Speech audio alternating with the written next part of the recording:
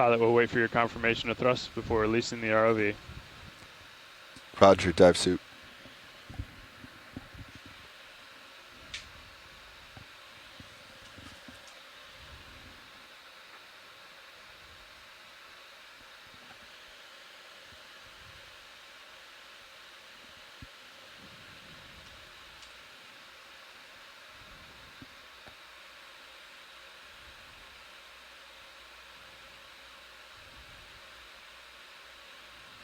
Ready for release. Pull the pin.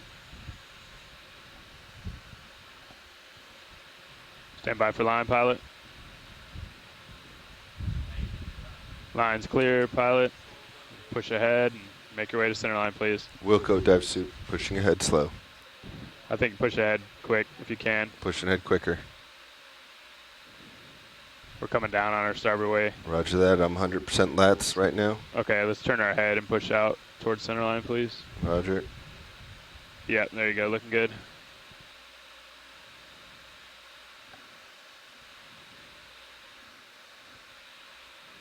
Pilot's 100%. Copy that.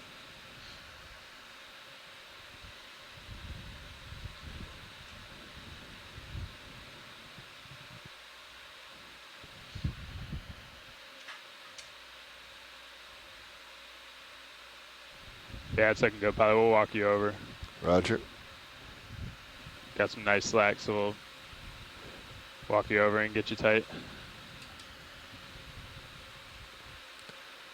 Roger. Pilot's off stick. Copy.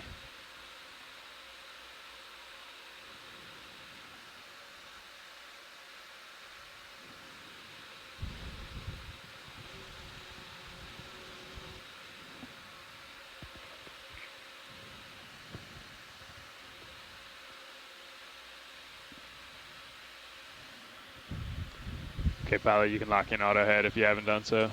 Auto head in. We're walking you over.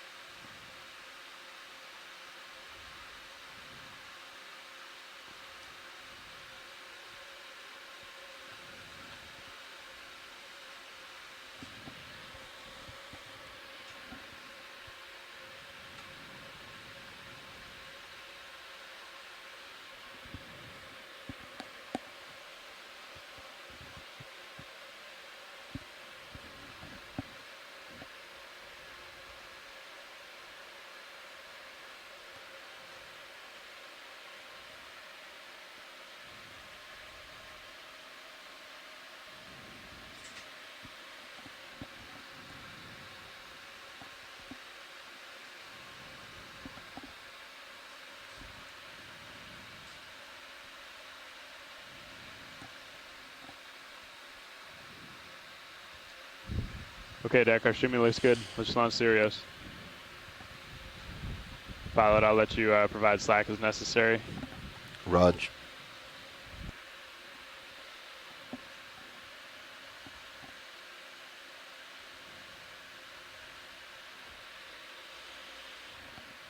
Pilot backing 50.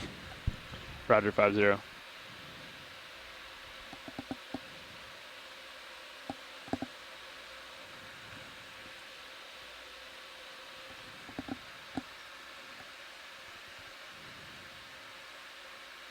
Pilot easing 40. 30. Raj.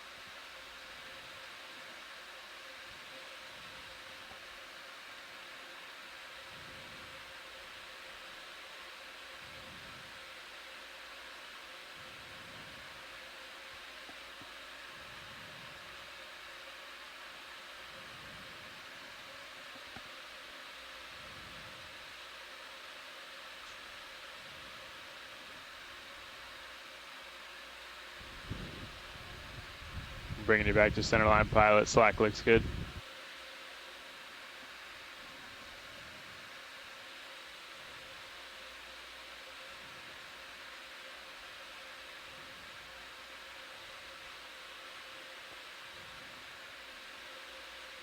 And pilot off stick. Roger.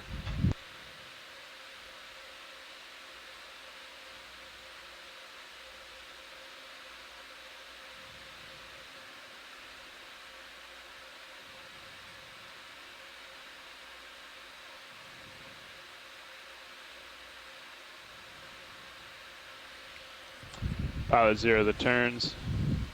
Turn 0. Winch 0 the counter. Counter 0.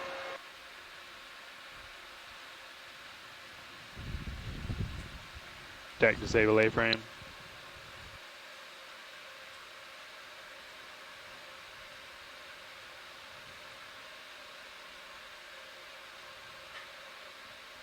Thank you, deck.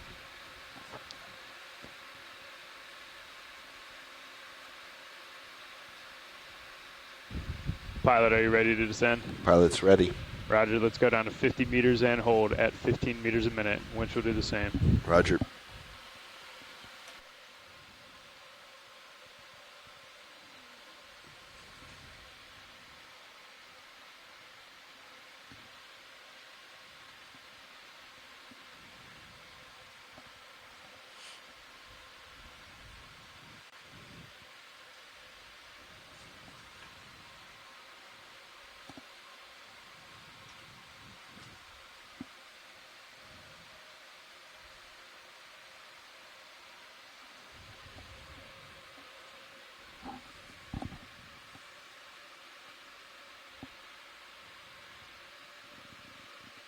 One 0 meters, wire out.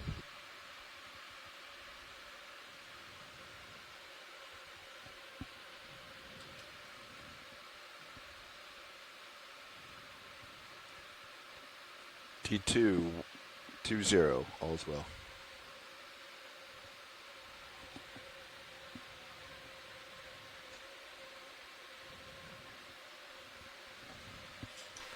T2 20. All is well. Copy, pilot.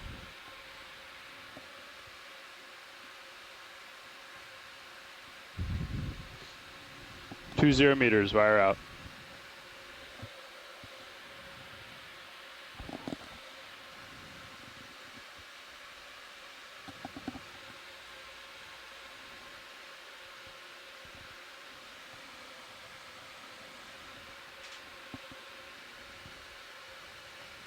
T2 30. All's well.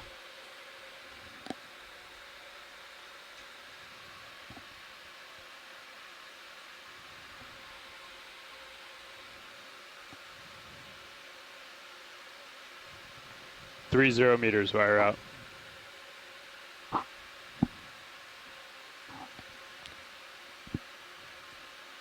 Dive soup nav, be advised, good tracking both vehicles. Good copy, nav.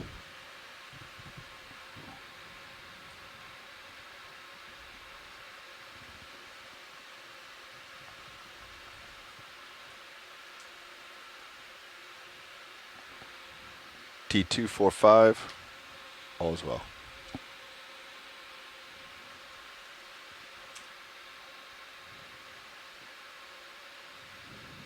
40 meters, wire out.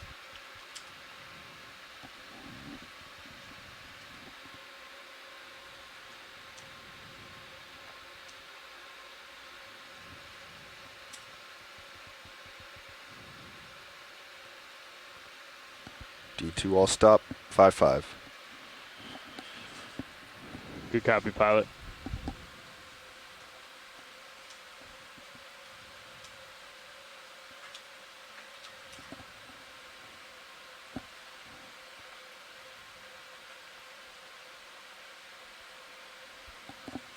Winch all stop, 50 meters.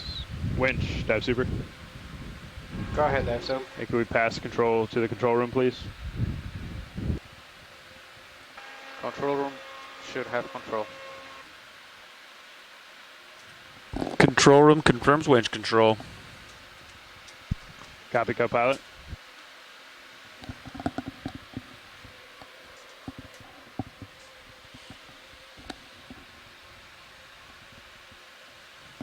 Streaming to the northwest, looks like.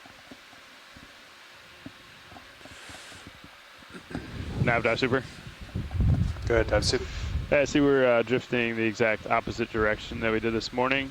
I'd like to pass control back up to the bridge at this time, and then come into auto position so you can work with them to come to waypoint 1.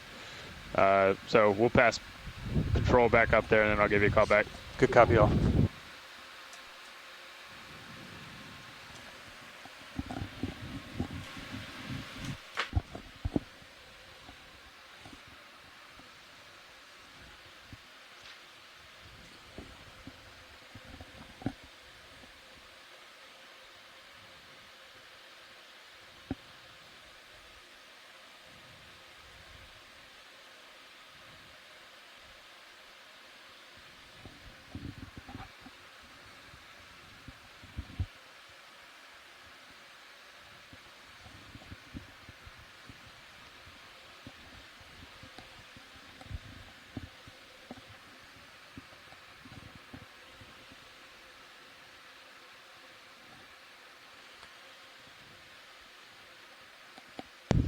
Nav, dive super. Go ahead, dive soup. Stand by 1. Pilot, dive super. Dive super pilot. Hey, if you guys are ready in there, you're free to continue with the dive. It looks like we have a little bit of a position move, but you guys are free to descend if you want to. Roger. Nav, dive super. Go ahead, dive soup. I'd like to give comms back to you. We have passed control back up to the bridge, so why don't you work with them to get back to waypoint 1? Good copy, all. Nav has comms. Roger, Nav has comms.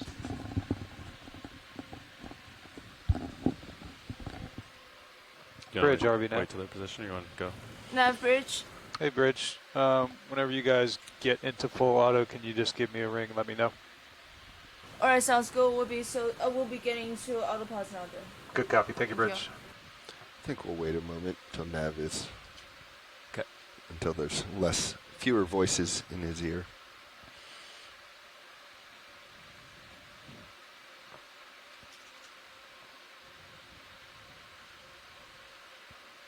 We should get get to waypoint 1 before bottom. Nav bridge. Good copy, Bridge. Go ahead. Can we make a heading change back to our hold heading, and can we engage port prop and port rudder now? Good copy, all. Yeah, we're good with port prop and rudder being re-engaged and changing hold heading back to 228. Sounds good. Thank you.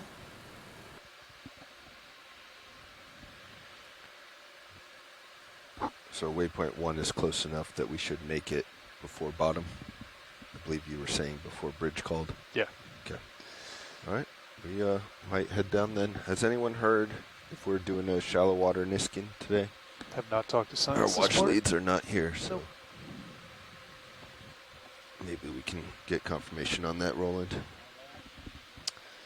About 45 minutes to bottom for you guys. About 30 minutes to get back to waypoint 1. Roger.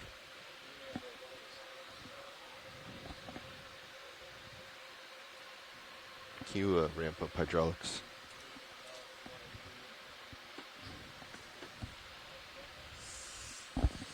Got 1,000 RPM, pilot.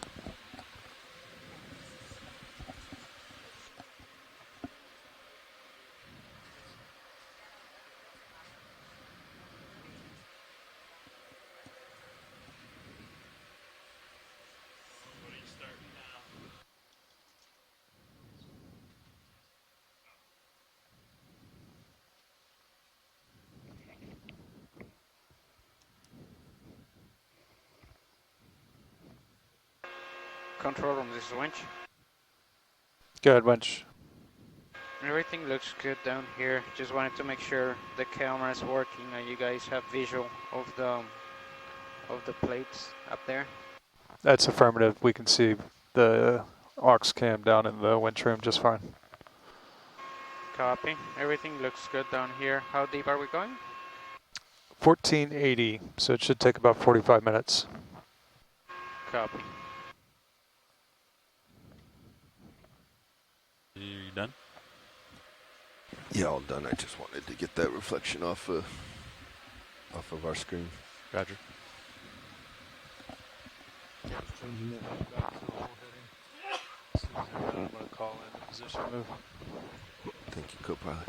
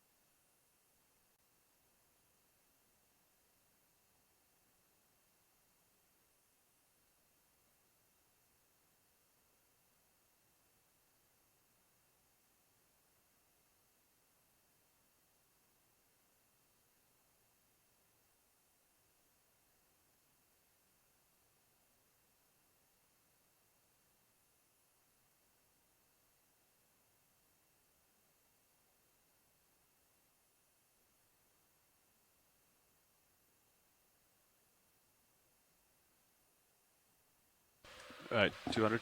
All right, let's head down. So coming out auto depth. I think during a normal dive we would be past 200 by now.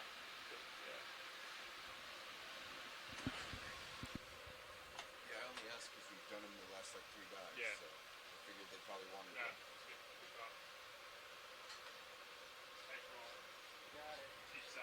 to. I'm getting on the winch, Bobby. I'm paying out on the winch. Copy payout. 15. Increasing. 17, 18, 19, 20, 21, 22, 21, 22. Increasing. 27. That's 30.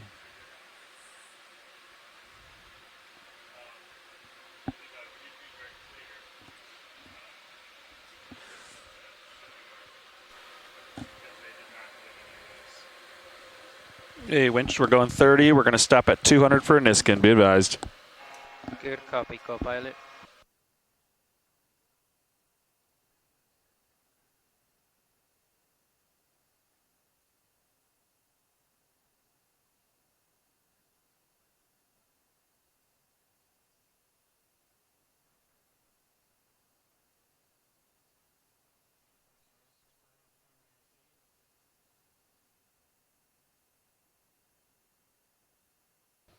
Bridge, RV now. Nav bridge. Hey, Bridge, just seeing if you guys are ready for a position move at this time. We're not. We're trying to find a good heading for auto position right now, because the competition has changed a little bit since the drift test. Good copy. Thank you, Bridge. Thank you.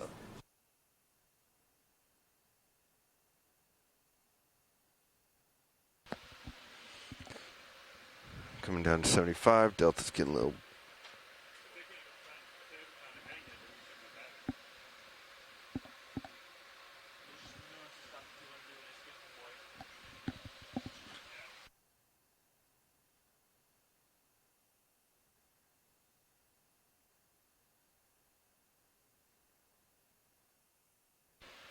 Nav bridge.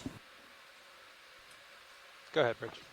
We're in full auto position now. Our new hold heading is 220. Good copy. Thank you, Bridge. Yeah.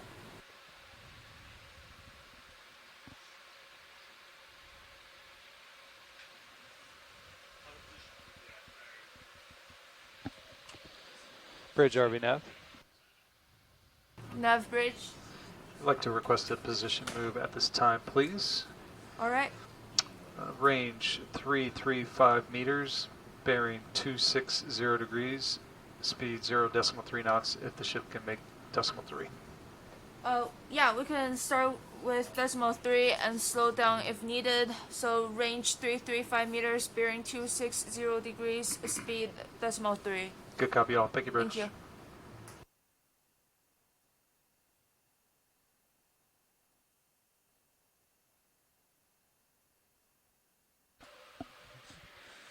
Germany stop 15 above 200. 185. No, right at 200. You can do just like 5 above. 195. Roger. We're still tail to tail. Think you hit some jellies? Did you? I did. I came through something big there. Yeah. So I'm going to do some up and downs at 200. Roger.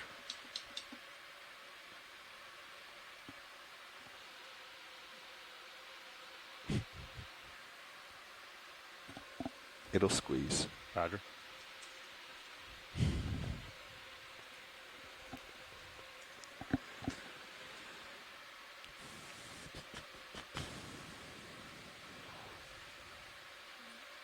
You shaking your head? Yeah, trying to. I don't think that's going to release this stuff. I think I'll have to do some up and downs.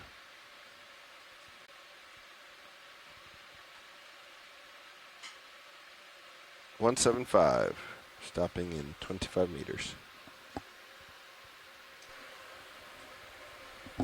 Science's video, just letting you know that I've connected the conference call, and so far I've heard one other caller connect.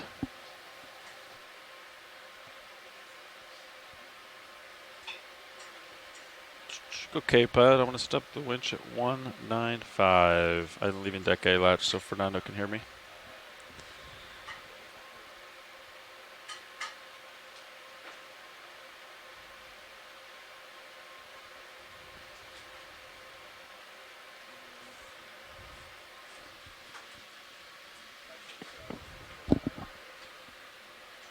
Are we going to have Fernando down there the whole time, or is he doing rounds?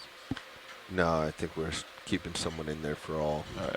ascents, descents. Thanks, Fernando. All right. That's 195. Easy stop. There she is. Winch all stop, pilot.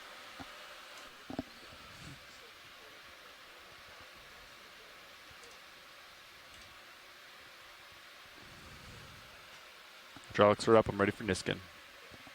Yep, trying to. Let me know when you're settled, and then I'll call people. All right, there we are at 200. We'll wait here for a minute. Roger. I'll get people ready. Yep. Survey 2, this is co-pilot. You go for Niskin. Roger. Nav, are you go for Niskin? I guess it's all Just part watch of lead. Co-pilot, let me know before you start going again. Roger that, winch. Watch leads. Are you go for Niskin sample at 200 meters? Ready for Niskin. All right, here we go. I got the camera. We've been here for 30 seconds. Let's give it a little bit more. We're going to give it a little more. Just let the water settle out here. That's it, 47.30. Roger, we will do it at 47:30. Resetting in preparation. 10, 9, 8, 7, 6, 5, 4, 3, 2, 1. Mark and closed. Niskin 1. Disabling hydraulics.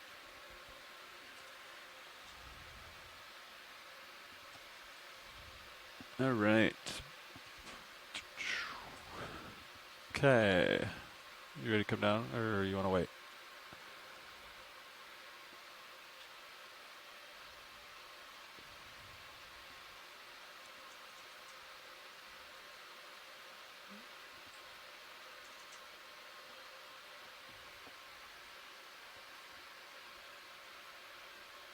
You ready to go down?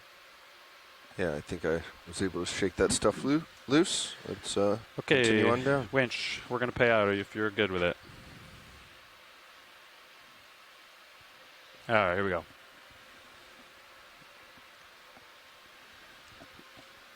Increasing.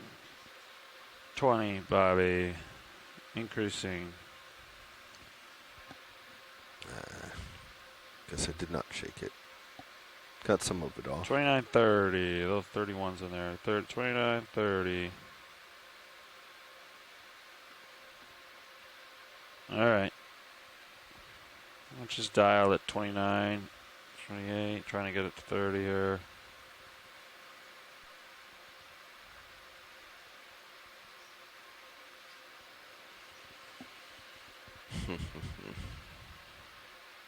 All right, it's going 29.30. It's dialed. Thanks for staying down there, Fernando.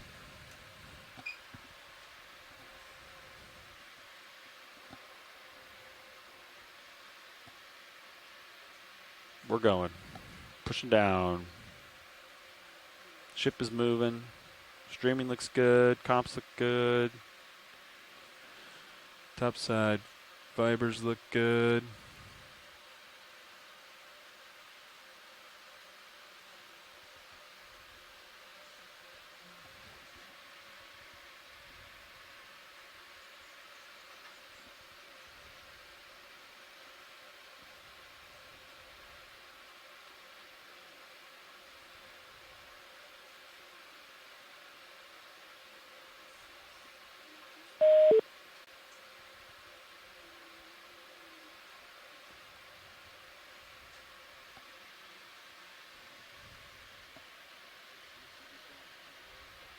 Yep.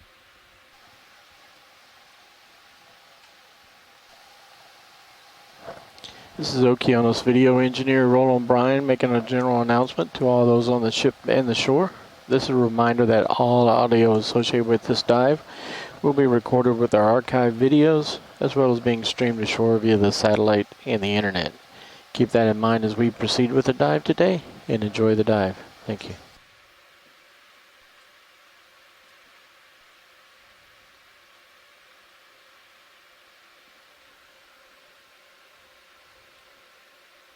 Thank you, video.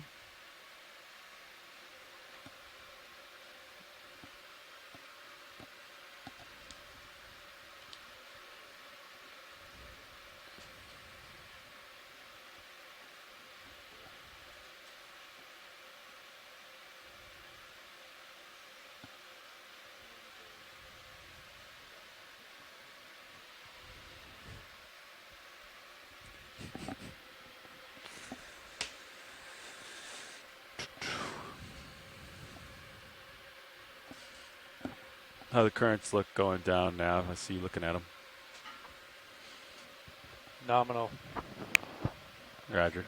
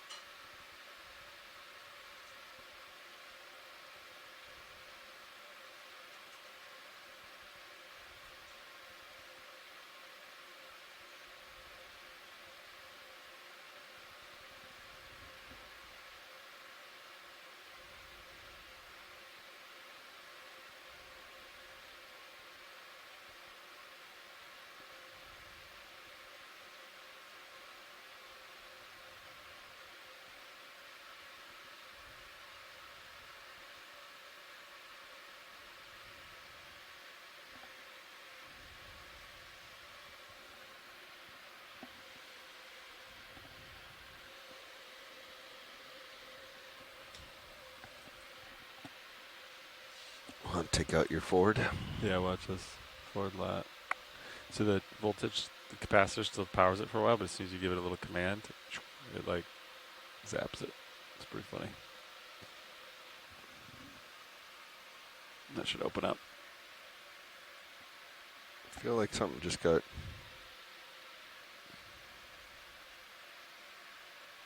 Is there a hum? Is that from the ship? I don't know. I thought it sounded Hydraulics? Hydraulics No. are off. We suddenly have a hum now. Just sound different, doesn't it?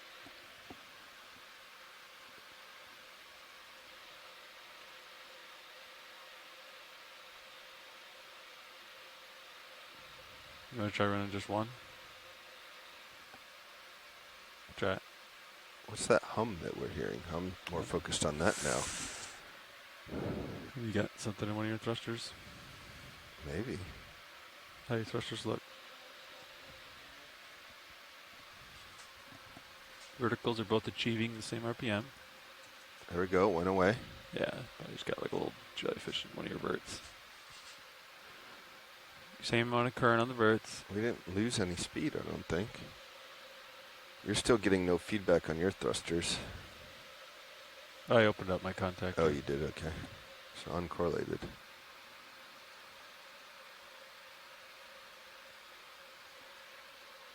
Technically, so yeah, I think the controller's getting feedback. It's just, it's got no, yeah. It probably still sees where the resolver is, because it has RPM feedback right here, but that just means that, yeah. Well, command's getting no feedback. It's getting no confirmation that, oh, hey, let's get you, pretty guy.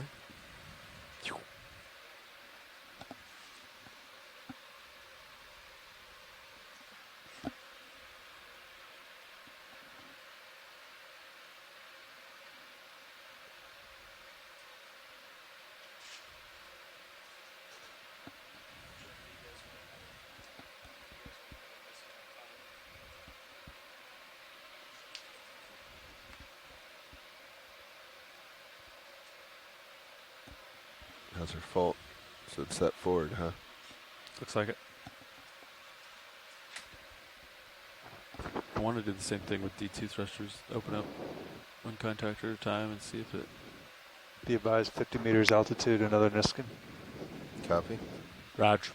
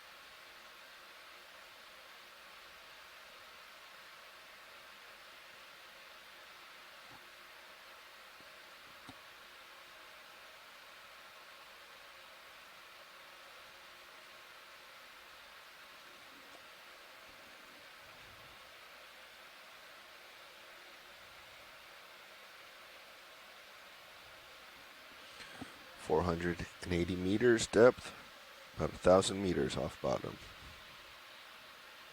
Roger.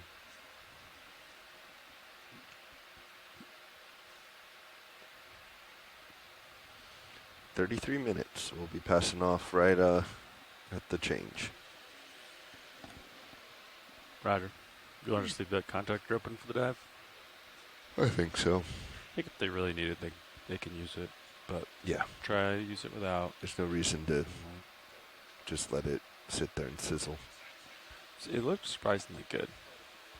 What do you mean? The Oh, the connectors. connector, yeah. Yeah, like, no visual issues. Might be something internal then. I don't know. The fact that we were able to like just clean it and remade it and make it better, like it's definitely something going on in the connector. That whip? Yeah. How'd the whip look at that end? Supported well, or is that one of those where we need Yeah. Tim or someone to do a little bent piece to? Yeah. I think across the board we need to be thinking about adding splints to the vehicle for all the connectors. Do like a nice support. Yeah, I think we could do a lot with tubing. You smush the ends to get your mounts, just like the Zeus guards. Yeah, or thread it. Yeah, you could thread it too. Easy to work with.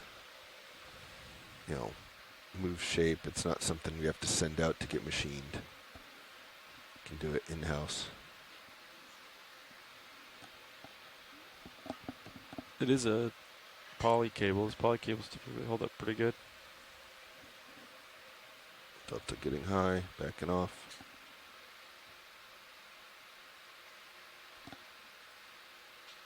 The cables are holding up much better, but the actual connector ends are still that rubber. EPR. No change, yeah. What material are they molded out of? Sort of.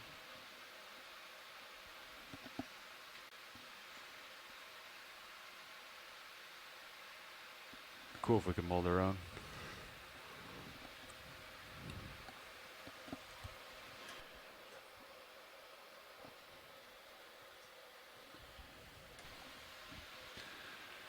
We got a ship move in, headed to waypoint 1.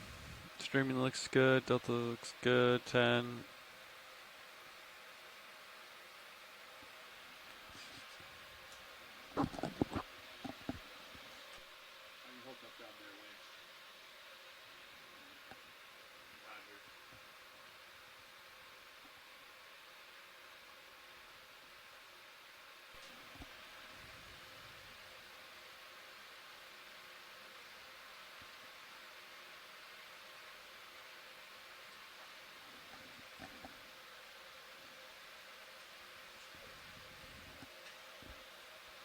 At one point I put a GoPro magnet on the level wind on the deep dive. You can see the cable disappear on a time lapse. Pretty cool.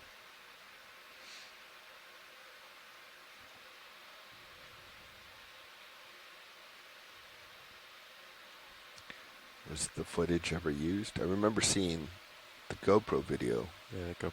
Can't remember if it was actually used. I don't think I ever did anything with it. Oh, you didn't pass it off? I thought Art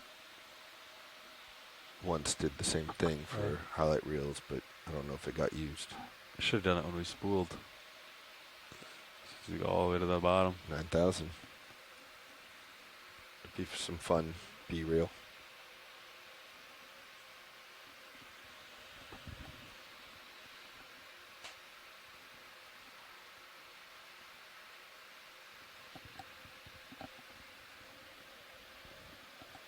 I think I've spooled twice now. Alright, OG cable lasted a long time. Broke in the middle. Then went on in Gula. Yeah, I think you and Jeff did that one. With Carl. Maybe Dave Wright was there too. I don't remember. I think Dave Wright was there to teach. Yeah. Because he did the OG. And then it was just you for the second time. Jeff did the term at the bottom. Sean and I did the spooling.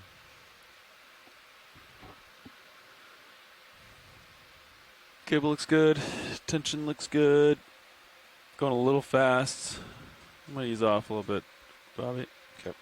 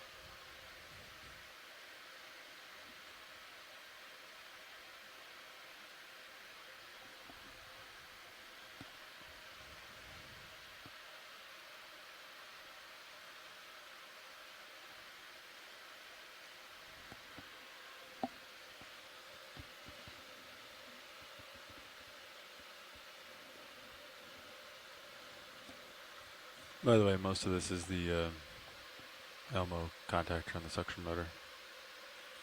Just so you know. Copy.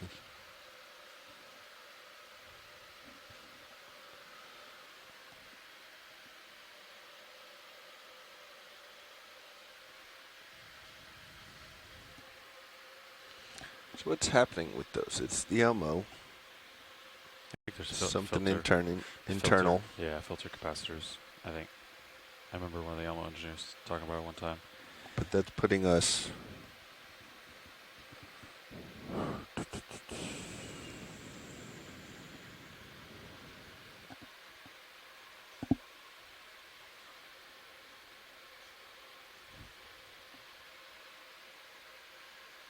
It's a ground fault in the Elmo. Is that going to cause any problems to the devices? It shouldn't. There's no voltage building, no leakage from bulkheads or connectors.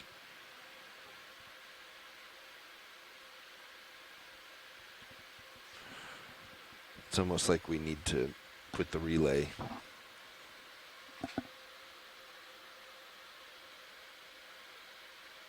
For those, it seems we need to put the relay in the dual Hemi.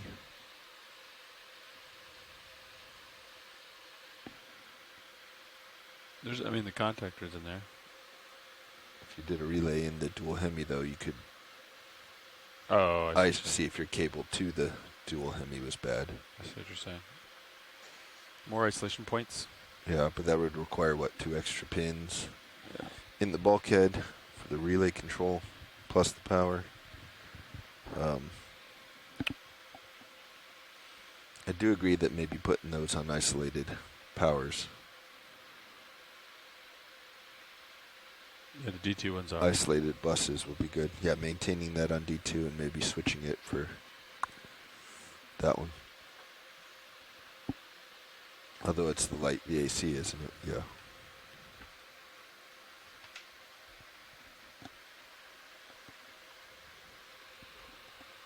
Speaking of which, I gotta order those transformers. Get that PO done today. The CTD sensors are ready. Isn't that exciting? It is exciting. Got some orders to put in.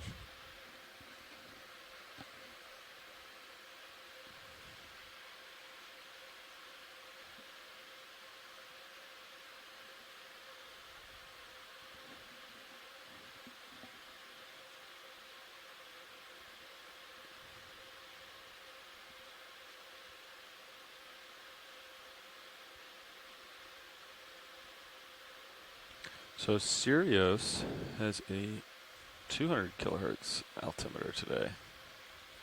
So we might get bottom lock a little bit further out. We'll see.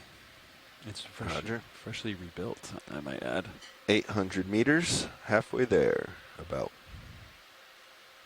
I guess less. Or more. 14, we're at 1475. 735 was halfway.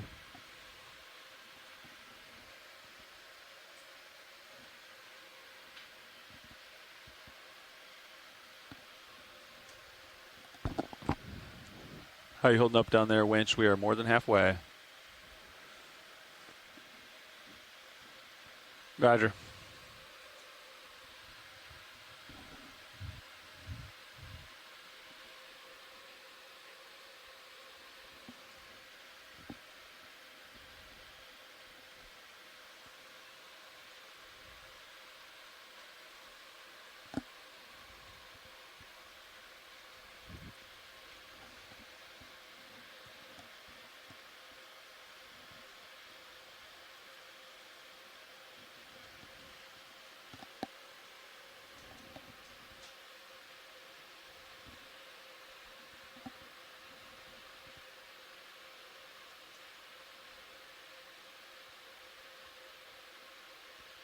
Oh, this new button here, Bobby, Yeah. is the aux cam. Okay.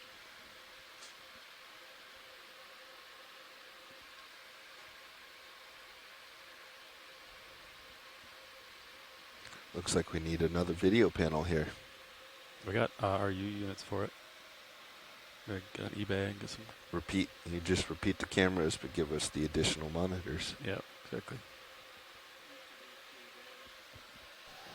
And we it was too much way back in the day, so you guys requested that they be reduced down to one panel. You can add another one. Becomes like mine. Can you daisy chain panels? Only two. But you can daisy chain 2 panels. Yeah. That'd be nice. Yep. So add in a second one, put all the monitors on the top, put all the sources on the bottom. Yep. That'd be nice. That's cool. I didn't know you could do that. Mapping leg. And then, like, that same exact layout will be copy pasted over there, and that same. Like, One of the drawbacks is it gives you less space up there, obviously, to put your stuff back in there. That's fine. We can find other places for keyboards and stuff. We'll make it happen over the mapping leg. That'd be awesome, Roland. Thank you. Because we're planning on adding. Of course you are. you know it. We're adding have more. To stop there. Adding. We're adding more to D2 and Serios this winter. I have a whole nother whole nother rack mount of DAC 70s for you, Roland. I'm going to literally. He loves those DAC 70s. They work so good. We can put them in our rack if you need. Yeah. Oh, DAC 70s can't accept the reference? Got it. So you want frames. Oh. I have an idea. Okay. I gotta do some more research before I share said idea.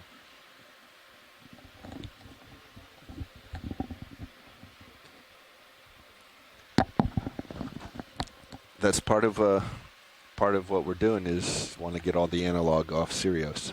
Yeah.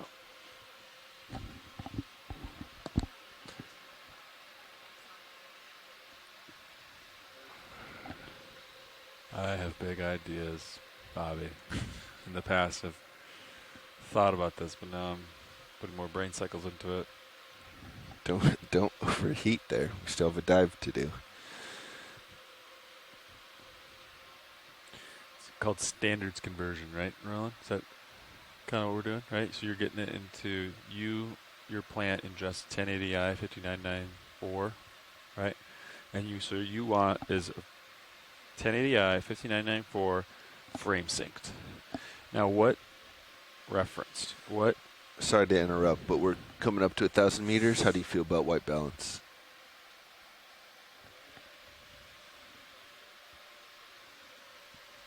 Now, gives us 400 meters to work on it. All right, your rotator is coming up, Bobby, to 5.5.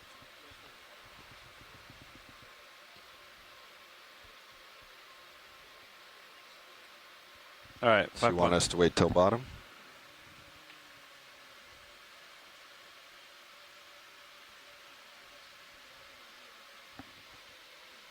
Two C. Yeah, 22 rolling. All right. You want to bring hydraulics up?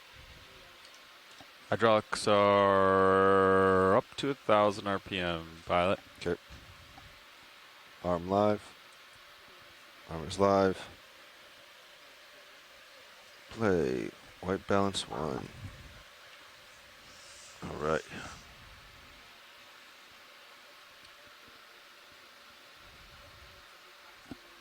You want mini Zeus somewhere? If you want to. Yeah, that's fine. You have your rotator at 5.4.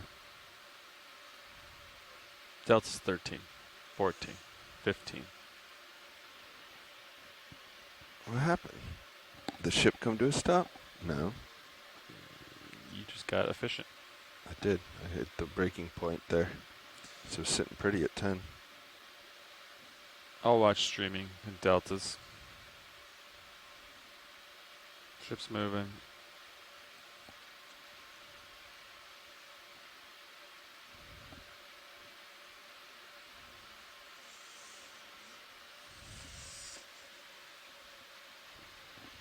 Because there's 2 probes. One on the manip, one in the vehicle. Yeah, I can reset the max, Roland. See that? 1,000 meters. You want to bring our lower swing arm in? Lower swing arm. Lower port. Can I steal mini Zeus from you? Yes. Sure, I want to get eyes on it. See what it looks like right now. Lower port is what you're looking for.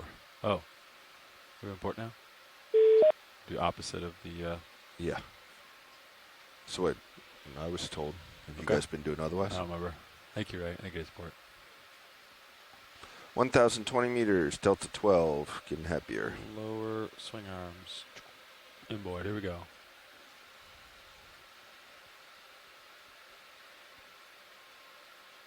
Wow. Still slow, Chris. Oh, it's moving now.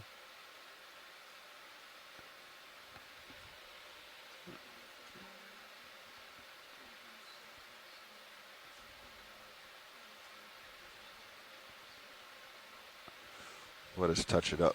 Video. How does the lighting look?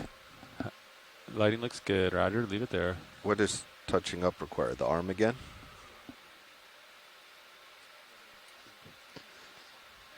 Just lock all the joints and then unlock the one you need. Okay, good morning, Let's see deep how you sea can do it explorers. now. See if we can just I'd like to get welcome you to exploring. dive number 8 of the Seascape for Alaska our 3 final expedition. dive. And today we're exploring the southern end of the Umnak Canyon, just on the I have north faith side in of the you, Aleutian Islands. My name is Rian Waller. I'm a deep sea biologist from the University of I have faith Gothenburg in in you. Sweden, and I'm the biology lead for this expedition. You can use the preset from 3 dives ago.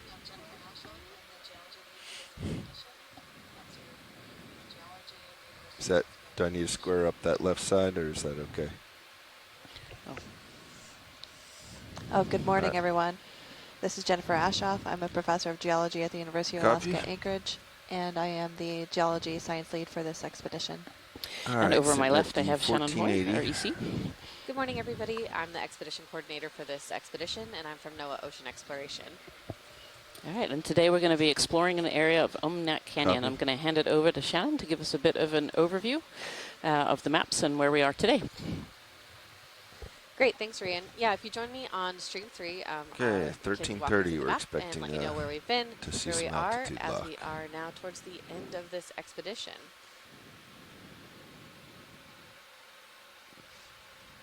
All right, on stream 3, you should be seeing a map of where we've been. So we left Kodiak, Alaska altimeters. on July 14th, and we Looks spent good. a lot of the expedition on traveling along this arc a bit north of the Aleutian Trench. The first dive was this water column dive where Curious we saw how a lot far of out interesting the things. Sirius altimeter It operates. was exciting, and I can't remember, I think the glass 100 squid meters, was right? the, Is it 100? well, the Is it most, 200 was one of kilos? my favorites of that expedition. The second one was this benthic dive where we're looking at benthic habitats at about 2,300 meters. And I'm drawing a blank on my favorite thing that I saw. I think there's a lot of sponges. Delta down to 4, cranking Carnivorous butt sponges. back up. Anybody else have a favorite? Want to jump in as we do this recount? Carnivorous sponges were my favorite. Well, I thought the canyon feature that we explored was pretty interesting. Big Bend Canyon. Big Bend Canyon. Yeah, that was a great one. After that, we continued steaming west over to Dive 3, which is unfortunately an abandoned dive due to growing conditions, as has been our long friend as we've occupied the Gulf of Alaska and the Bering Sea. After that, we went to Dive 4, which was that, in my opinion, spectacular acoustic find of the seep community. That was about a 600-meter seep sheet that we explored 200 meters of, and we found out last night that those bubbles rose all the way up to they rose 1,500 meters high Wow. into the water column, so that was exciting. Any highlights? Well, the 2 worms and clams, of course. Of course. And I think the exposures of the gas hydrates were really, really cool. Yeah, that was amazing. Definitely a spectacular find. Following that, we went over just north of the Lone Knoll, on a scarp north of the Lone Knoll, looking at geohazards. In terms of favorite things, I know Jen's gonna have some here, so I'll let her kick it off. Oh, I like that dive a lot. I thought it was interesting. And we did actually get to the scarp, and we traversed about, not traversed, we Going to bisected tilt you the down scarp a little bit, Roland. about a third of the way up, and we were able to see a bimodal distribution go. of block types there. Some recent, starting some to not lose so it at the recent, so bottom. it gives some insight into the relative timing of that feature, which is cool. And biologically, there wasn't so much on that dive, but it was interesting for that reason alone. 1,140 We saw some really interesting black coral species on that dive. Yeah, definitely. That was a good one. I think that was the one where we then came up, watch change had a little late, bit just of get in the some bottom. issues, and our GFOE team worked tirelessly or to if they're help in us here, we can just safely let them recover the get to the bottom. vehicles. Okay. We then worked the Depending on next our day. They time. worked the next day to make sure that we were ready, safe to go. And this was an issue with this ship's launch and recovery system. So yeah, they took care of think it's that. what, It was an Fernando amazing coming in feat by all those on board, getting us to be able to almost dive on dive 6. D2 turns right. Which was the Cirrus mound turns area, port, but again, right? unfortunately, Yep. circumstances arose that we were unable to dive there. But we were so excited to dive at that spot that we came back to that spot and dove there yesterday, and I'm so glad that we did. It was spectacular. It was an amazing dive. Biologically, it was wall-to-wall carpet of sponges and corals. It was really just a beautiful dive. A really highlight demonstrating just that high Hey, Bridge, can we biodiversity come that with we've an read easy about stop in on that papers of position those move, sponges please? and corals. It was a neat dive. Yeah, geologically that was a pretty interesting dive as well, even Good though job. there was Thank you, Bridge. a lot of biology sitting on top of the rocks. We collected a rather large sample of what looks like what's a the heading uphill basaltic from andesite. Sirius? And so yeah, we're excited to see some work being done on that particular sample. Yeah, I think that one for me looked like an entire, like, I don't, Roger, what are those 112. pictures where it's like find in this picture? Where's Waldo? The Where's Waldo, Yep. or those types of like eye optical illusions of trying to find things. And Yep. one of our video engineers did just that by finding this amazing Great Pacific Octopus. octopus Yeah. that looked Yep. nearly exactly the same as all the coral surrounding, and so that was a very real life application of that. So following that dive, we have steamed a bit more Set a east, expiration date, targeting a bit deeper December depths where we are 23rd, today for our final 2024. dive of EX2304, which is the third expedition of the Seascape Alaska, the third expedition within the Seascape Roger. Alaska campaign. We're looking at about 1,500 meters, again trying to find some interesting benthic habitats and close some gaps in knowledge of depth ranges here. I'll pause here as Jen provides a general overview of where we're operating today, and Remember then our we old go into chips? some Old priorities chips have expiration with dates. some They more did. close-up New ones do students not. of the bathymetry. Okay, I'll just give you an overview of the tectonic Roger. setting here and some of the features that have been of geologic interest. We are currently located Video on the north engineer side of the Aleutian Warren Islands. Prime decides. These islands formed in response to a subduction zone that is located to the south, right about at the Aleutian Trench. At this location, we have subduction of the Pacific Plate, which is largely a oceanic plate that's being subducted underneath the North American Plate. And in the eastern side of the subduction zone, we have subduction of oceanic crust below continental crust. And as we move towards the west, you pick up more of an oblique type of subduction, and also we see subduction where you have oceanic slab being subducted underneath more oceanic crust. So we're at a really interesting place geologically What? because we're situated on the overriding plate, just north of this volcanic chain. All right, we've been seeing The some volcanoes DVL are turns reforming at in response to that 170. subduction because as the subducting slab What do you goes think into the today? Earth's mantle, it heats up and releases Gets it at, water, like 150. and that water goes into the overriding plate and helps to melt some They're of doing those pretty good, rocks. really. And that gives us these It's just hard to wide catch range it of volcanic in the noise of these edifices we other see blips. here. Yeah. Have The we nearest tried securing volcano is called the altimeter? Okmok, Sure, we do that. and it's about ROV 15 miles to sensor. our south east. I was thinking about that last This night. is a volcano that's kind of interesting. It's a volcanic cone, There you which go, you can actually secure. see on the Yeah, topography. it's still. It's a fairly recent cone, and it's most recently Data active. does not improve. I think around 2008, and it's built on an older tertiary cone, or older tertiary volcano, which Think we can bring was the thought to be a altitude shield back on? volcano, and that the age of that older shield volcano is about 2 or 3 million years, so it's quite a bit older. And you'll see on the map that Shannon's showing, Okmok is very close to us.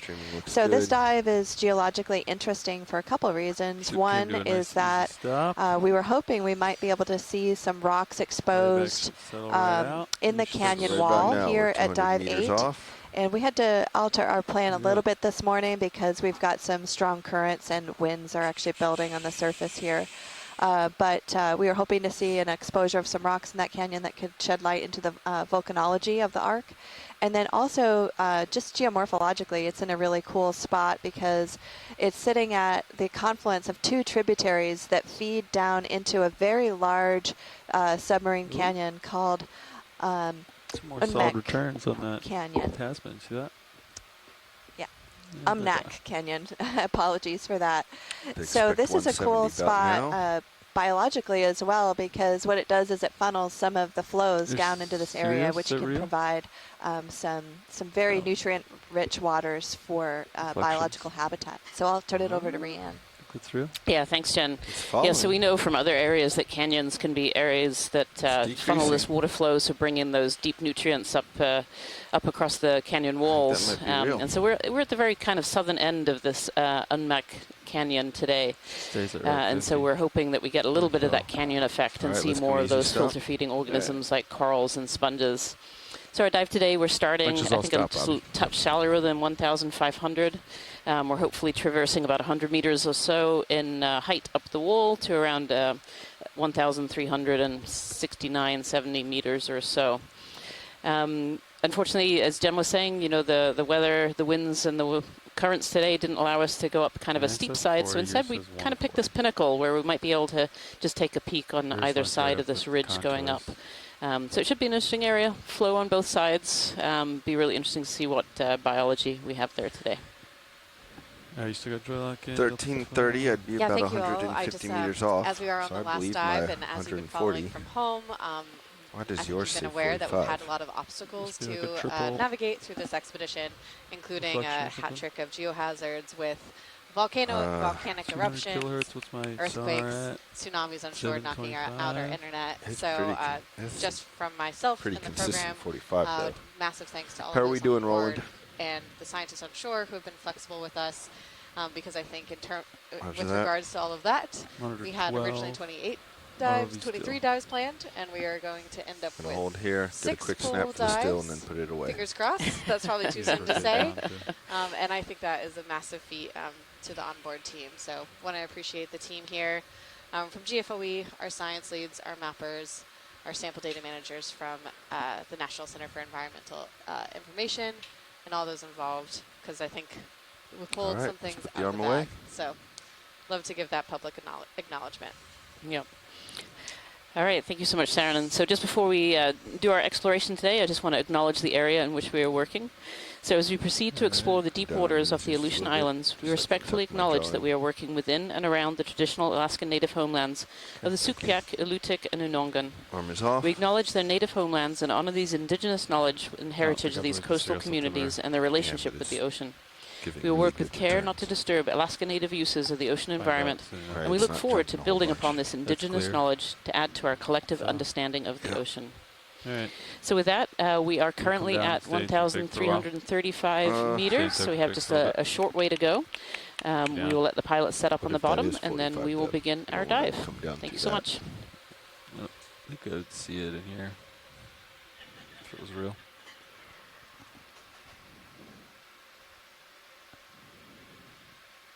All right, let's come down a little bit more. All right, here we go. How fast do you want me to go? 15? I'm just going nice and slow, yeah. All right, I'll do 15. I'll hold this speed.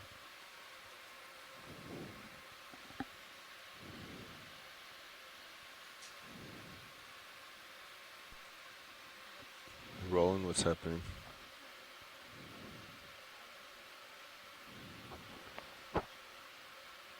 You're not getting anything on multi-beam either.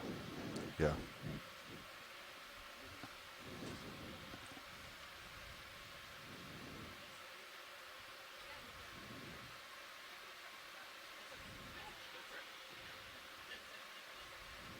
Yeah, that cirrus altimeter It's locked in I and wonder it's if it's moving. like, I wonder if there's a 100 in front of it, but we're just not displaying it. Let me see. Sirius, sensors, yeah.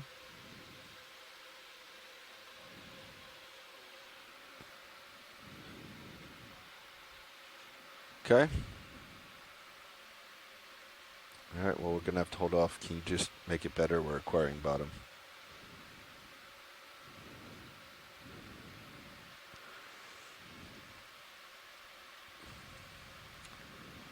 If you received... Last blip was 75. Yeah, but before that, did you get anything? Kind of bouncing around. I believe yours, Bobby. 'Cause there's I nothing do new. too, but it's hard to argue with a sensor that's I know, that's trending. dropping from... That's like trending, yeah. There it is, 90. That lines up with yours. 91, right? Okay, maybe a thermocline of some sort. 45 was the last blip.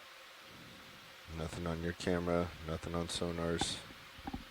Yeah, I agree.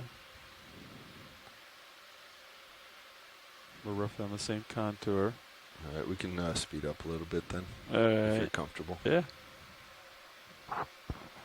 Remember, you're going to stop at 50 meters altitude for Niskin. Thank you, Right. Nev. Good reminder. I'm doing 22, Bobby. Copy.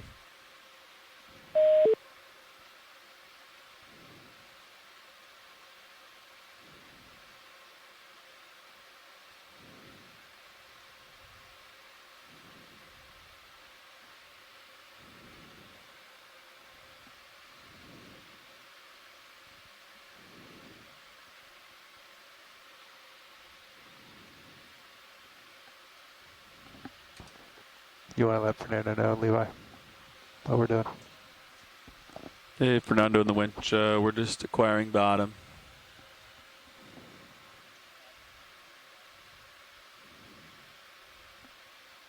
I'm still paying out, Bobby.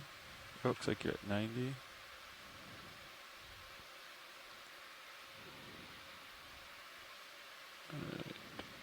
Yeah.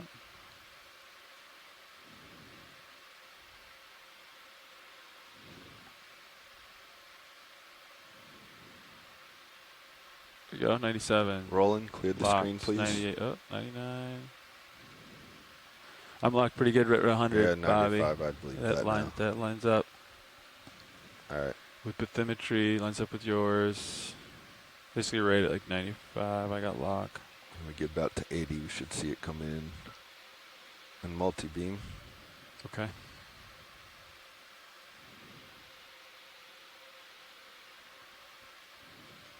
Camera's looking straight down.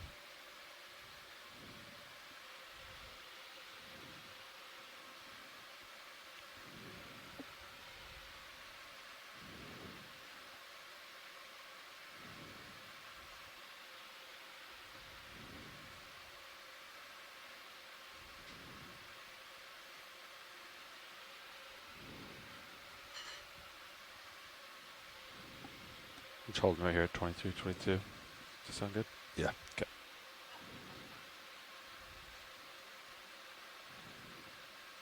We're almost at 50, Okay. so that's good.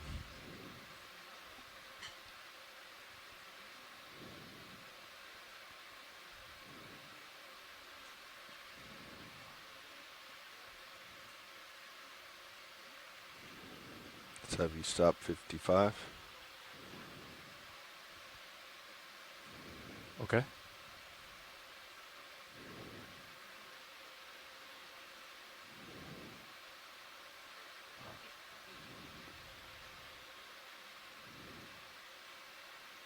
I see bottom on multi-beam.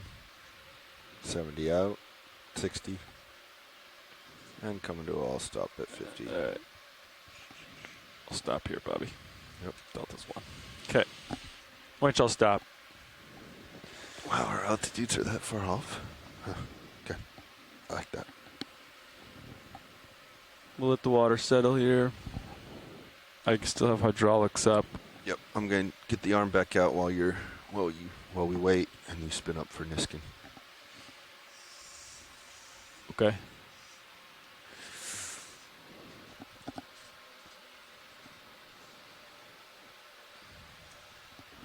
Survey 2, are you go for Niskin sample? Hey, watch leads. Are you ready for a Niskin sample pretty soon? Yep, we're just getting set up here with notes. Okay, I'll do it in about 25 seconds. Yeah, have you ready for Niskin? Yeah. I'll do it at the top of the minute. Okay, hydraulics are up. Resetting.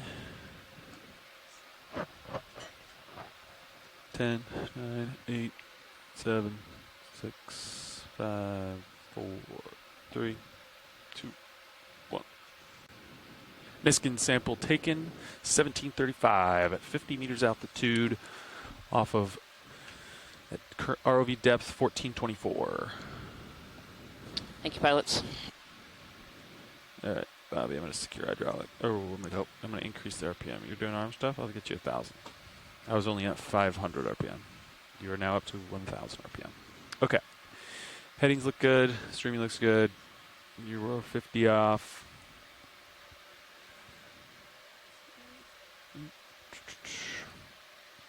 You want me to bring the rotator up to 5.5 for you? My arm's not behaving. Stand by, Roland. My arm's locked up. It's not responding. Your joint locks or something? No, menus, nothing's responding here.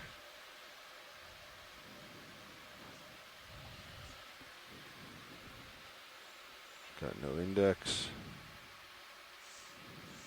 Got no control. The screen's messed up.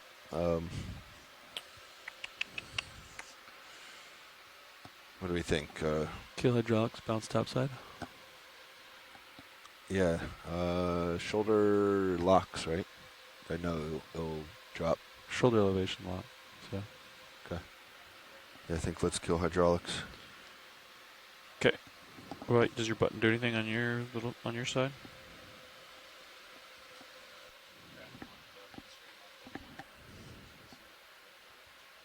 All right. Do you want to try that button first? Yep. See if it does anything. Nothing. Okay. All right. I'm gonna kill hydraulics, Bobby. Yep. Here we go. Oh, I need to bring this in and push out. I'm gonna bounce the topside box if you're good for it. Yeah. I'm gonna get arm in place. Good for it.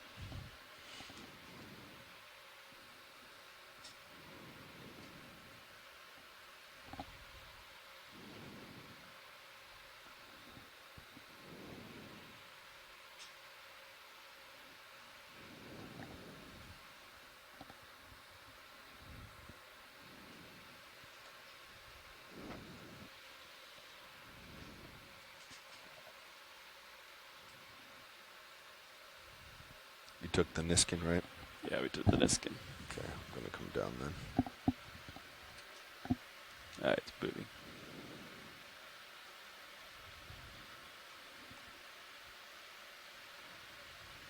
Valid comms. All right. Are you ready for hydraulics?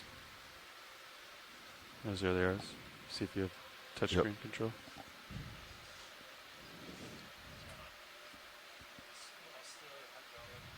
Okay, here we go. Hydraulics coming up. They're up. Increasing RPM. I hear them on the hydrophone. Okay.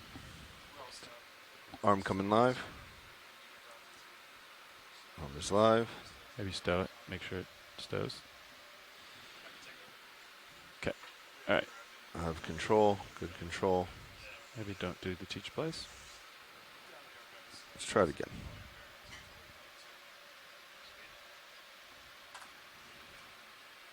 Okay.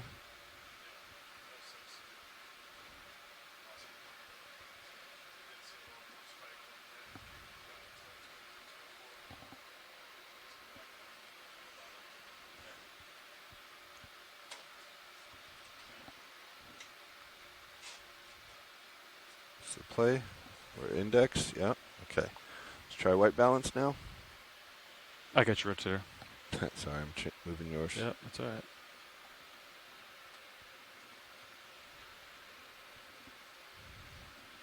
Okay, bringing your shoulder over. Rotator back to you, Bobby.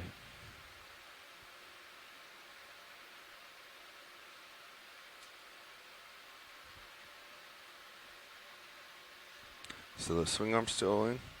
Should be, yeah. I left it there. Is that good enough, Roland? Yes, that's good.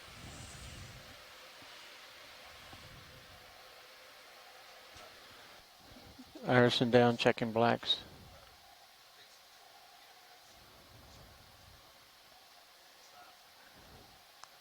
Black balance went way out. Hey, Workshop, how you doing?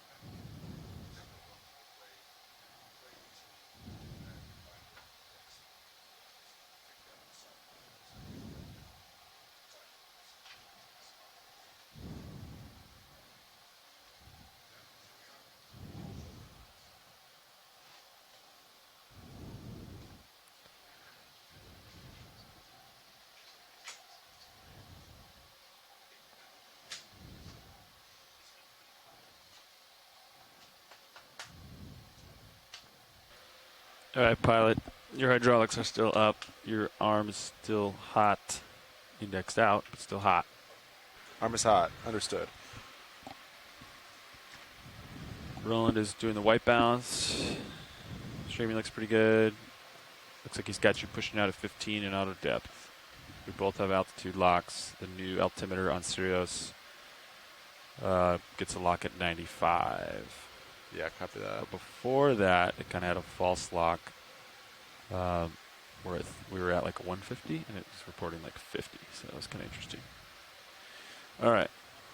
Do you want to wait for him to be done, or do you want to go down like this? I say just finish white balance. Okay. Yeah.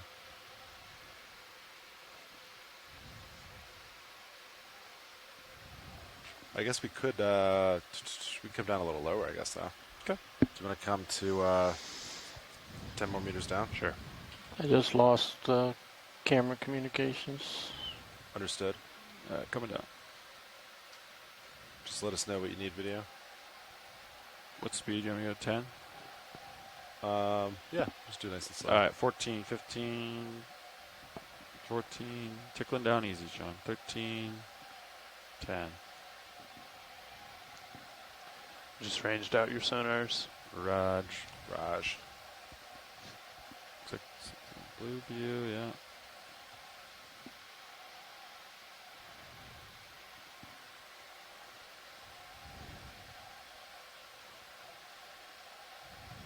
Okay, let's just hold here. Okay. Winch is all stop. I'm still 49 off. You're 35 off. I wonder if I'm really deeper than, I guess I am, according to bathymetry. A little So bit. what's, let's see.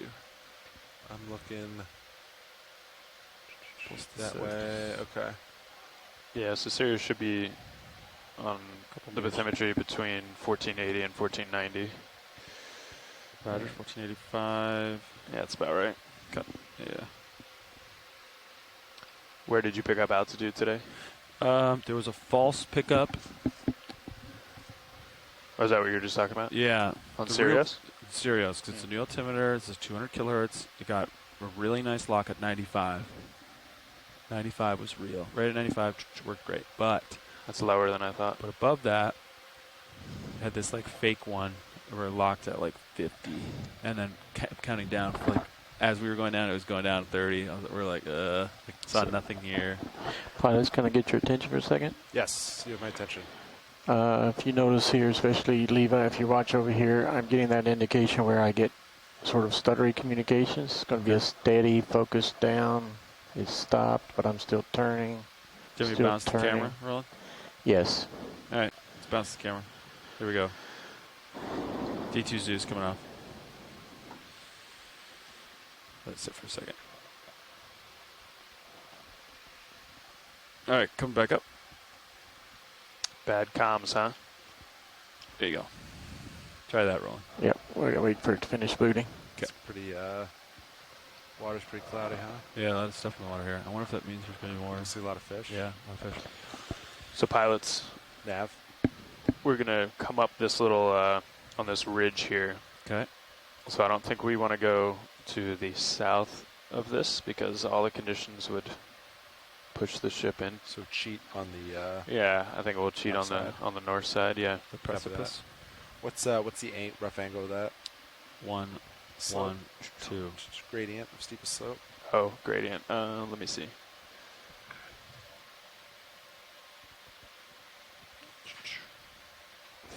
$30-meter rise, 160-meter run. So it's not super I meant steep. direction of the gradient. Sorry. Oh, understood. 110. Stand by. basically. Yeah. Yeah, Direction of the steepest gradient. I'd say like Yeah. 109, but if 109. you want to trust Copilot. 109. Bearing 109. Copy? Copy. So we can meet. I'll turn right. You can turn left. Yes. We can meet at 109. Yes. I don't have a 109 on my compass, but I'll make it work. Same indication, but we'll continue the dive. Yeah. All right, Roland, are you done with white balance operations? Okay, let's... Did you do mini Zeus? Mini Yes. Zeus was done earlier, Copy that. so we can stow the arm, and we can get to the bottom. Oh, I have opened up a contactor on the Sirius forward lat for ground fault reasons. In the event you need to use it, you can re-enable contactor, and it will be operational. Copy that. I guess just We'll keep an so eye on auto it. heading does work. It should work. We're Just- gonna test it once we get there. Just might not. What do you mean it should work? It has less, thrust. Well, no, did you put it in? I mean, yeah. Oh, so you turned it on with one thruster. Yeah, it worked. Yeah. Okay. I'm guessing it has less authority, right? That's yeah. So I don't know how I it's just want to gonna. make sure this wasn't. I don't know how it's gonna behave. Copy. All right. Craft is off.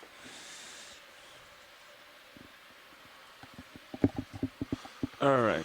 All right. Let's see. I'm gonna turn hydraulics down Yeah. and kill them. All right. Hydraulics are off. At this time, you want to put an auto heading? Sure. Auto anything. Copy that. We're gonna meet at 109. All right. I'm gonna come down some, and then we'll do our dance. Okay.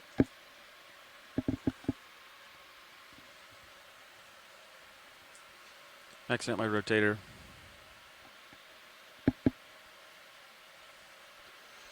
Still to 10. All right. I'm gonna start backing at this time and keep coming down. Starting to pick up bottom on Blue View. Yeah. See it nice there. 3-0.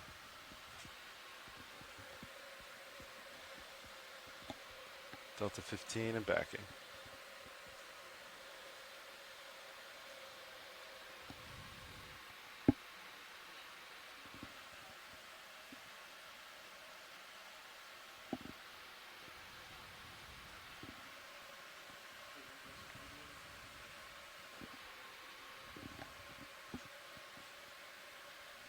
Okay, it's Delta 20, still backing. I still see you in my tail cam there. Copy. I'm looking for you in Titan. My I'll back a little rotator harder. is maxed out. Understood. You zoom in on tracking nav. Sure. Tracking still has you way out. Okay. Here we. Oh yeah, he's moving now. Oh yeah, he's moving. Okay.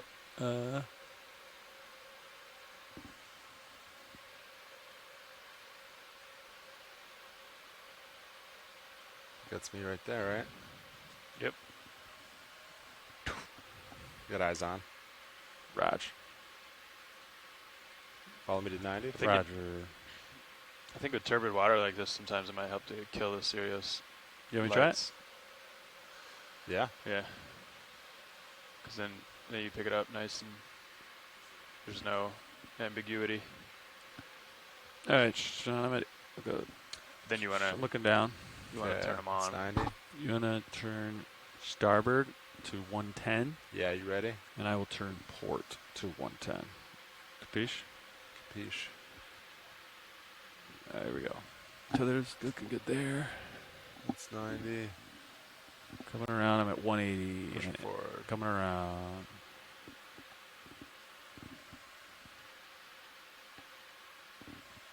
Approaching 110. I'm basically there. Nice. Libya looking Fingers good. out, looking good. Fish looks good. All right. I'm going to push forward, center up. Okay.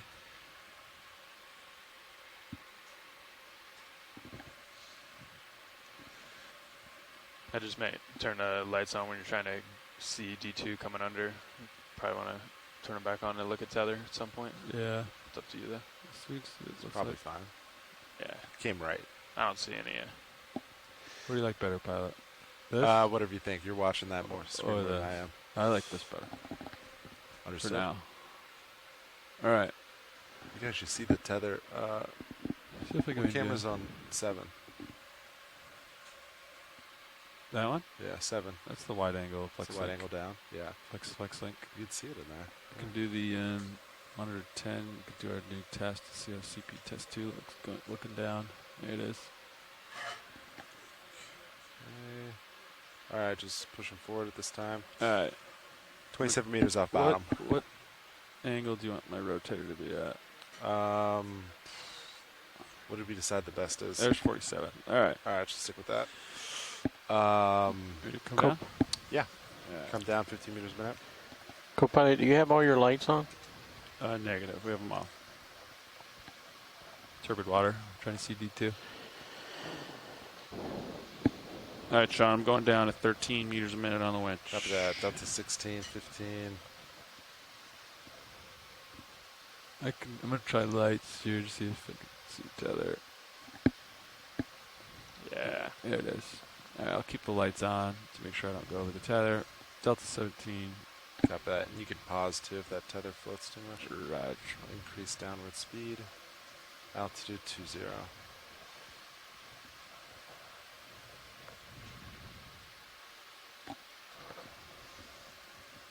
So he's got it 20 out. Good.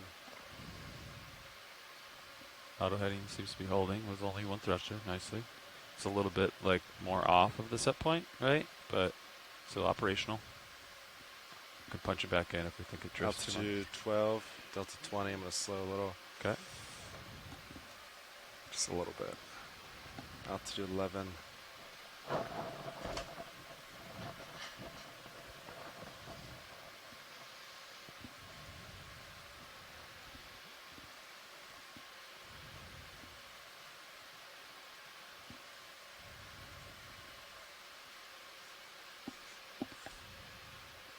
A little bit of current, huh?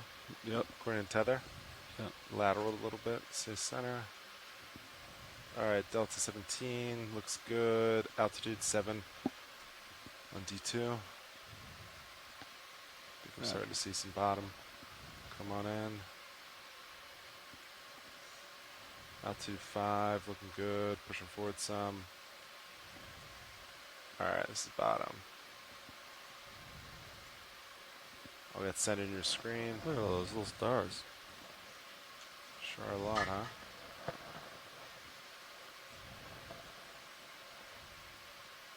I'm going to stop the winch here. Okay. I'm going to give Fernando a handoff. Let him get your swing arms out. Yeah, sounds good. All right.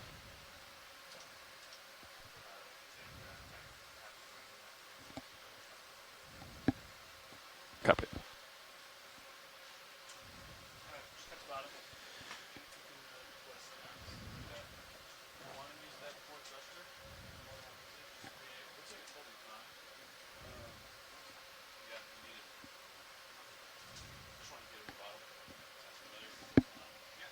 Hey, watch leads, we just got to bottom. We're just going to take a couple moments to get the vehicles ready and lights in good order, and we'll be right with you. Perfect. Thank you so much, pilots.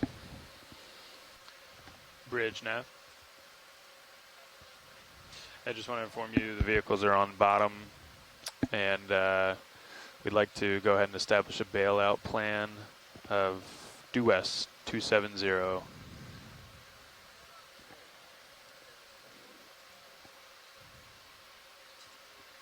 Great, that was my next thing. Thanks, Taro. Pilot. Hey, co-pilot, how's it going? Pretty good. Good. All right, let's see. Slope.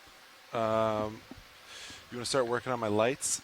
Yep. Oh, you're already doing it? Great. Taking out the upper swing arms right now. Looking good. There you go. Those are ready. Lower swing arms next. I have auto XY in at while you do this, be advised. Come down a little lower. Okay, Delta 16. I can come down a little bit more. Your altitude. Oh, you're on the bottom pretty much. Yeah. Okay.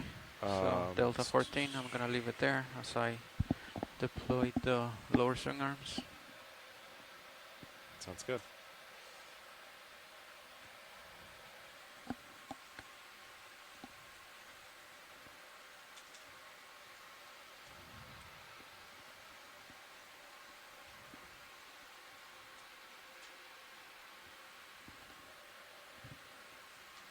Okay, and for the lower swing arms, do we bring them in a little bit, or do we just fly with them completely outboard?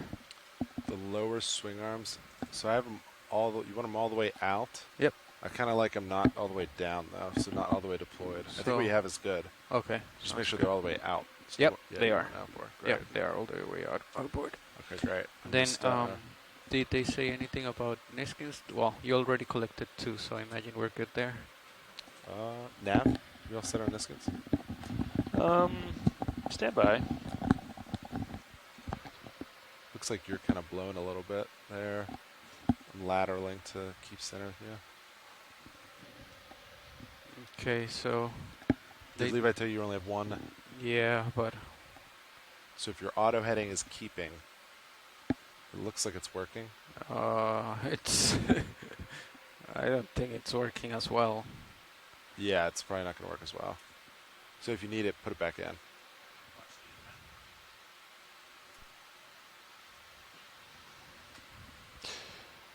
Hey, I see that we took a Niskin at 50 meters. Do we want another one now that we're down here, or?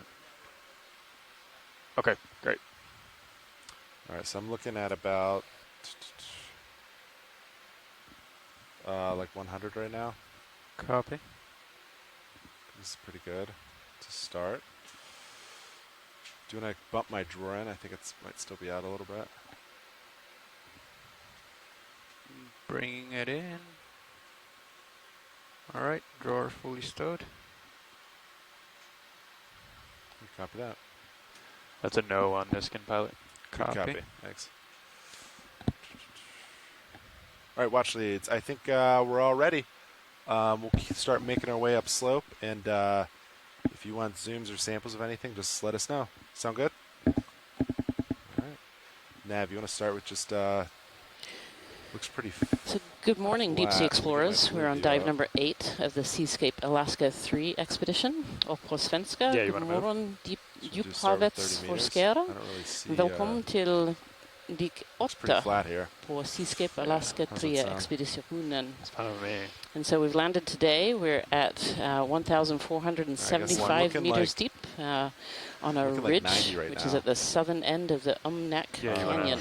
wanna just do So like we're going to be 100? exploring today. We're going to Yeah, make our way sounds up good. this ridge. Pretty much where Sirius is. Yeah. And take a look and see what's there. And it looks like the first thing we're seeing is quite a sediment Want plain. to start one off to the right. Thank you. Yes, this is pretty barren, at least at first sorry, glance. that was a camera Not barren target. for the biology. In fact, one of the notes that was made on the shrimp on way the bottom down left. here is just how much stuff there is in the water, how much that marine Sponges snow. out there.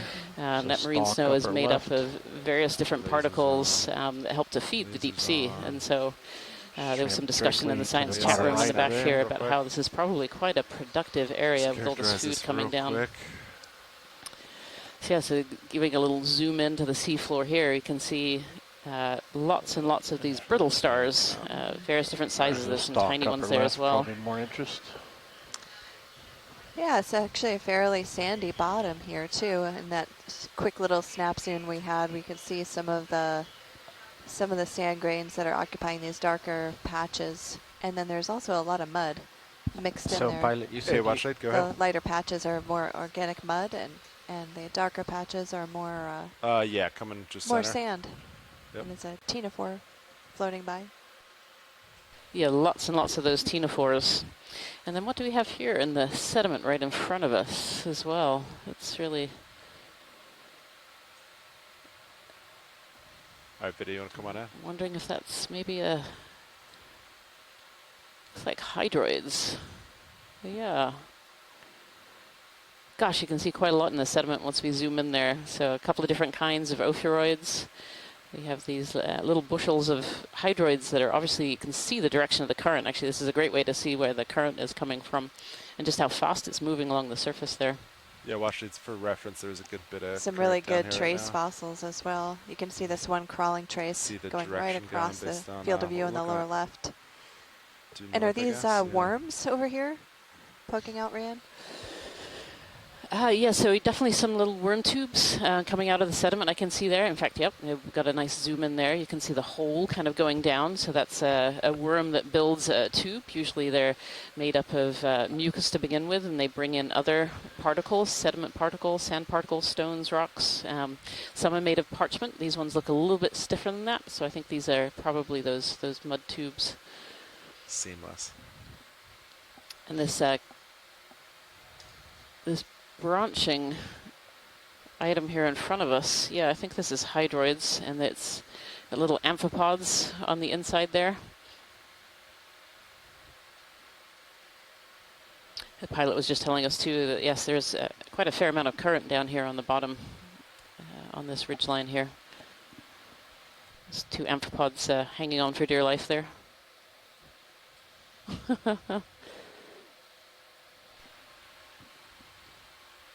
This is a really great close-up of some of those worm tubes too. You can see on the bottom there. Wait, tilt up a little. Yeah, it's a nice view of the sand as well. I'm watching the sand and some of the siltation that's happening on the seafloor here. Although a lot of the sediment that's moving is really light organic matter. There's the sand that's in the background looks to be about medium grain sand, and it's relatively well sorted.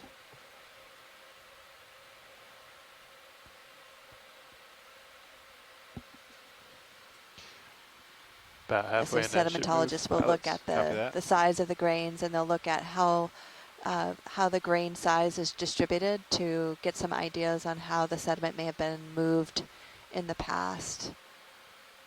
And this is really interesting that it's so coarse-grained here, but it's not too surprising given the fact that it is near the confluence of these two deep water canyons, and those are really good places to move sediment. Rotating down. Oh, look at this. This is a worm from, so you can see the tentacles of the worm coming out of the tube there, and you can even see they're loaded with sediments. So most of these worms will be eating sediment and getting the particles, the particles of food from the sediment. And yeah, so these tentacles probably have like a line of cilia on them that are moving particles 7-0, through. copy They're that. just being blown around quite a bit by the stream All right, there. well, let's get this last item in the back real quick, and then I got to move. It's really impressive to see such strong See if there currents was a down here at this depth. stock We're real at quick. Oh, it's back there. 1,475 Move to meters it real quick. on the north side of the Aleutian Islands, not far from Octomok volcano.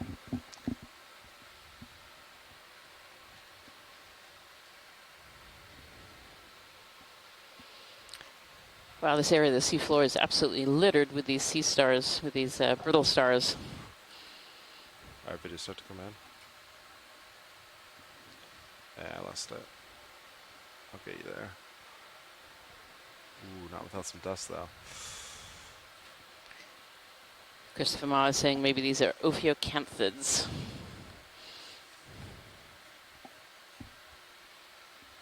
.78 degrees. 7-8. Roll, let's leave it. I gotta get going. This dust isn't gonna clear by the time I... Yeah, pretty sandy bottom. Some, a little bit of current.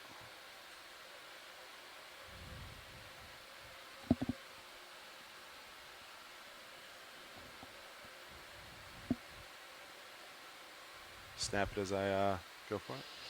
The fish up in the water column is rat tail here. Another kind of fish off to the right as well, which is a little bit different. I believe we saw a couple of those as we were coming down in the water column. Co-pilot, what does the wire out say right now? 1456? That is correct.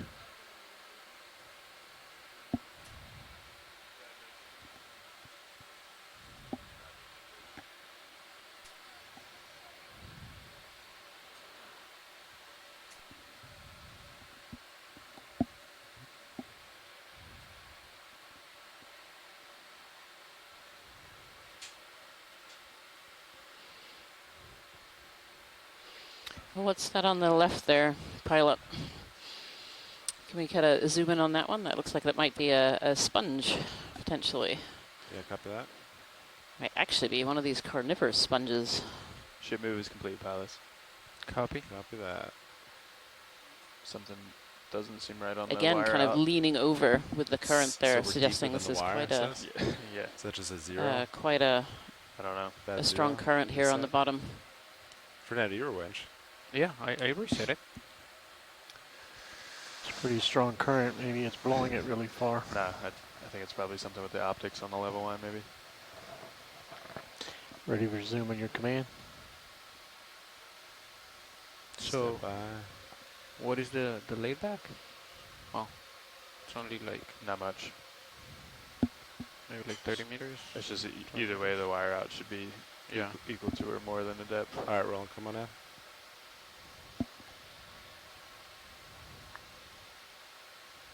Rotating down. Oh my that's goodness, look at this. 75. I should stop swinging shortly, so Copy I that. think you're fine. Yeah, so this I believe is a sponge. It's one of those carnivorous sponges, but very different from the ones that we saw in that dive number 2. The sponges we were seeing in dive number 2 were those primarily large, long stalks, and then with a usually a bulb on top or a feature on top, whereas this one is kind of a shorter one, and it's absolutely covered in these ophiuroids. These carnivorous sponges are a little bit different from regular sponges. You know, we saw all those sponges yesterday that filter the water and take the particles out of the currents that are coming by. These carnivorous sponges are actually have either little modified spicules where they can capture smaller organisms and actually be able to digest them on the outside. Some of them have sticky substances where they can actually almost stick prey items to themselves, and then they overgrow them and start to digest them on the inside. And some of them have bacteria as well that aid in that digestion. But yeah, it's certainly the strangest looking carnivorous sponge cladorizid that I've ever seen. Absolutely covered in those ophiuroids. Christopher Marr thinks ophiocanthids, but not any of the usual ones. Maybe some a little bit different. Nate, are you good on photos? Nate's good. All right, let's do it.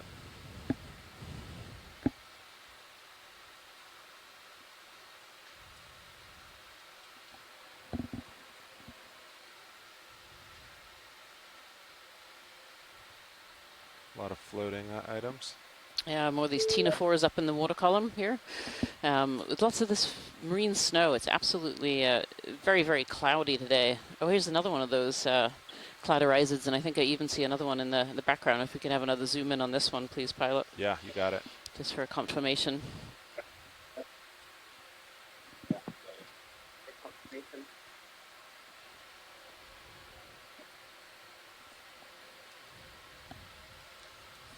Big fish left, huh? These particular cladorizids are probably a chondrocladia. See, port rail. With these large balls.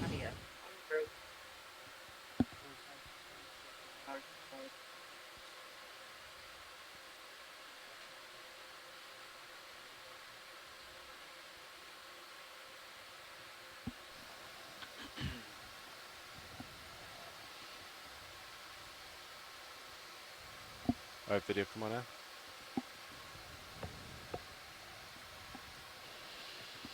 Look, how are we doing, Copilot? We're doing good. Good. Rotator 81. I think I have settled. Yeah, this is a great shot of this carnivorous sponge, this cladorizid, and still covered in those ophiuroids, those ophiocanthids.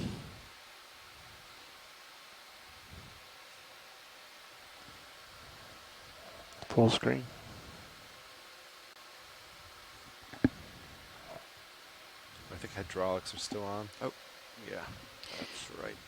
If it's possible, can we have a look at the base of this sponge, please, pilot? Yeah, of course. Thank you. There you go. Video's ready. I see something a little red on the base there. The previous one potentially had like a little anemone on the bottom.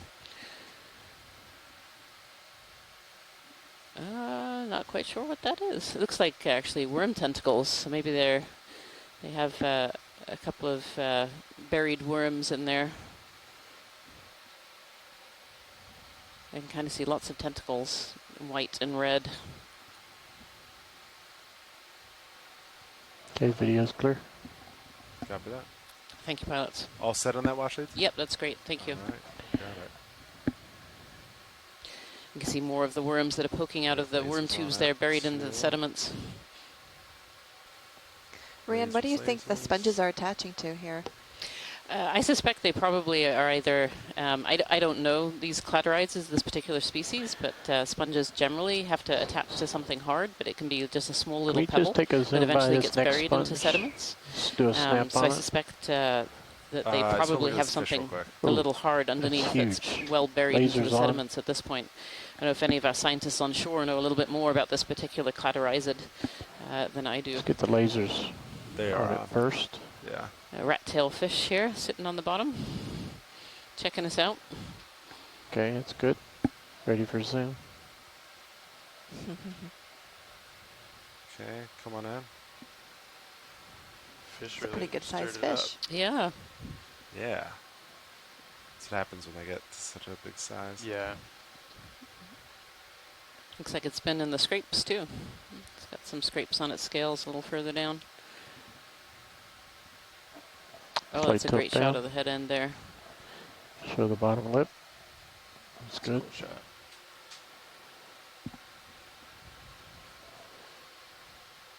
Sorry, I'm backing up a little.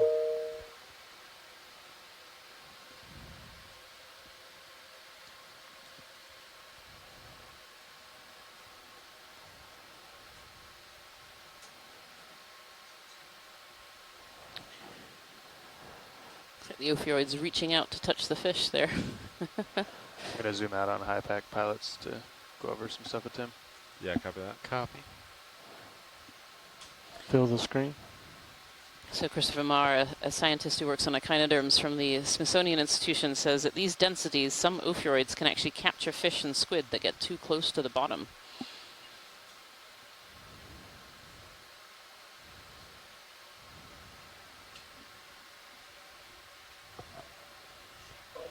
Let's do lasers one more time.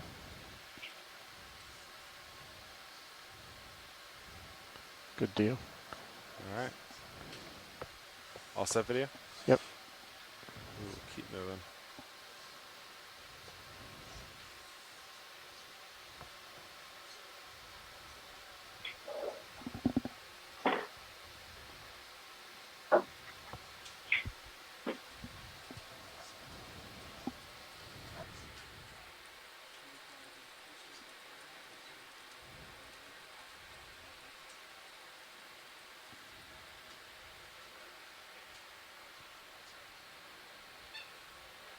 Can we have a snap zoom on the sea star?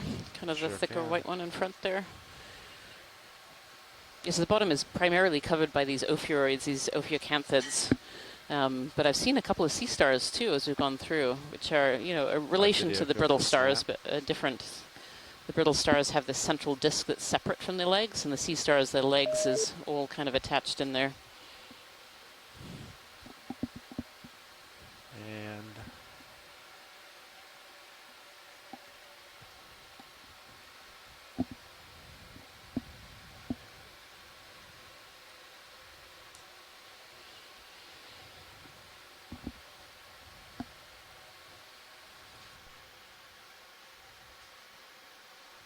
Hey, watch it.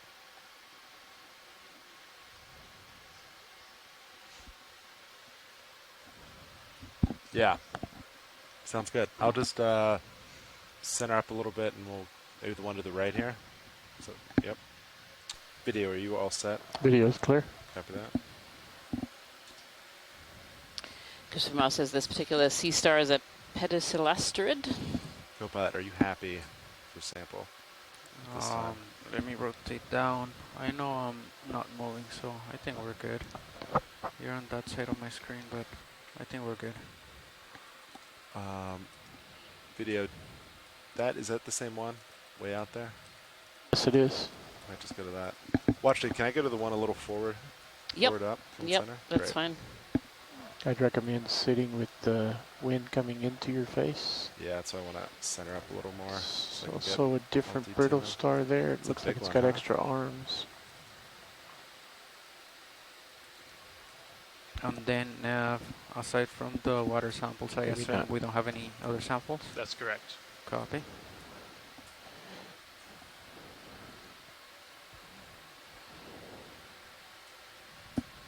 Go ahead, Bridge. A much larger sea star here as well.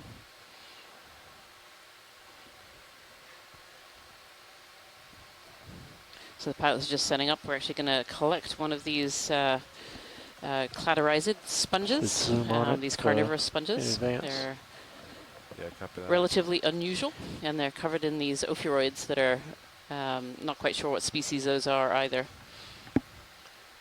So this will make a good sample that will go to the Smithsonian Institution.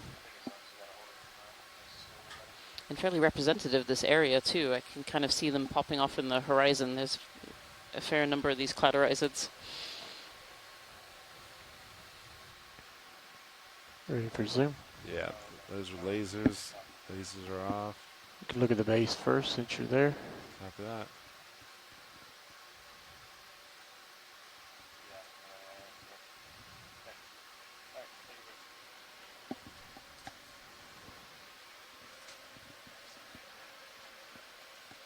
Okay, go ahead and pan up to the top.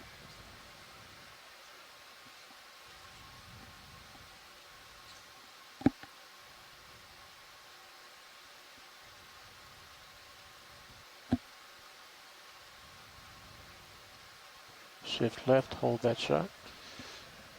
Oh, I see some scale worms in there as well. There's all kinds of associates with this sponge. You don't expect this to be a suction sample, right, pilot? Watch it. How much of this do you want?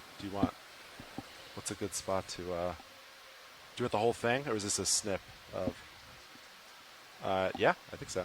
Just determines where we'll put it. I can try to get get at the base. Yeah, I can try to do that with the fingers and see what we get. Does that sound like a plan? No, I think you're right. I think it'll fit nicely. Let's throw on the extra lights. Copy that. 50%.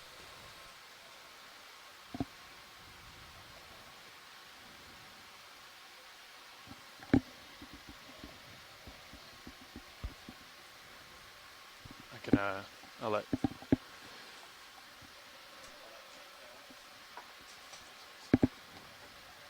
Yeah, copy that. All right, arms coming live. 3, 2, 1. Arm is on. Hydraulics are on.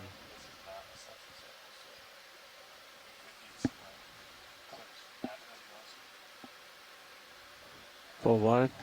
Copy that. Yeah, Copa, just want to have both boxes ready. I am ready. Everything's ready. Let me know if you want not come in on this one. Yeah. I'll center it. Sounds good.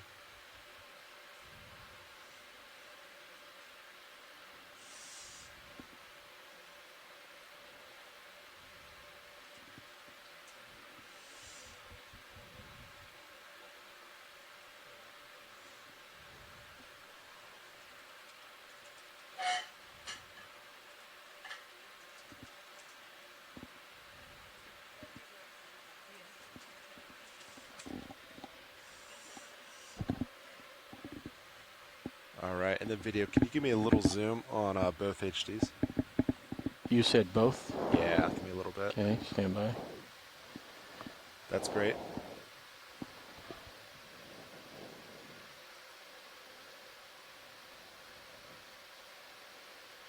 And that looks good. Thank you.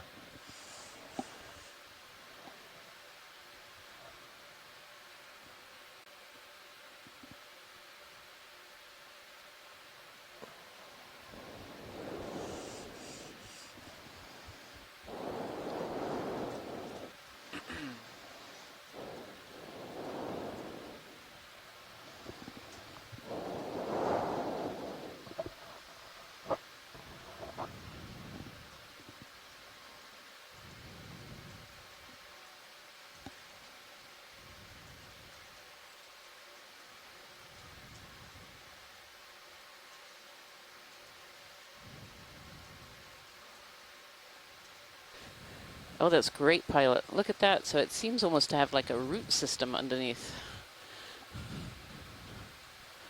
I was wondering how it was so well attached. Just to do a quick There's snap. a lot of And loose then, sediment here and I'm hardly gonna put it any in the real box. rock. Really interesting. Yeah, that root system Let's is just really go, cool. I'm going to go port side. Copy. Let's look at the roots. Just tilt your camera down or lift your arm up. Do you want me to push out the drawer right now? Will it come out? You test it. I might have to spin And it let's a little bit. position it for the still camera.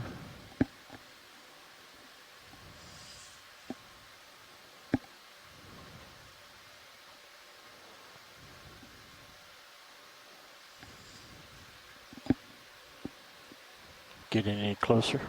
I sure can. Right, I'm gonna lift the drawer right there until you're done with that camera, and then I'll push it out.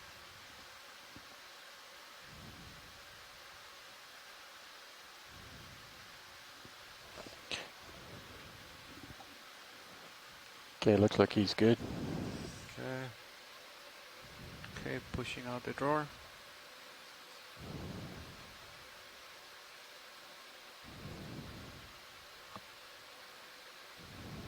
Okay. All set? Great. Yep.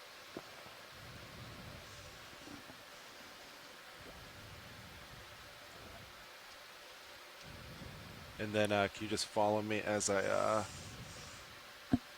Will do. I'm ready. the muses? Yeah, thank you, sir.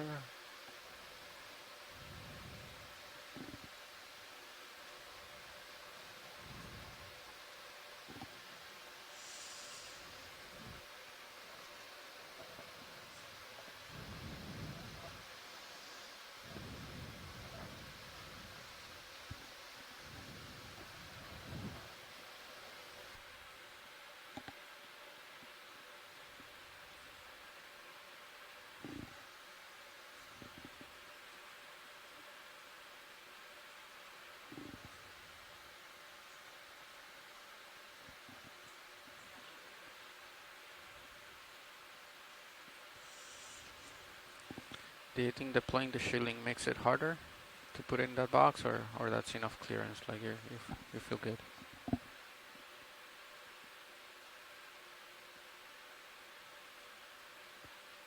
Okay. All right. I feel good, co-pilot.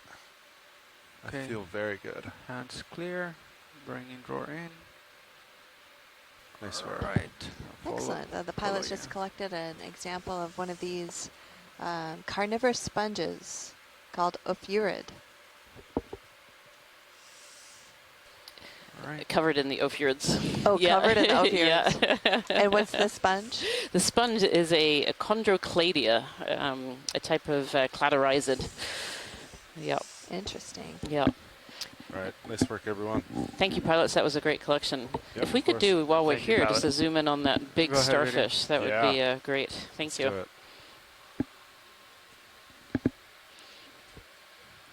Yeah, I mean, Yeah, that sample was Try to really, slow really it down. interesting because when the pilots actually managed to pluck it up very gently, you could see that really extensive root system. You were talking about how they're firmly planted in the Tips? sediments here. And Any so the tips, larvae must have Devin? settled on something hard, and then it's grown this whole root system. It looked almost like a plant when it was picked up out of the sediments there. Just give me one sec. Yeah, I was personally surprised to see how deep the roots went, Yeah. but it makes sense because there really isn't a lot of bedrock here. It's mostly sediment. Yeah, yeah, and they're all, you know, it's obviously quite a high current here as well, and so they're managing to stay in that current, even though they're leaning over into it. They're not being knocked around by it. Oh.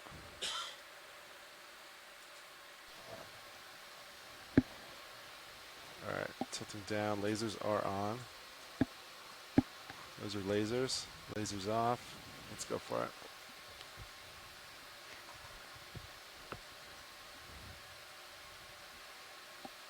And you can see the sediments raining down on top of this poor sea star here. Absolutely covered. So I was asking Rianne earlier what they're eating on the seafloor. Would you care to share that with the general public? Yeah, I mean, I'm hoping that Christopher Marr can join in here and maybe give a bit more information about this specific species, but a lot of starfish are actually carnivores, scavengers, so they will eat dead carcasses on the seafloor. You'll see them on top of fish that have fallen down or even bigger prey. And then a lot of these smaller sea stars actually eat the sediments, so they'll take the sediments and absorb the nutrients out of the sediments, the food out of the sediments, and then spit them out. So there's a variety of different feeding strategies. So interesting. So Christopher Marr thinks this is a benthopectinid. Let's center back up, and we'll get one full screen. Potentially. It's got some serious spines all over this particular sea star. It's really interesting. It almost has a couple of skeleton shrimp or something on top of it. Are we at full zoom, pilot? That is max zoom. I think these are skeleton shrimp on top that of this. That is max zoom science. This is max zoom, okay. It's a crab coming in. Yeah, you can see clear little bodies and some white, some red running through it. And I think those are little skeleton shrimp. Yeah, actually, Elena Jorgensen spotted them too. Hi, Chris. Hey, so this is really interesting.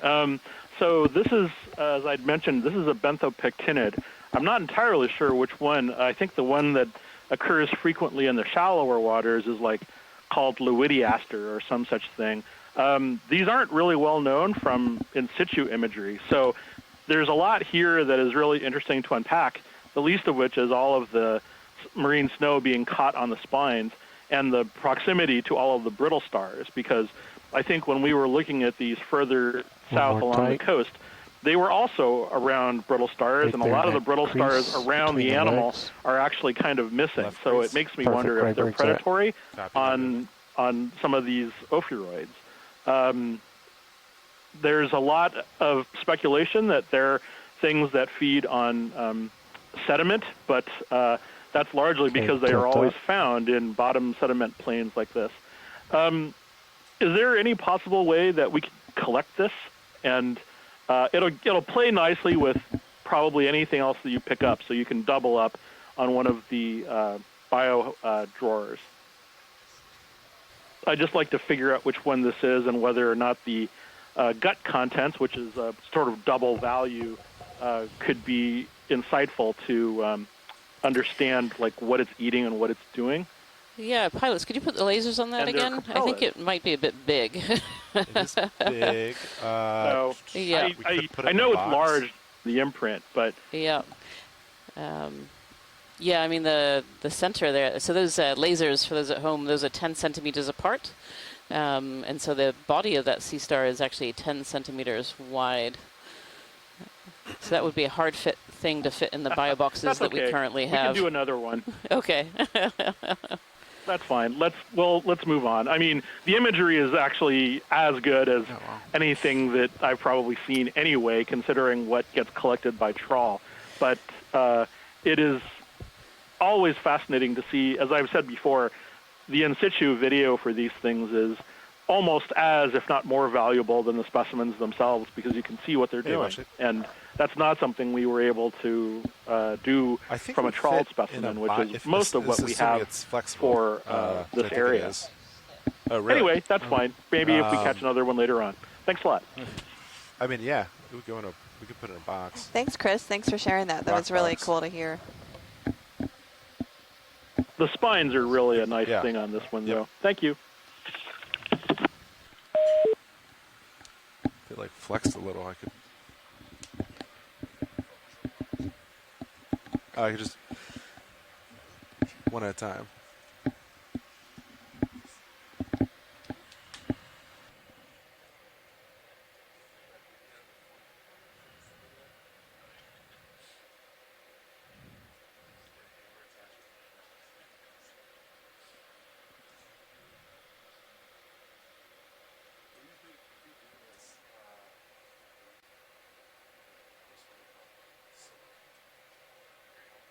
Hey, watch it go. Rock box. Understood. Okay, understood. Yeah, alright, we'll set up for it. Thinking of like almost trying to just get underneath it with the claws. Instead of like with the claws closed. Like I think that's worth a shot. Yeah. It's so big this one. Yeah.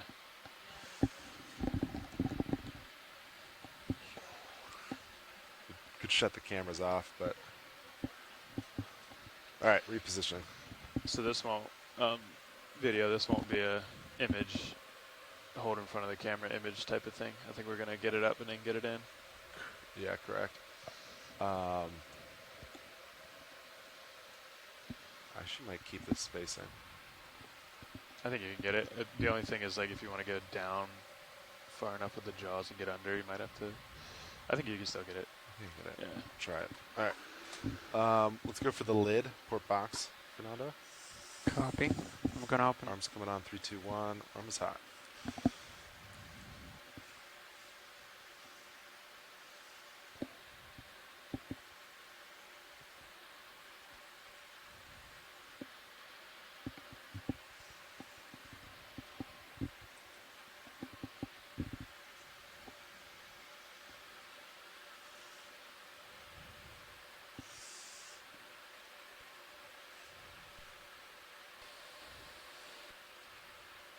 Do you want to go the other way? Yep. Sorry.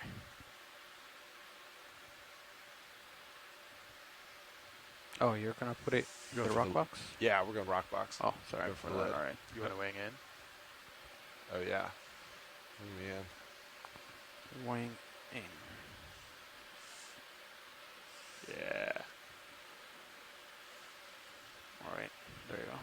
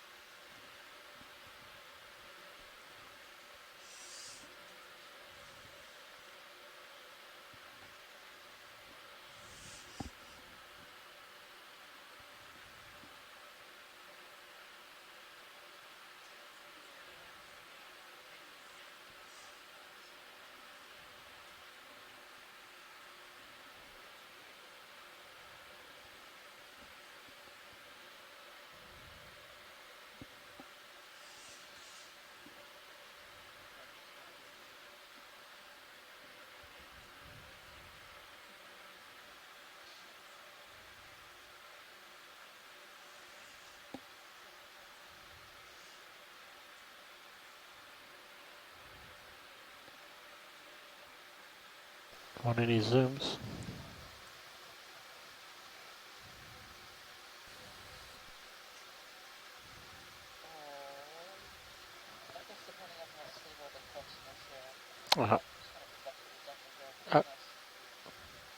I was just meaning the pilot asking if you wanted any tighter shots.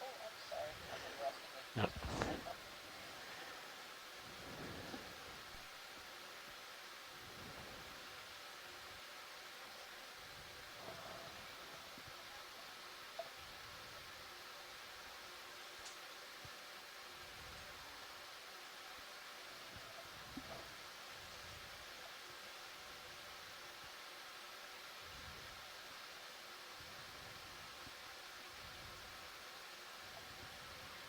Drifting a little bit. It's kind of what I'm trying to do. Yeah, watch this. I'm going to try to like kind of scoop it underneath. Yeah, however you think intact. is best. I don't necessarily have a scooper, so just give me a moment. Beef stuff's good.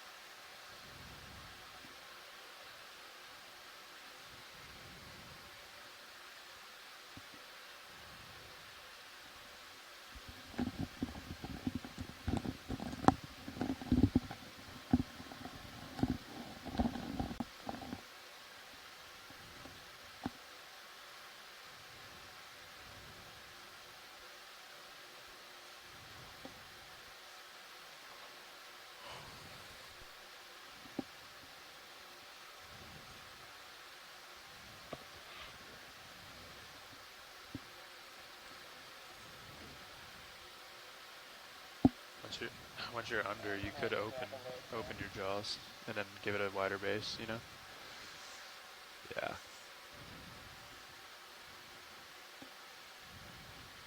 I think that'll work though.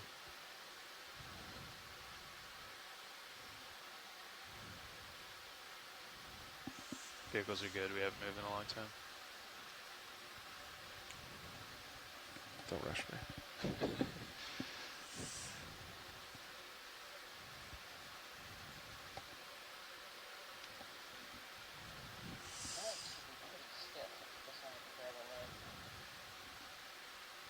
I think we'd rip it in half if we did that. We'll try one more time and then go for the other option. Yeah.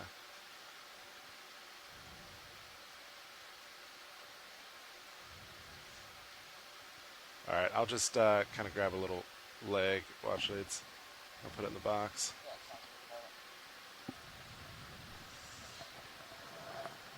Might get a little mangled, be advised.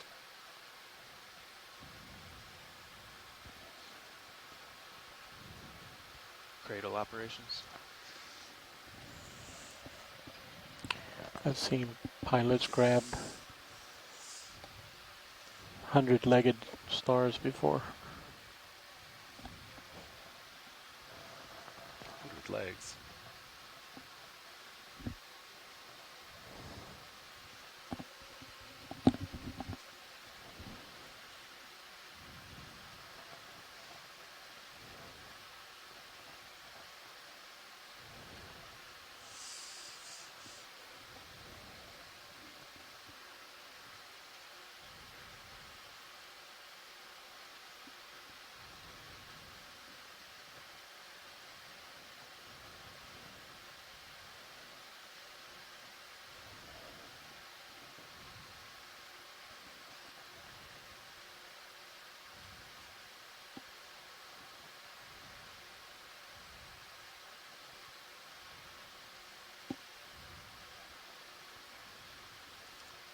Co-pilot, follow me. Sorry, Sean. You should be.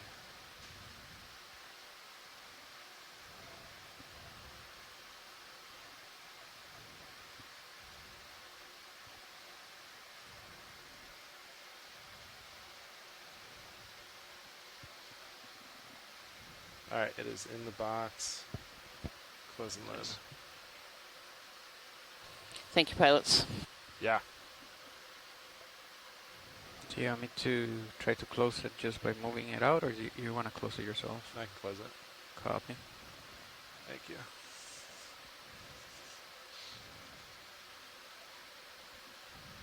Nice.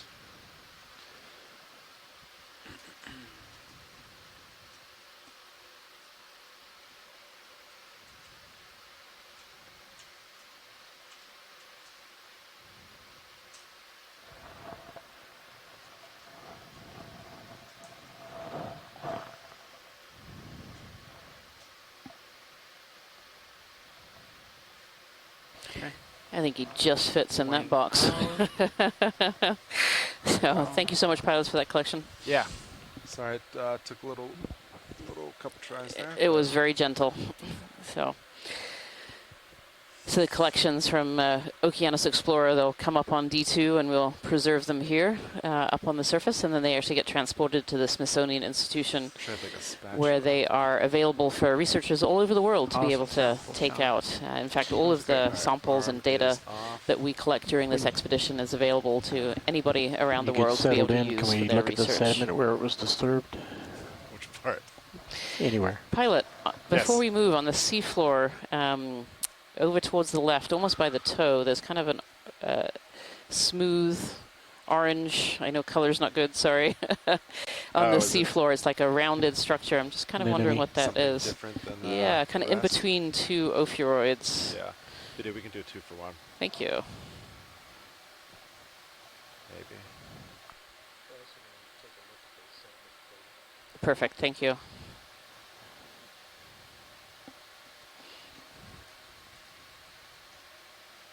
Come on in. Is that the... That was the one. Oh, it's a nudibranch. This is otherwise known as a sea slug. It's a shellless mollusk. This might have been what we saw earlier, and we flew over it as you noticed. It was a good spot, go Jen. ahead, back up a little bit. Beautiful. That's your max. Are the fog lights still on? No, they haven't been on for a while. Oh, yeah, they are on 50%, okay. Sorry. Everyone loves a nudibranch. Come on in. They are pretty cute, I have to say. Very cute. It's actually quite unusual to see. These are aeolid nudibranchs. Thanks so much, Kelly Markello. And their gills are on their outside, and you can see their two long tentacles out the front there. And they have this muscular foot underneath. This guy's trucking along here. So remind me what he's eating. That's a really great question. Probably sediments. Okay. Pulling out sediments. It might be a carnivore. Okay. I don't know if any researchers in the chat know a little bit more about what this little nudibranch might be eating on the seafloor here. Okay. Some nudibranchs are eat corals and sponges, so it's not impossible, though I don't feel like there's quite enough of those around here to be a food source for the nudibranch. Watch leads. Anything else? Do you want the sediments? Sediments? Just where it was.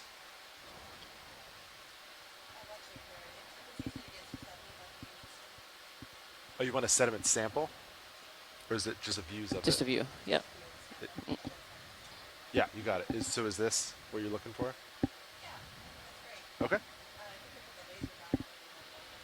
Yes, we just have to zoom out and we'll get them on.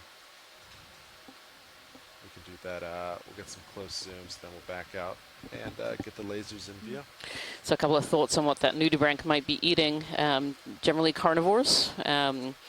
And maybe they're eating some of the hydroids. There's certainly a lot of hydroids, which are another cnidarian on the seafloor, and we've zoomed in on a couple of those, so they might be eating hydroids on the seafloor. Watch, is anything else I can do for you?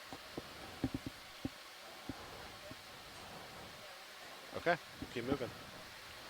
Oh, that was a great zoom in on the sediment also. You could see how coarse-grained the sand is down here. Geologists use terms like fine, very fine, medium, coarse, very coarse, granules, pebbles, cobbles, to classify the size of the sediment. And so in this case, even though this water depth is quite deep, we're down here near the bottom at about 1,480 feet or so. There's still quite a lot of coarse-grained sediment, HG2? which isn't uncommon for some of these deep water canyons, since they do funnel. They funnel a lot of sediment from nearby land, and they're just if you're not using it for the blue view, if we could between look the just at the the toes. the land and the deep water. So they're really good ways to funnel sediment to the continental shelf in order to build out the continental shelves. Dead ahead, which is good. Especially during times of sea level low stand. I think we're good. How about you can put blue view down now? To answer your question, pilot, to the navigator, yes, we have moved 100 or 200 centimeters. Do you want to put 20 meters in? Sure. Good with that, co-pilot? All right, let's get moving. Great, thank you. 20 meters, 100. So if you're just joining us today, we're on the 8th and final dive of the Seascape Alaska 3 expedition, where we've been exploring waters off of the Aleutian Islands. And today we're on the north side of the Aleutian Islands, out in the Bering Sea, exploring an area called Umnak Canyon, and we're at the very kind of southern end of Umnak Canyon, on an area where the canyon actually starts to split into two. We're diving up a ridge today. We started our dive a short while ago, 1,480-ish meters depth. We are currently at 1,470 or so meters. So far this dive, it's been much as you see right now. It's very, very sedimented, but absolutely, the floor is absolutely carpeted in these brittle stars and sea stars, and we just saw a nudibranch. I think that's, we've seen a couple of those. And we've seen some of these carnivorous sponges, but very different from the carnivorous sponges we were seeing down much deeper and on the south side of the Aleutians.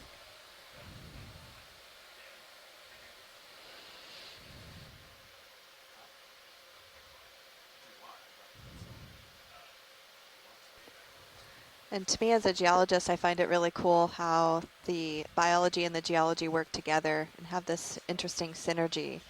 So the site we were at yesterday, we had a nice hard surface because of the basaltic andesites that were present on the seafloor. And the corals really liked to grow in this area, nice hard substrate.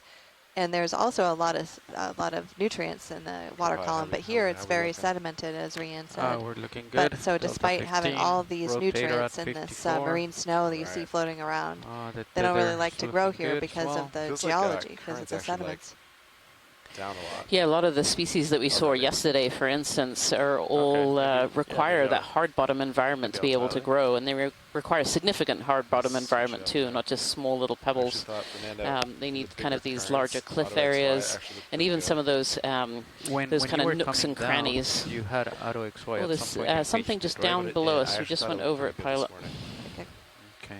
Sorry, Washley, did you hail? I think we've gone over it. It's okay. Something you we just saw went something past. a little different sticking out of the sediment there. Okay, That's understood. okay. That's okay though? Yeah, Okay. it's behind us now. Got it. Yep. Try and be a bit quicker. But yeah, so yesterday, we saw that hard bottom environment that had lots of little nooks and crannies and caves and cracks, and those are great areas for larvae to settle because it keeps them out the way of predators and competition as well for space. Look at that and object so left. the area yesterday was absolutely carpeted in corals and sponges, whereas here we have that more sedimented habitat, and we are seeing that carnivorous sponge and seeing some other things as well, but we're not getting those larger corals and sponges that we saw. If you could zoom in on this in the center there. Thank you. Snap zoom.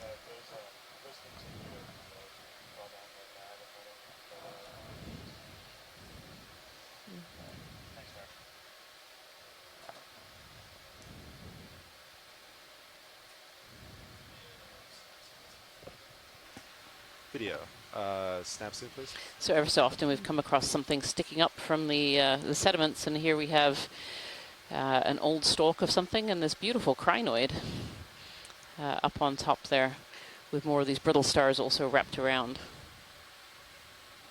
So crinoids are also known as sea lilies, and they are an echinoderm, so they're in the same phylum as the brittle stars and sea stars that we've seen so far.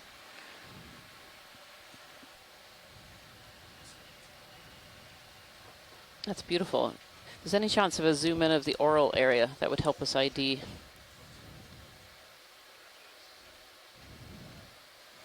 Pilot, the request is look at the center.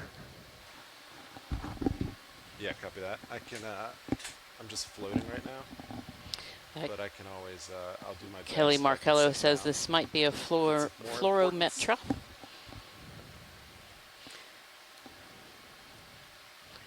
And unlike the sea stars and the brittle stars, whenever we look at them, we're actually kind of looking at almost their backside. The mouth is always on the underside. With the sea lily, the mouth is in that central area there. And they have these special feet that move the food from the arms. The arms are out in the water current catching food, and they move them in towards the mouth area.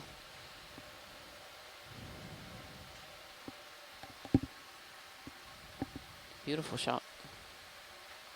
Lasers. Oh, they're on. I'll get them down.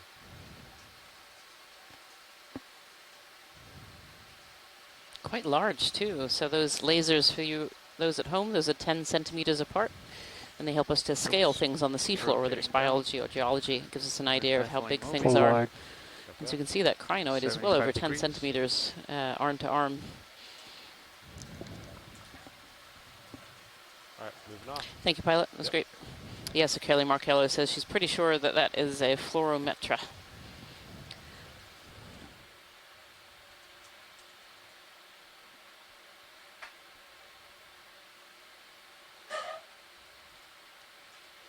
And all throughout this dive, even as we were dropping down in the water column, we could see that this was an area with a lot of stuff in the water, a lot of that marine snow.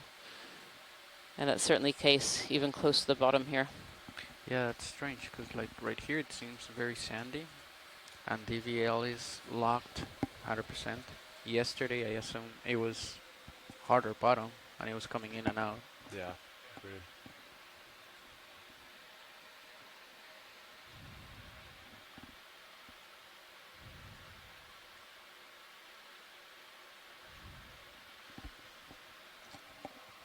Hey, watch it. Multi-leg star. They are on. They're just hard to see. Do you want to point it at something specific? You find it hard? You say harder to see? I'm at an angle, so if you see like on the, so like my left side is like kind of touching, but my right side's higher. So on slopes, it can just yeah. Just depends what angle I'm at. Yeah, sounds good. I'll get there.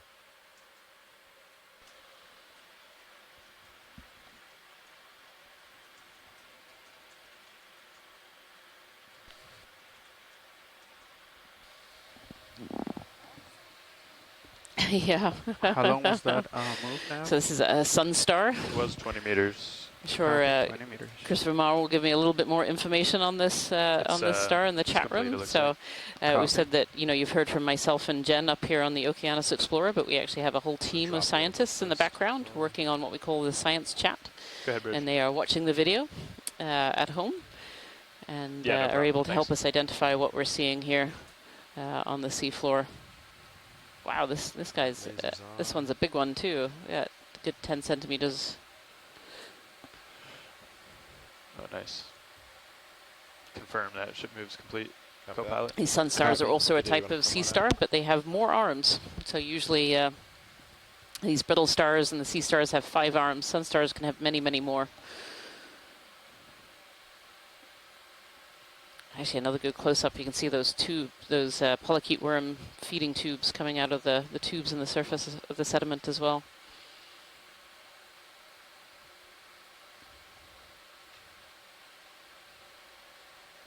That's a beautiful shot. So these Sunstars too, like the larger sea star, can be predators. I feel like you're slowly drifting back.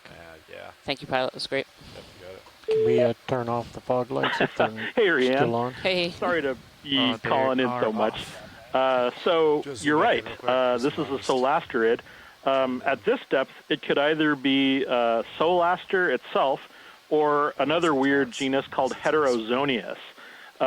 These are predatory, and they usually feed on a wide range of prey.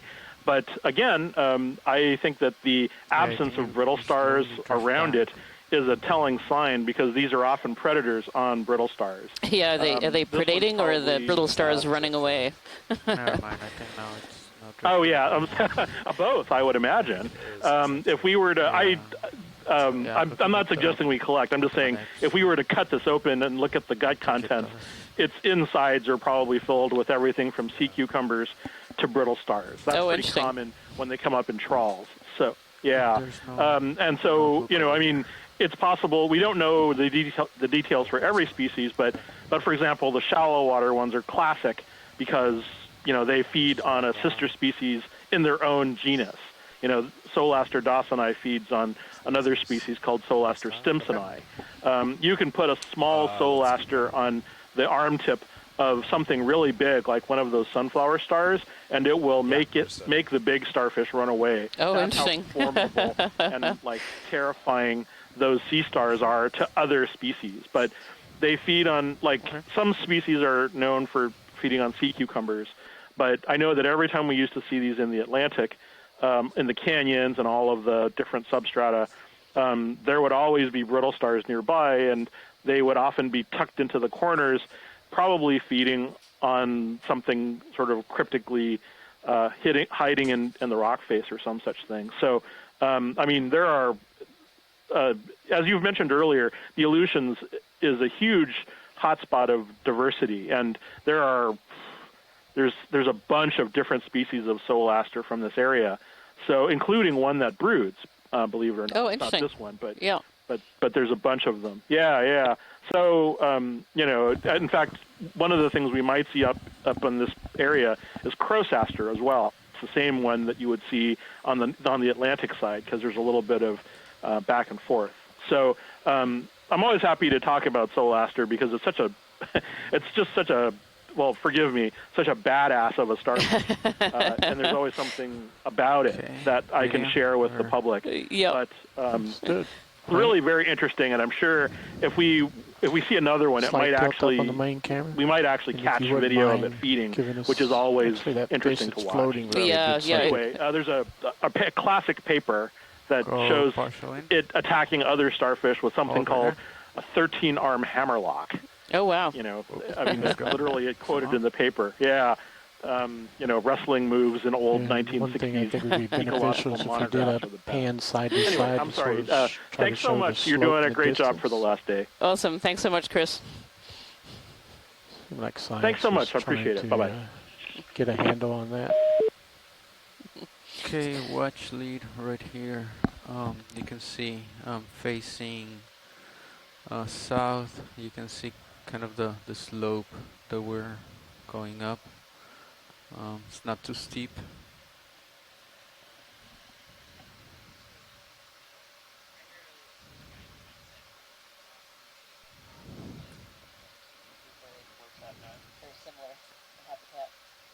Okay. So I'm facing.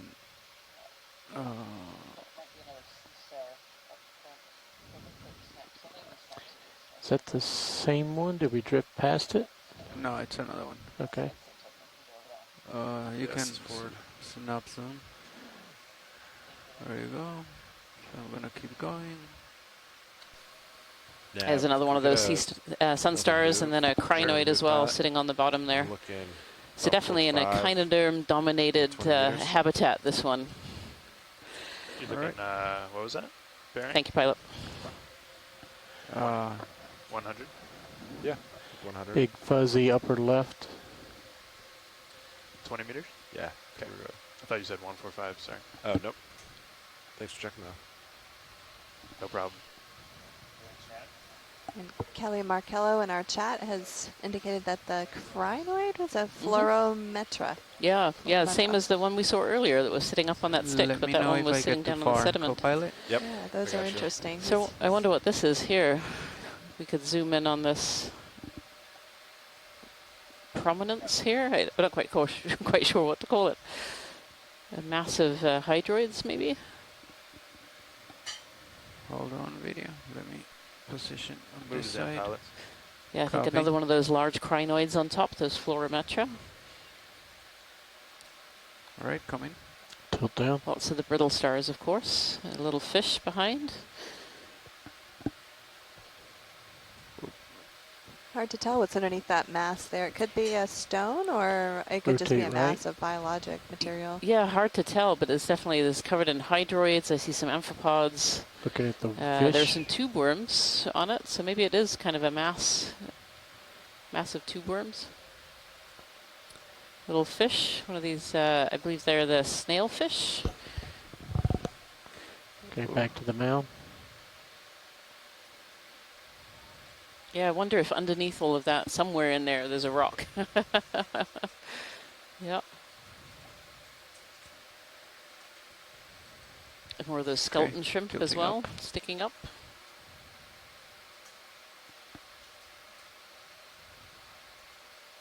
Trying to hold right there. Yeah, Scott France says maybe a dead sponge under there. Yep. Completely covered over. One more tilt straight down. Some shells. And I think if we move over to the right a little bit, there was another nudibranch feeding on the hydroids. Just saw some little white dots sticking out. Is that a rock? Not a rock. Not sure what that is, though. The black part. It's almost like a barnacle shell. Yeah, it could be. It's a shell of some kind, maybe. Yeah. I was looking at the black part that's attached to. Yeah, my opinion is still not a rock, just a mass of biologic material. Yeah, so above the brittle star that's on the bottom right, I think there are some little white dots that are sticking out, bright dots there. That might be a nudibranch feeding on the hydroids there. Right behind that. Yep, there it is. Max zoom.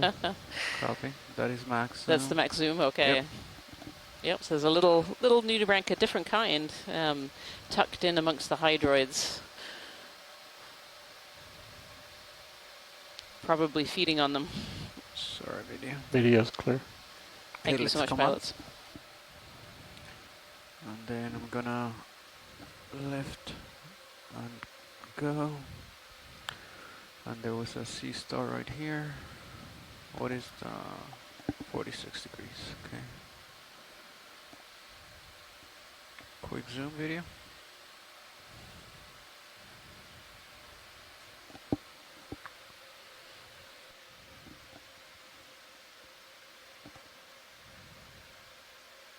Is there any interest in this one, watch lead, or should we just keep going? Copy. Tilting up.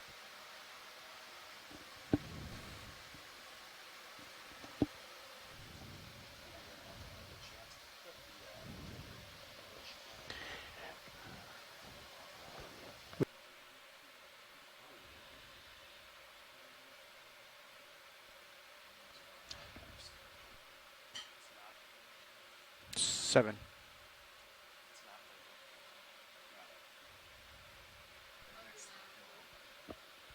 Go ahead, Bridge. Copy. Thank you, Bridge. Move is complete, pilots. Copy. Tilt down a hair, pilot. You're still time. Yep. 6-0 for reference. There's another interesting Quick little zone. community here. Tilt down. Potentially on another rock that's sticking up.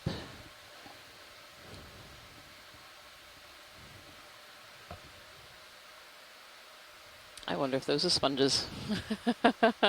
Yeah, they look more biologic. I'd guess they're sponges. Yeah. I wonder if all these little mounds are sponges with material on top. Yeah, material that's kind of grown over. Oh, look at it moving. Yeah, oh, look at that. Yeah, so this is a hydroid, which is another type of cnidarian. And on it, we see these two amphipods hanging on. You said the dark opening? Bottom right, there's a diamond. And we have this fluorometra. Oh, yeah, look at that. Yeah, so it's a sponge. Camera 7.5, still have a little bit of time. That's the... Copy. Oh, maybe that's a tunicate. Maybe that's not a sponge. That might be a tunicate. Rotating down. I definitely think I've seen that opening. Yeah, moving. There it goes. Yeah, so is. that's tunicate, sea squirt. Oh, yeah. Interesting. Yeah. Which, you know, they usually are on a hard surface, so there potentially is a rock underneath there. Let's kick on the maybe somewhere in that mass of biology. Yeah. Some rocks. 50%. Somewhere down deep in there. Oh, yeah, there it is. There's the rock. Oh, interesting. Yeah. Rotate left, lower. Hold that.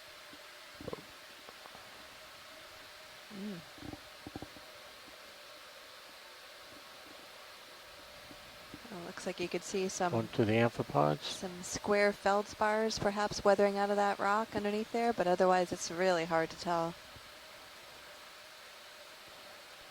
And look at this hydroid colony, just absolutely covered in these two larger amphipods and then tons and tons of little tiny ones.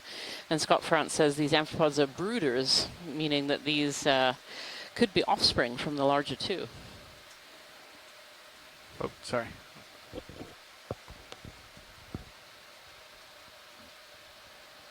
Yeah, look at that. That one also has the big opening on it we didn't spot earlier. And this little branch here is also covered in those tiny little amphipods as well. I think that's max tilt. I have to It's back. really interesting in these large sediment plains how one little rock like that can suddenly collect all of this life. Good Geology is medium magnetic shot. sometimes. Okay, holding. I know I'm drawn to it personally, so I don't blame them. The geology is fundamental to this little environment that we have here. Absolutely. We'll look Fundamental. into the tunicate at the top, inside. And maybe not. Oh, you mean, okay, well, The, it's kind of dark anyway. okay, lasers on the hull. Lasers are to the left one, yeah. Okay, Just put it right on top of the mass. have to back. And All right. video's From clear. Les Watling, we Copy. have an ID on those amphipods, the genus Amathylopsis. Tilting up. And they were certainly abundant on that they're pushing small out rock there, along copilot. with those large tunicates. Yeah, copy that. Okay, going back down. Follow Fog you up lights as you off. go. Fog lights off. Oh yeah, fog lights are now off. Copy that. Okay, we have another sea star right here. Now I wonder if we, as we make it further up this slope, whether we see more of those stones, because I see another one up here in the distance. Yeah, potentially I would expect to see more and more as we get closer to that steeper surface. Right, I don't think there's Does look like another rock right over there. Yeah. a lot of interest. Can I zoom with your blue view real quick? And so the reason Yeah, go ahead. the organisms zoom, like but these rocks, any pan kind of around. high prominence, Yep. we saw some on a stalk Tilt. as well, that was absolutely covered in life, is it just gets them just up off the surface and up into the So water I column, thought. which is often where a lot of these feed. What is that? I thought I saw a return, like 30 meters back. Looked like a Maybe keeps rock. them a little bit away Might from not be able to predators see as that well. Might have just been that mound or something. Copy that. Blue view looks pretty clear ahead. Copy. To the right, Sean? I thought it was dead center, our Oh. track. I thought I saw something in the Sirius sonar too. But I was Okay. looking at blue view. I can Okay. come up Yeah, a little I mean, bit, I think it then would've if made you want to sense. range out. Nah, we would have. I mean, I can range it out if you want, but I don't see anything Right there. coming up. I'm turning. So that's north, east, right there. Don't see anything. Yeah, it looks clear. I'll rotate Sears camera up a little bit to 45, and then you ready for another move? Yeah. Yeah, I don't see anything on the blue view. Going back down. 20 meters. Good with that, Pat? Yep. Let's do it. Let's do it. Got a one of those star or sun stars upper left. It looks like it's bulging. Like maybe it's eating something. Tina 4 here, trying to get the attention of the camera. The Tina 4s are a midwater organism. Up the top of the screen. We saw a lot of them in our midwater transects. We did 2 midwater transects during this expedition. One is the very first dive, and then one also on top of the seep sitting area. on top of another And starfish. we saw and areas munching. which we classified as blooms of these Tina 4s. There were so many in the water out column. there, right here. Let's see if I'm right. We're coming up on some mouths. This looks like this could be a rock with something growing on it. What do we have here? Oh, this actually might be one of those sponges. It's a sponge. Disguised as a rock. Yeah, sure did. Yep. So this is one of the carnivorous sponges. And what's the name of this one again? So this was the chondrocladia. Chondrocladia.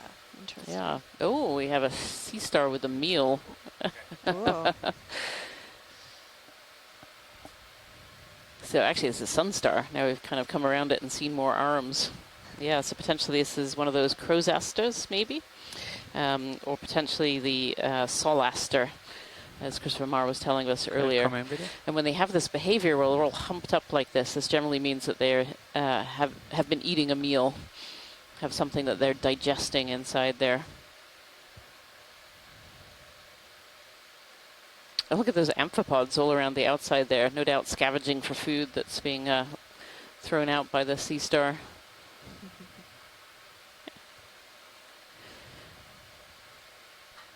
I think just behind the sea star too, we saw one of those Venus flytrap anemones.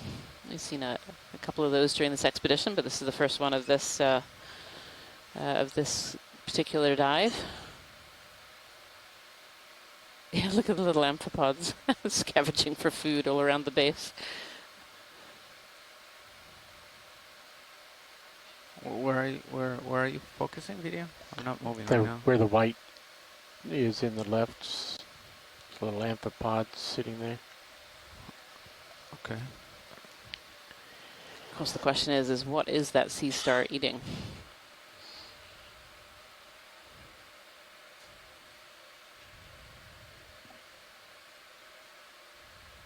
Let's use the fog lights. Yeah, in the back here. Oh, we have a polychaete worm, the top right-hand corner, that I think is just poking out of the sediment a little bit. We've got the back end and the front end.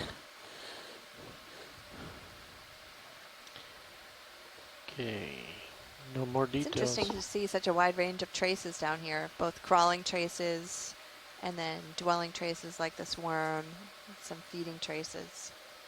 Deep water. Video's clear. We're currently at 1,465 meters. It's quite deep. Lots of traces. That's it. Yeah, so we have one of those Venus flytrap anemones in the background, and one of those crinoids that we were seeing earlier, those sea lilies, Florimetra.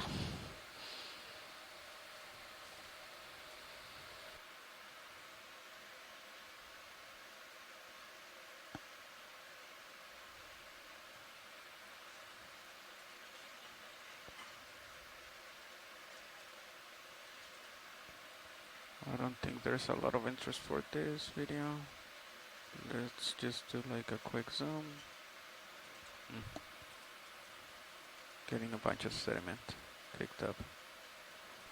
A great zoom in of the crinoid sitting on top and the Venus flytrap anemone down below it, pointed down. Put a camber to 65 degrees. Still have some time though. Shouldn't have just stopped, so I should only swing. We're making our move upslope. If you're just joining us, we're at a location that we call Umnak Canyon. It's on the margin of two tributaries that go down into the much larger Umnak Canyon. And even at these very deep water depths, we can see deep water canyons that have almost drainage basins that feed down into them. So if you can imagine looking up at a mountain and seeing lots of gullies that funnel down into a channel or a big canyon. It's sort of like that, except that we're at deep water depths here. And so we're at the confluence of these two canyons, and we see lots of marine snow, which is providing nutrients for many of the organisms that are living down here at this deep water depth. And we're making our way up this ridge line that separates these two tributaries to this massive Umnak Canyon. And zooming in now on a gastropod.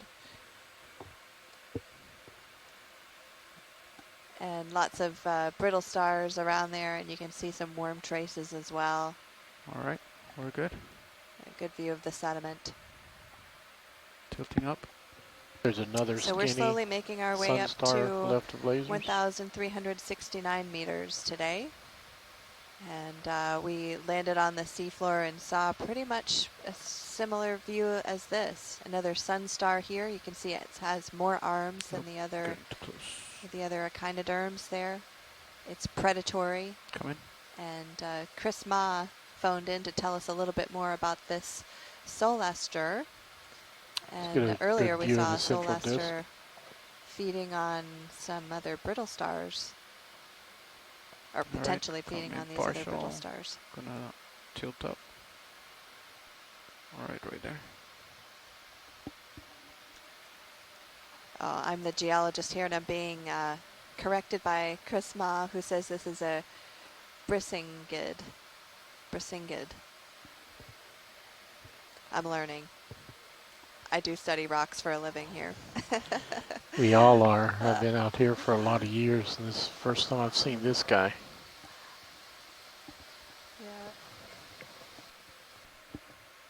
Yeah, and there's some comments in the chat from Scott France about some sediment being pumped out of the surface here and some of the lighter patches in the sediment.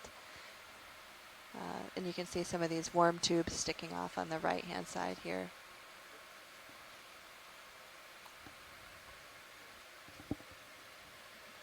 Let's sweep it with lasers.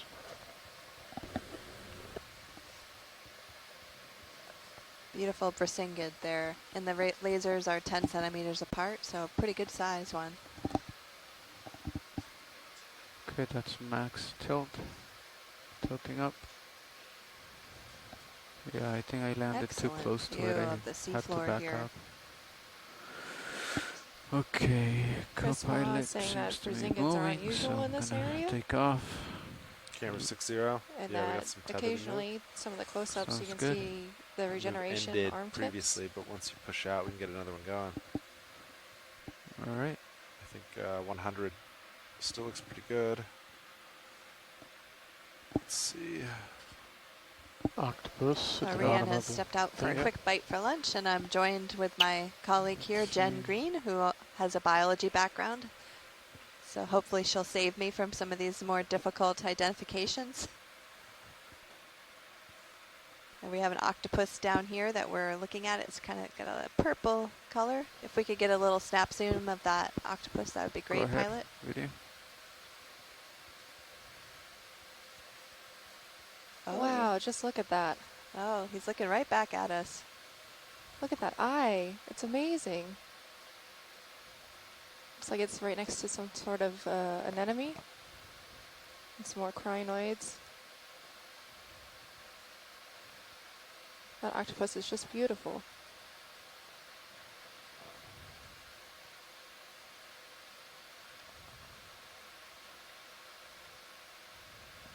Is that max zoom? That's max zoom. Okay. You can see the texture on the octopus around its whole mantle. I mean, if I down its arms. get closer, I can get closer, but how's your move? Ship move? Ship move is complete. Complete, yeah. We're good. We're good. So I can get closer. Sure. I might kick up a little bit of sediment though. What if you went down current? Yeah, but we wouldn't see the eye. Like I would have to like come at it from this side. So let me see. Okay, that's a little bit closer right there.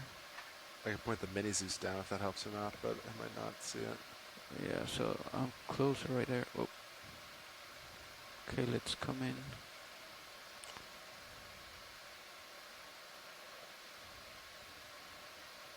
All right. Turning.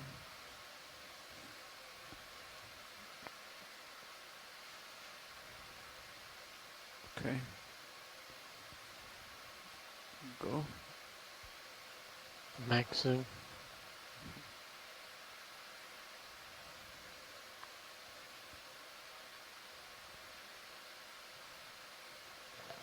Let's turn on the fog lights at 30%.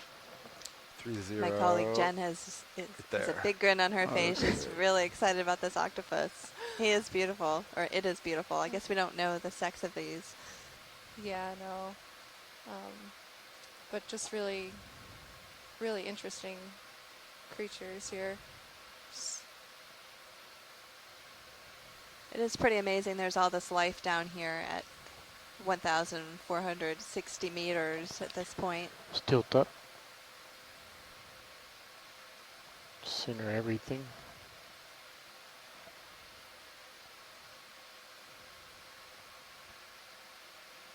Hold that.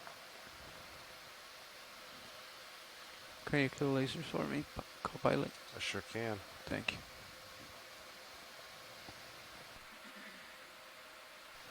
It's a real good shot. I think it's a little bit too small for the R3. I can tilt down, but yeah. Well, let's see what we can do with the R3 now. Video's clear. Yeah, it's pretty small, huh? Yeah, it's very, One of very the small. shoreside scientists, That's Elena max Jorgensen, tilt, so pretty much commented and said that it's that's a all you mussel can get. octopus. And Hiding then there under some when you're clear, hydroids. They're And clear. okay. there appears to be a sea spider Tilting too. up, I'm taking off. Oh, Lasers are back on. sorry. Okay, tilting up. Yeah, that octopus was Coming a back really down. good find.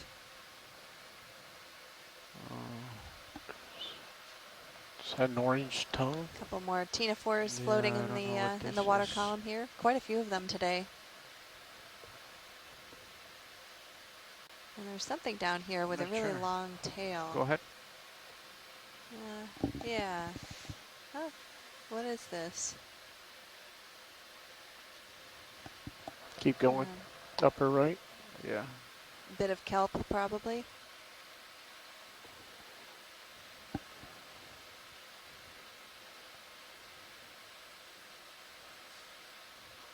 Oh, it's just algae. That's interesting. Go all the way to the brittle. Oh, hold on, I'm drifting. All right there.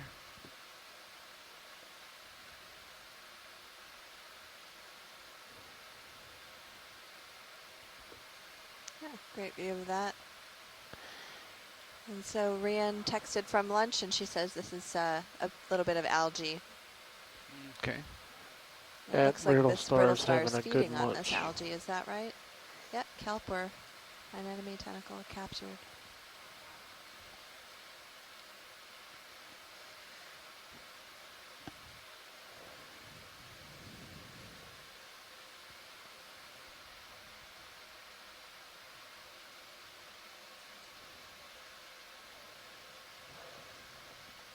Okay.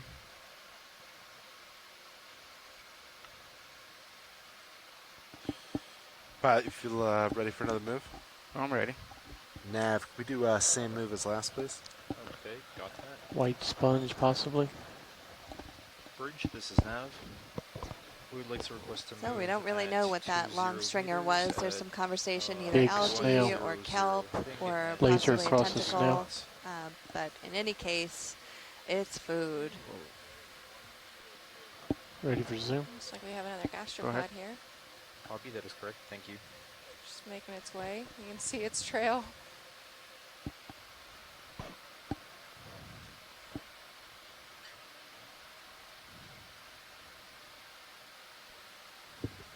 That is quite the snail pace. Yes. Moving right along at a snail pace. Yeah, and you can see the siphon sticking out from the shell.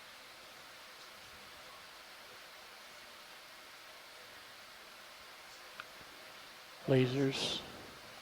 They're on.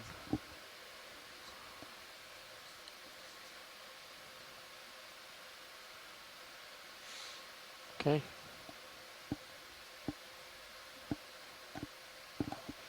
Tilting up. It's a fish, right? Uh, Something. Relief. Maybe it's just a sponge stalk. I think Directly right a laser. Yeah, definitely not a fish. Laura Beckman points out that there were some hydroids growing on that gastropod we just saw. Okay, if I get too far, co-pilot, let me know. You got it. You're looking good. Camera's at 4.5. Copy. And we're coming to you. Sounds good.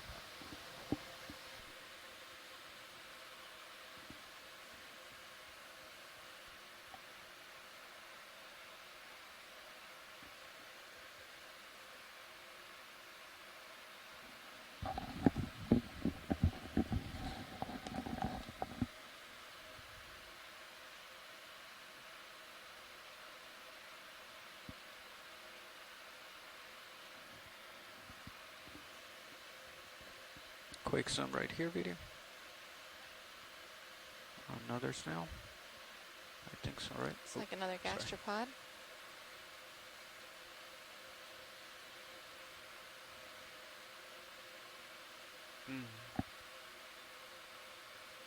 Alright, let's keep going.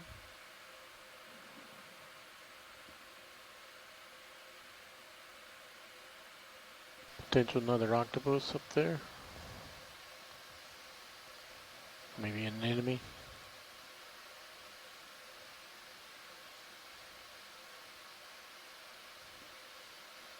Crab. Laser's clear. What do we have here? Looks like a crab. That is a little crab. And I'm not sure what's next to it. Your fogs are Sponge, still on, be maybe? advised. Can we have a little Okay. zoom on that? Just a quick one.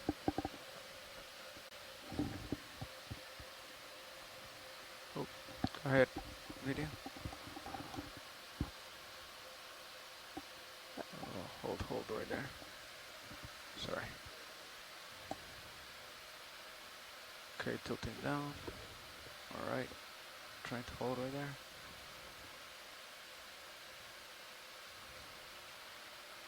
I'm not really sure what that is. Yeah, me either. I think it's a fly trap or some other anemone.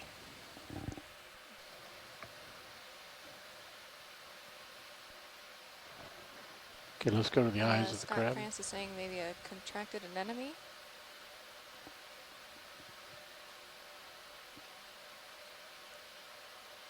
Yep.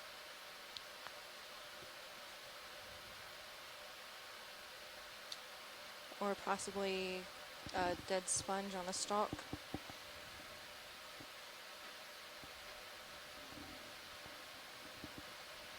Copy. Thank you. Bridge just called. Move is complete. Copy. Nav. Thank you, Nav. Holding. Yeah, so that's an anemone all closed up right there, right next to that crab. And let's fill the screen with the stalk too. Top of the stalk. It's good. Good little find as we make our way up this Actually, slope. the rotator's working pretty well. Today look much better than the past few days. I would agree. Is this the same one that the second one or the very first one that Levi I think it's the second one, yeah. But as I move You're forward, right. you're kind of So in shifting the off chat to my here, side there. we So have next move, some talk that might wanna was center a up. contracted Venus flytrap, Alternatively, I could, like an enemy that was attached to possibly No. a dead Ahead a little sponge bit, stalk I'll come back. behind the crab. yeah, sounds good. Camera's at 6-0 for reference.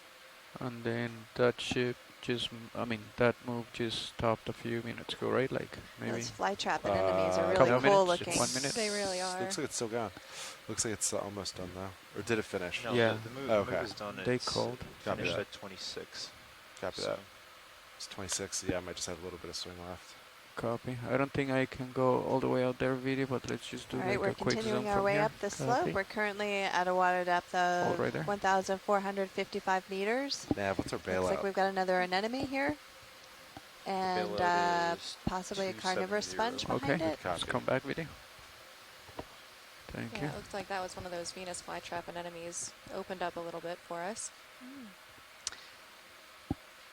Tilting up. Rian was saying that these Venus flytrap anemones have kind of a bumpy skin on Do you them, want to and bump that's your one of the fogs ways off? you They're can still on. identify them.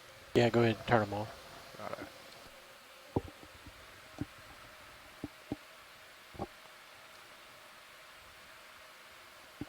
Yeah, it's like these anemones are Here's something suddenly that looks prominent. interesting.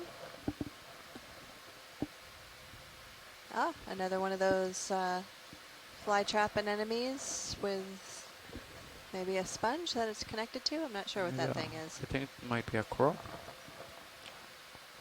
Could be. Let me get a little bit closer. Hold on. Okay, continuing on up this slope. Okay, tilting down.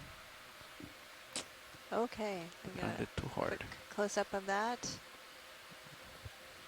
And the sediment plume that's overtaken Sorry, it. video. We call that It feeding the does look locals. like a coral. Rian is Should somewhere clear on in the a ship second. jumping up and down that it might be a coral.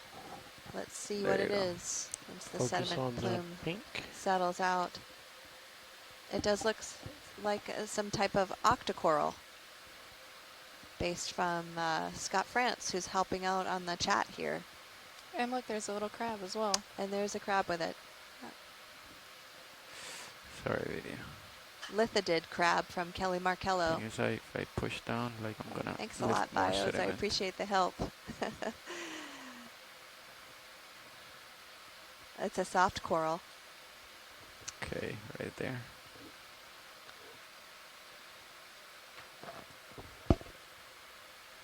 Gonna tilt down a little bit.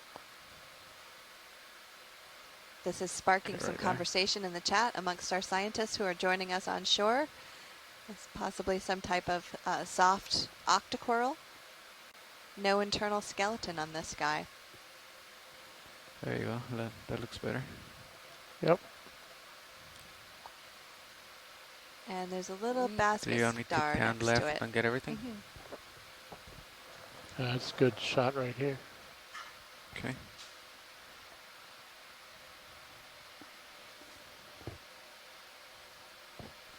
Yes, and Rihanna's definitely jumping up and down somewhere on the ship because she's saying it's an unusual coral.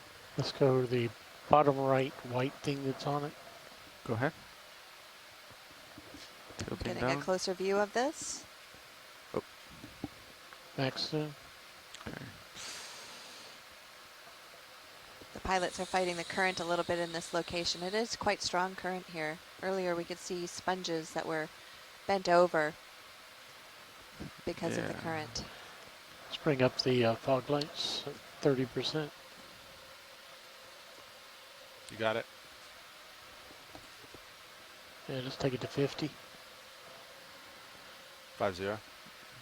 Yeah, I'm not sure what that is, but maybe like a brittle star. I think it's a basket star because its arms branch out. That's what science said. Okay. All right. Well, Hey, you're good. video's clear. Copy. Fog's coming Lasers. off. Go ahead. Good deal.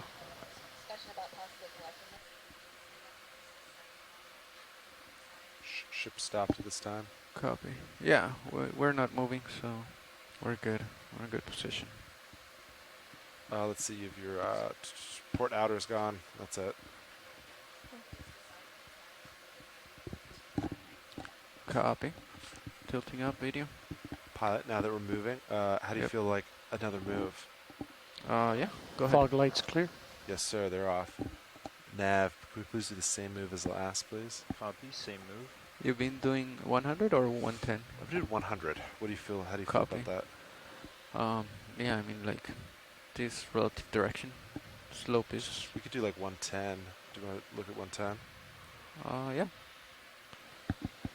Let's see. We'll do a 110 move instead. Yeah, sure. 20 meters, 110, Nav. Okay, 20 meters, 110. Thank you, sir. Okay, well, we've decided to continue moving up the slope here. We can see a couple Bridge, more this is Nav. sea stars down below. One thing I learned today was the difference between a sea star and a sun star. Sun stars have a lot more arms than these sea stars. And this looks like one of these sponges. One of the carnivorous sponges. Carnivorous sponges, yeah. Yeah, it is okay. And we collected one of these earlier. It was really cool to see how deep the root system goes to help it attach to this loose sediment. Okay, if I get too far, Yeah, I was pilot, not expecting to see that. That was really fascinating. Yeah, you got it. You look good right now. Copy. All right, let's come this way. What do we have here?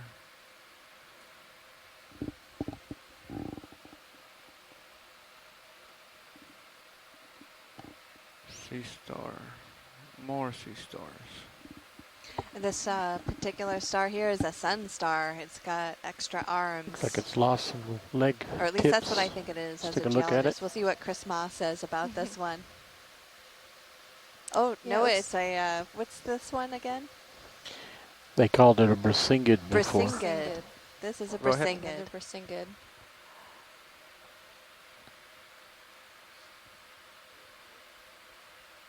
Looks like it might be in the process of regenerating some arms. Let's look at the left one. Oh, yeah.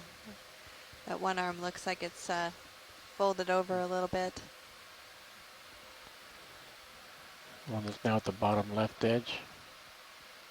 Oh, okay. Thought you were going for the top over there.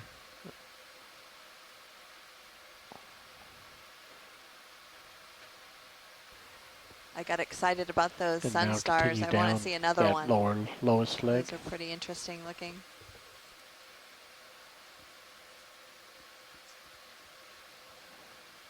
It's a nice view here of the arm of this Brisingid, though. And just pan up the body. Copy. It's also a good view of the sediment again here. Hold there. Fairly coarse-grained sediment. But this is, I'd say, would be medium to fine-grained sand here. Drifting.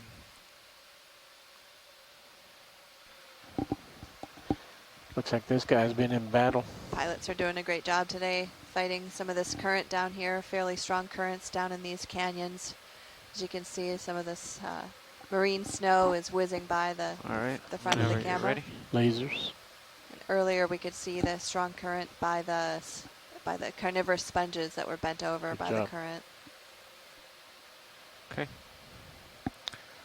Just come out. Hello, this is Chris Ma again. Hello. Hi, Chris. What do you think? Hey there. So, well, this is another Brisingid, but it's really interesting because, we had seen a Brisingid a couple of days ago, and typically Brisingid sea stars are suspension feeders. They hold their arms up into the water. Snail, right? And you may remember I was talking about this, but they have spines covered with bear traps, and they capture prey as the water currents move past them. And so typically when they're feeding, their arms are upheld into the water in a basket to capture food as it's swing by. These, we've seen two of them already, and I don't know if it's just because they've both been damaged or if there's just a different mode in this, whatever this is, because it looks like a different genus. And their arms are shorter, and they're like all flush or close to being all pressed onto the bottom. Okay. So that's a really strange kind of behavior. I'm not quite sure what is going on with that. Scott noticed it as well.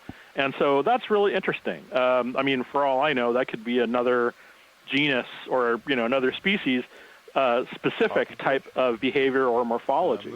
But that's the thing, is we often don't know what's going on with a lot of these things. The arms could have all simply been eaten, or it could have been the soulaster, those sea stars. It could be any of the fish that are around here, because they also look like all of the arms have been bitten off.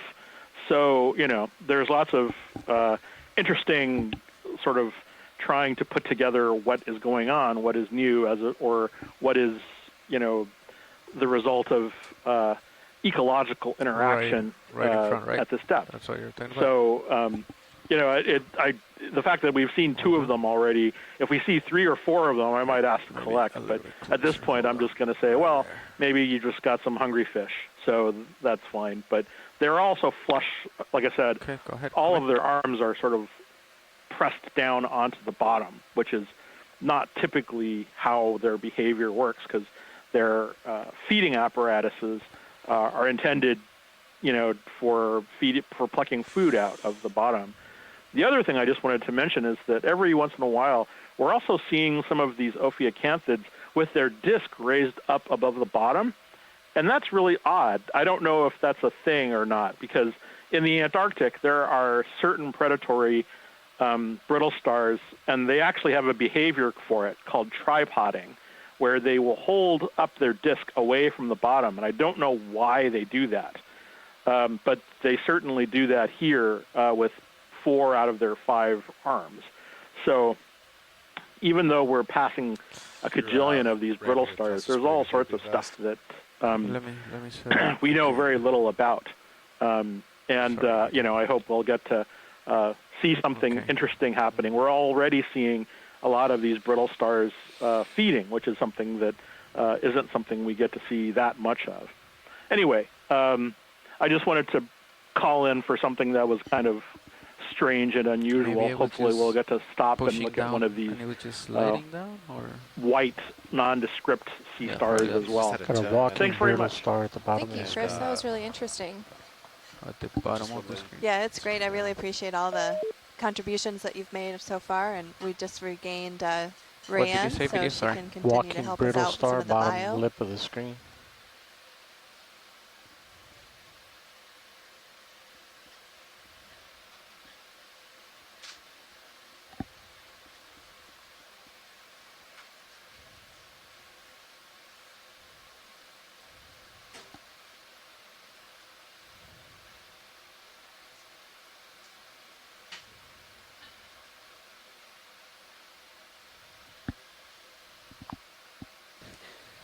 This is a great example of how these brittle stars sometimes cover themselves in the sediment. So very often when we go over sediment plains, you might not necessarily see a lot of life to begin with, but you go just under that surface and you'll be able to see the animals. And some of these brittle stars, some like to hang out on the top, but some also like to cover themselves in sediment. So you can just see the tips of the legs poking out. And sometimes you don't even see that. Sometimes you just kind of see the shape of the brittle star.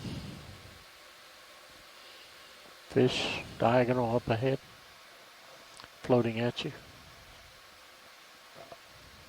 Go ahead, partial in.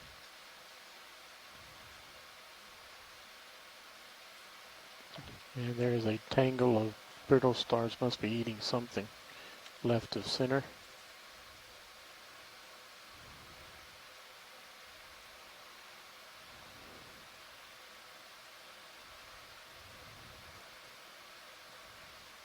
Okay, quick zoom right here. Quick zoom right there. Nope.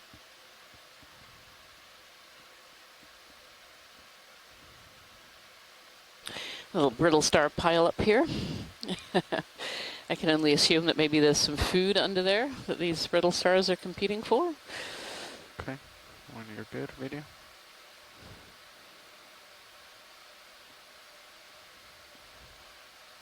Well, potentially they're trying to escape something and climbing all over each other, but I don't know. There seems to be plenty of room.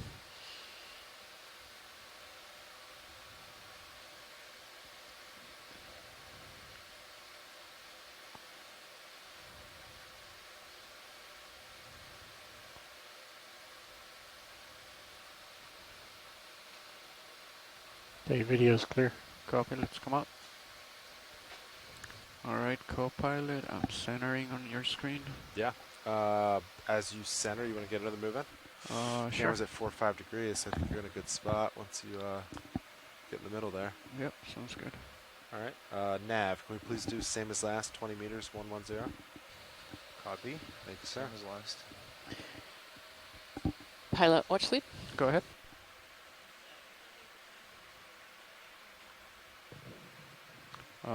Yeah, of course. Maybe our co-pilot can do the introductions for us. Yeah, sure can.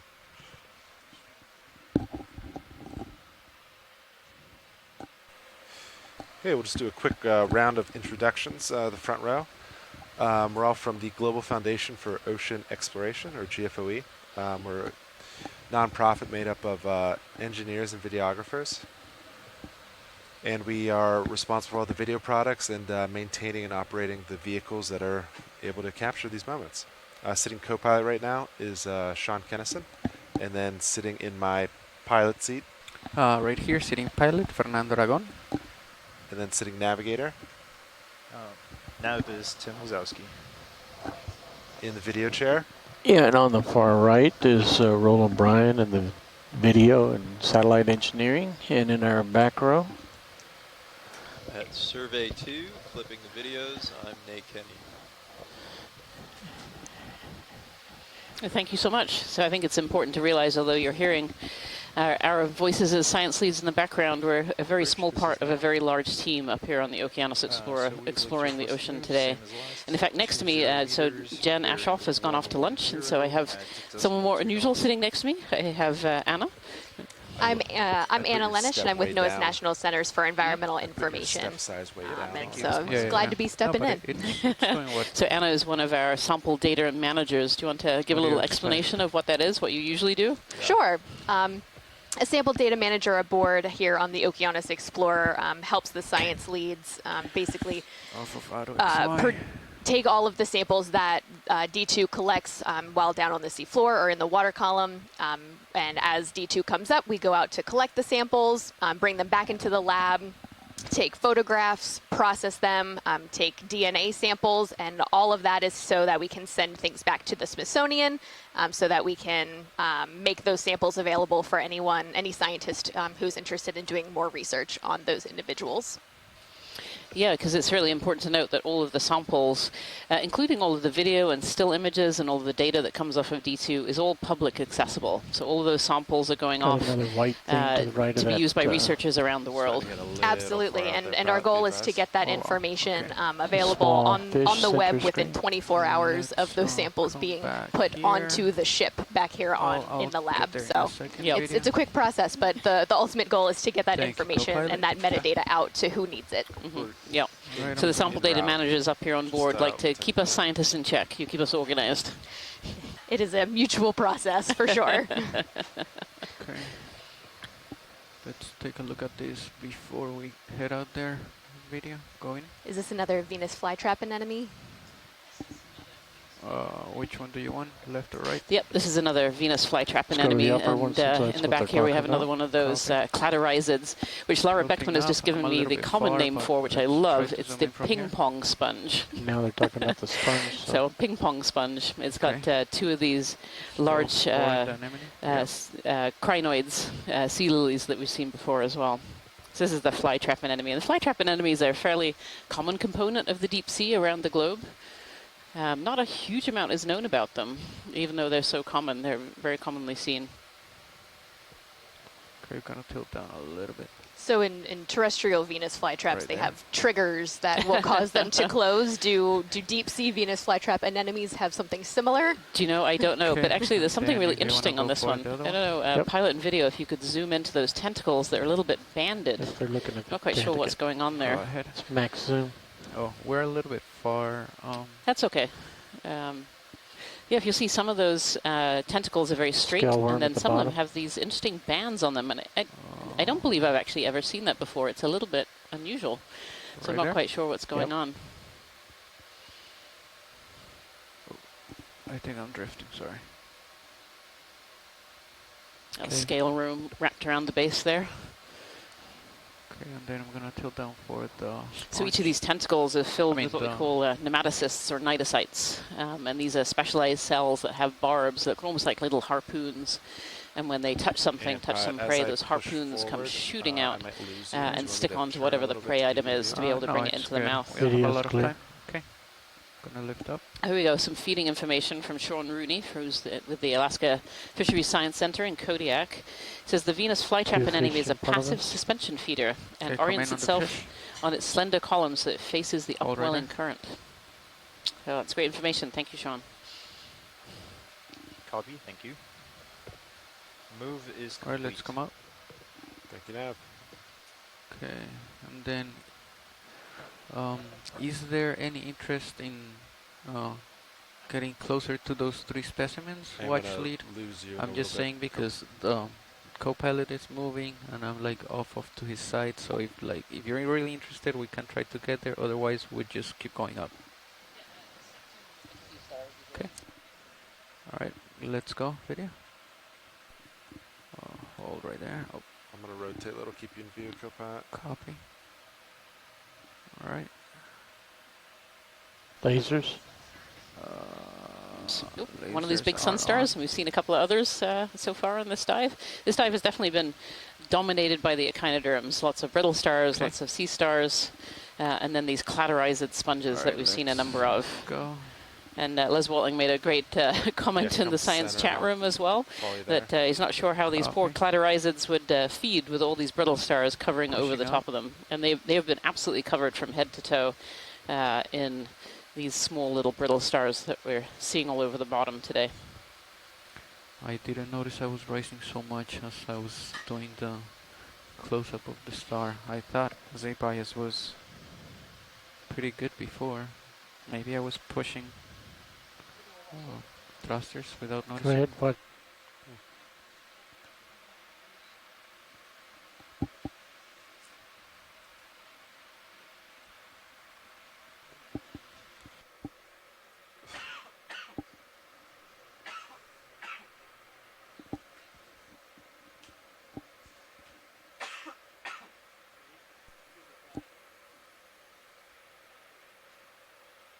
All right, I'm centered back up, pilot.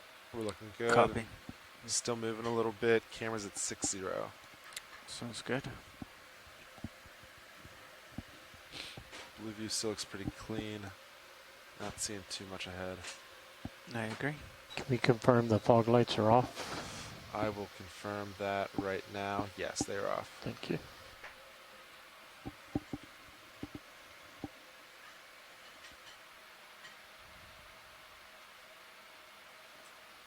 Look at the white stuff, bottom center.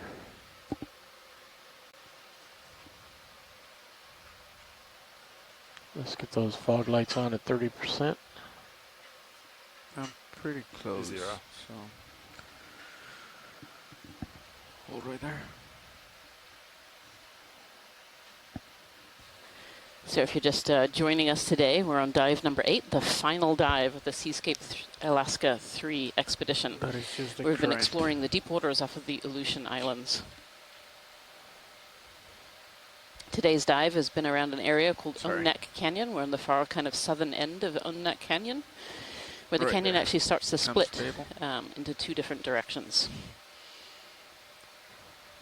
It's been a very sedimented dive so far. Lots of sediments, lots of echinoderms, and then this is a little bushel of hydroids with all these amphipods on the inside. And we heard earlier that these amphipods are often brooders. And so there's a bit of speculation as to whether all these little tiny amphipods are actually the brood, the young of these 2 larger amphipods. And we've seen a number of these bushels of hydroids, for a better term, that have those 2 large ones and then a lot of little small ones in it. Okay. Small fish upper right. Hold the lights. Holding. We've also been lucky enough to spot some nudibranchs on the bottom as well. And some sea snails. And here I think we have a fish. Partial in. Coming almost center. Hold right there. Yeah, a fish sitting on the bottom there with a brittle star arm draped over its back. Okay, come a little bit closer. Hold right there. I wonder if this is a type of potentially a sculpin, though I'm not a fish biologist. I'm a coral biologist. So. Okay. The thing is, if I don't go down, like I start just going with the current. Yeah. Like, let's come out video. Let me reposition. The danger is if It's you good enough. Lasers. much rust on, you could jerk pretty good. Lasers across the fish.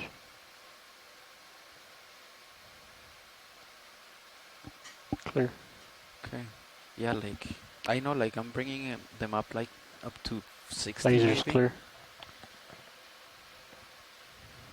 Do you want another zoom or? I think we're good. Do you want lights, fog lights off? Fog lights off, thank you. Fog lights are off.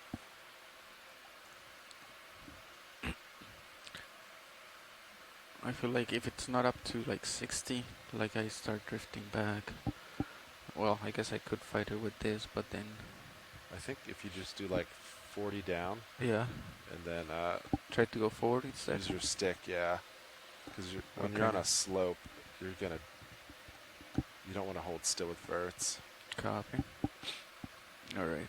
It doesn't feel that steep though. I guess my mind is just thinking that it's a lot less steep than it actually is. It's not that steep, but it's just so soft. It's also, yeah, it's you're going to like just sink and move, you know? Yeah. It's not like you're going down on like a hard rock. Yeah, makes sense. I'll put camera to 45. Yep. That's 45 there. Okay. How do you feel about another 20 meters? Yeah, sounds good. All right. Nav, same as last, please. Copy, same as last. Bridge, this is Nav. We would like to request to move. Same as last, 20 meters, bearing 110 at decimal 2 knots. Top center of screen, brittle star that's lifted off the sediment. Yep, thank you. Looks like a good image of what he was describing before. Okay.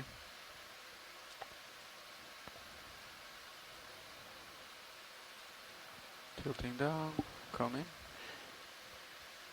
Right of center.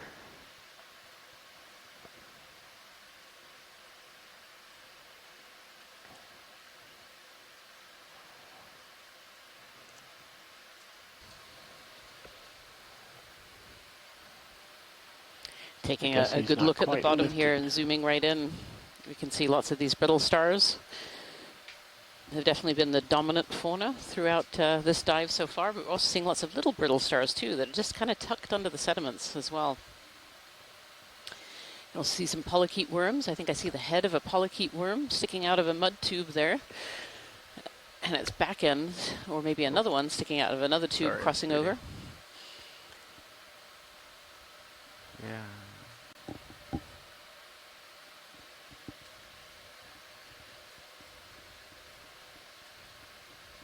It's a good example of how when we land in these areas that might look relatively plain or monotonous, you could say, with all of these just brittle stars, when we actually look a little bit closer, we can see there's actually quite a large diversity within the sediments there, living in the sediments, the tubes and the tube worms, all these other types of brittle stars as well. We've seen snails, we've seen the nudibranchs, we've seen lots of other organisms when we just zoomed in just that little bit towards the surface. This white video, right? Yeah, bright center, just low. Bottom. That's the one. Yeah, hold right there. What's this? What is this here? Oh. Okay, so I'm right there. Gonna tilt down. I don't know what that is. Something that's been eaten, maybe?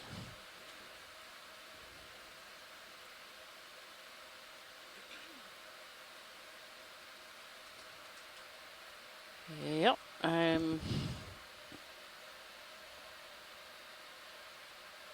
yeah, I don't know what that is.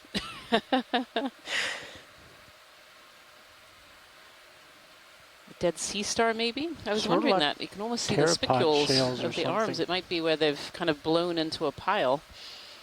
Is that maximum? The ossicles, that is I should say. Let's okay. bring up the Scott lights, France 20%. suggests maybe a pile of digested bits that fog was lights, under one of those sun 20%. stars. That could be true as well. We saw some of those sun stars that were raised up in that bring it up feeding 50. position. And maybe this is what was left 50. behind. It's not Interesting. helping bring out any details.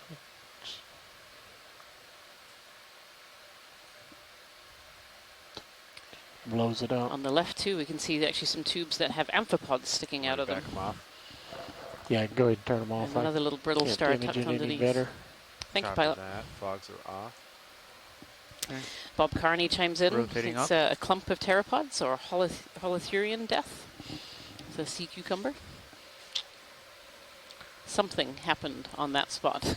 It's like a murder mystery in the deep sea. I agree. What happened in the deep Something sea? 25 meters Yeah. out. Pile of Something hard small. parts. Pile of Alright, hard it's kinda parts in on the route. sediment plain next to the sea Let's star. go on Yeah. and Well, those are investigate. similar mysteries that we get when we're looking at ancient rocks, because can't we reach it this really smooth, only get to but- see a lot of the hard parts, Probably at least get and occasionally I'm some moving towards you. traces. Yeah. So About- more than occasionally we see How long was traces, the- but not a how lot of long, our how far was the interpretations from the Just rock 20 record are meters. based on Copy. whatever's preserved, and those typically are hard parts of these organisms. So a lot of these softer organisms we wouldn't really have any record of, except for traces that they leave behind. Thank you, Bridge. Which is really interesting. You know, there's so much, you can see so Copy, many of the thank you, animals ma'am. have those soft bodies, and so much is just not recorded. And I know you've mentioned before that some of these tubes are also sometimes recorded. Is that right? Oh yeah, yeah. These so the crawling traces we've been seeing, we see a lot of those, and the feeding snap traces we so. sometimes see that in the deep As water. I flow over. There's just a over. lot. There's a lot more burrowing here than I expected, to be honest. Typically in the very deep water, Come out. geologists are Tilting up. they tend to lean towards the idea that there's less life living in the deep water because it's less oxygenated and it doesn't get any light, et cetera, et cetera. And Okay, I so think I see. we tend to See it lean right there. towards more deeper water environments when we don't see a lot of burrowing. And so it's really interesting Yeah, for let me know me if to I see get too the far. deep water, seafloor, and for it something has else. impressed upon me Yeah, that a there's a couple- lot a little living more. here. There's also But something a right lot there. of this would So, not really leave I think it's much we're looking behind, 15 Right. meters out, aside a from the little to your right. traces. Oh, but that's so not it. that's really No, it's interesting. not it. Farther away. It is really interesting. Yeah, well, I'm glad we've changed your mind at least. I don't know what to do about it. I'll just look at these two, I'm trying to and then if you feel reconcile like you what need I've another learned move, as a go ahead geologist and over the call it in. years in stratigraphy, Probably and most interest on the upper and left. what I'm seeing right now. All right. Certainly, Put one in it after seems that. like our models need a little adjusting. So but it's hard to take all the complexity of the modern environment and try to apply it to the ancient, because there's most of the pieces are missing in the ancient. It's like reconstructing a jigsaw puzzle where half the pieces are gone. And but that's one of the reasons why I think it's really valuable for geologists to see this, even if they don't work in the deep ocean, even if they don't even work on modern oceans, period. It's really valuable for them to see this kind of stuff. That's great. Center it up. There you go, right there. Go ahead. Yeah, of course. All right. So you're gonna decide, or for sure it is collection target? Copy. All right.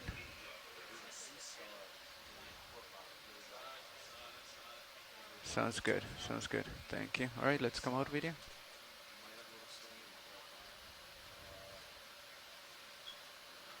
Okay, it's a little.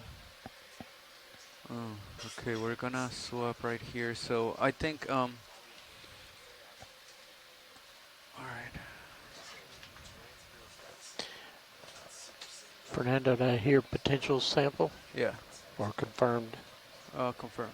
Suction or grabber? I'm not sure yet.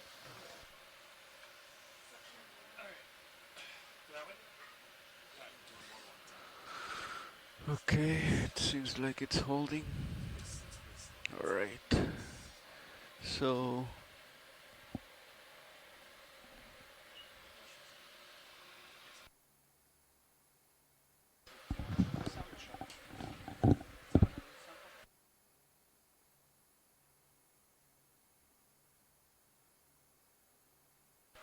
Okay, Pat.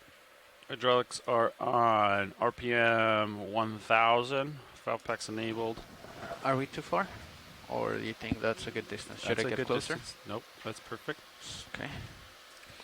Then you said hydraulics are enabled. What sample box you thinking? Or suction? Watch lead. This is pilot. Do you think it would be better as a suction sample? I don't know how much of the... Is that a coral? A hydrate. In a box. Okay. Alright, so I think we only have the starboard boxes, if I'm not mistaken. Port inner, so okay, maybe we'll go in the port inner. And then let's come in video on the main Zeus. How long ago did we stop that move, Nav? We completed the move 4 minutes ago. Copy.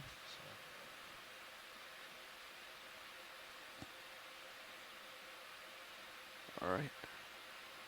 You're moving a little bit yep. on the ground. Oh, you're driving. Sorry. Did you guys want to deploy the port arm? Yeah, I'll do that. If pilot's okay with it. Hold on, yeah, go ahead. Let me just settle. Back. There you go. Okay, center. Okay, that's going down.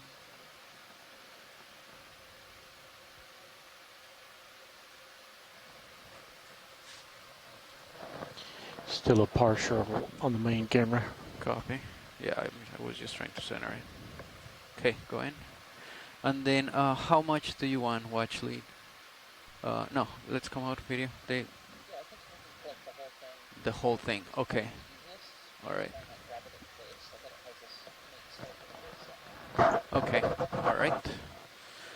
So, yeah, I think the crinoid is gonna fly away. Video, and then when I grab it, I'll bring it in and we'll take some pictures. Copy. Okay, so we're ready, co-pilot? Yeah, hydraulics are up. Copy.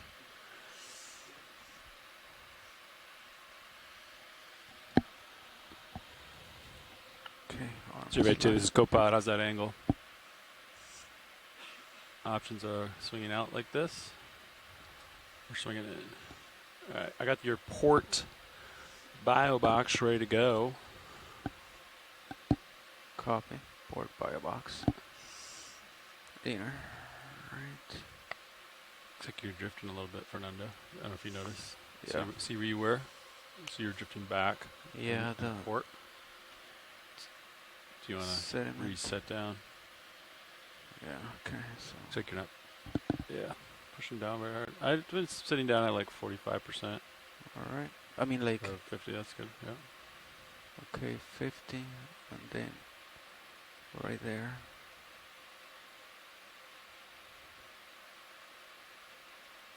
Okay, let's see if it holds right there.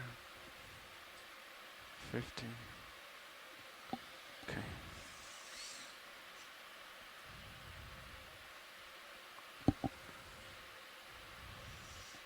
Before we sample it, can we tilt the main camera down to get a photo with the R3 camera? It's in a pretty good position. Okay.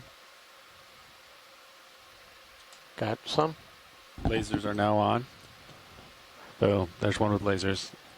Got it, thanks. Lasers are back off. Copy. All right.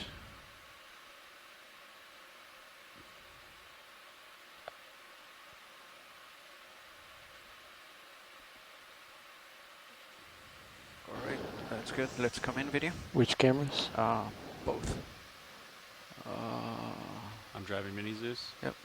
I think that's probably good on the main, and then keep going on Mini Zeus.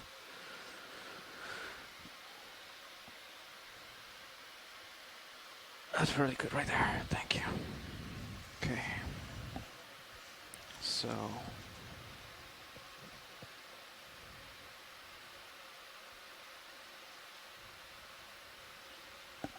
All right. Grip force 1. Should I increase it, or that's good? Oh, it depends what you want to do. I mean, we want to take the whole I'd do grip force 2 just because it's easier to manage on the button. Copy. And then I would imagine, I was thinking squish it completely, but don't cut it, and then pull its roots out. You know what I mean? Okay. That's what I was thinking. Or cut it and leave something behind. Those are your two options that I see. She said that she wanted everything, so I'll try to squeeze it. Yeah, maybe like squeeze and crush it, and then pull out. What if you drop the fingers a little bit more and got a little bit into the sediment? Yeah, he'll get there. Yeah, I'll get a little bit closer. So yeah, just like get it right after the blades. Some of it will be in the blades, but get some of it after the blades, outside the blades, to where it's just grabbing the main stem. And the main stem's probably close to where the crinoid is. So more of like a squeezing crush, not a cut, and then just kind of pull it out of the ground. That's probably good for when they push it down pretty hard. Okay. So let's see.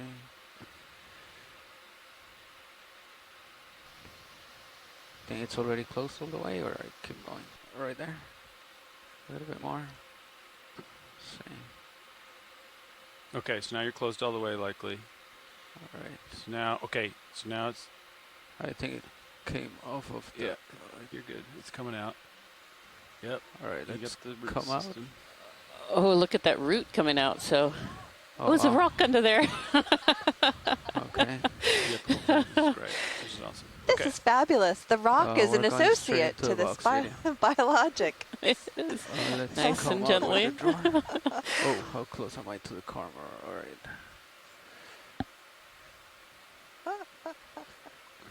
This You is see that great. on camera, right? Yep. Okay. I wasn't looking at it before. All right. All right, hold on one second. There you go. Oh, thank you so much. Get that out of your way. We have something in port outer, right? Yes, I think port inner is vacant. Nav can confirm. Okay. Port inner is vacant. Roger, you're going for port inner. I think one of the joints is locked right here because it's not going. Or am I hitting it against something right here? It's not going back. I think this is. Alright, let me index out. Hopefully it doesn't open. Okay.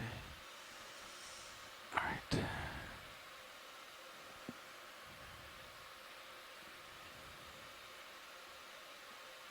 Okay, there you go.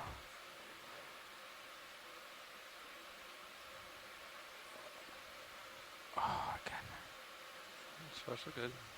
The ball, root ball, yep. It's almost, yep. It looks like it's turning in now, yep. Probably drop it from there if I fall in. Alright. Easy open. There it goes. We'll go right in. Alright, we're good. Alright, you're clear. You can close the door. Oh, that was an interesting sample there.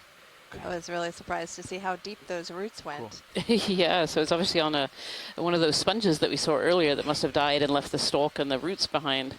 And then potentially a little rock in there. Yeah, hard to say. Hard to know. I guess we'll see when we bring up the sample what it was really attached to down there, but that was a really deep root system. Yeah, it was. As they were about to put it in, it looked like that ball does it look sort right of there? came Yeah, you apart good? like it was Arm is good, consolidated sediment. Copy.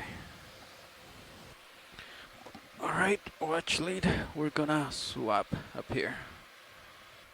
Thank you so much, pilots. That was a great collection.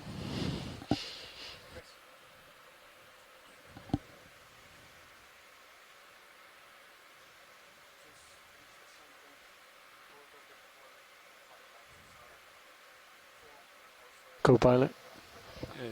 I see red on your screen, control screen. Yeah. This thruster? Are you talking about? That one? Yeah. No FBL. Yeah.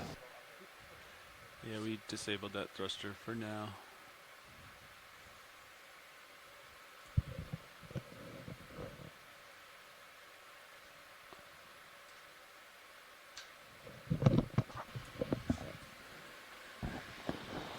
Which way we've been going, Levi? All right. Basically, you're heading. You want to get another move in? Sure. Is it okay if I leave this arm out a little bit? Yeah, I think so. Okay. All right, don't take this monitor back. Right on. Slide HD. We'll let Nav swap out, and then we'll do it.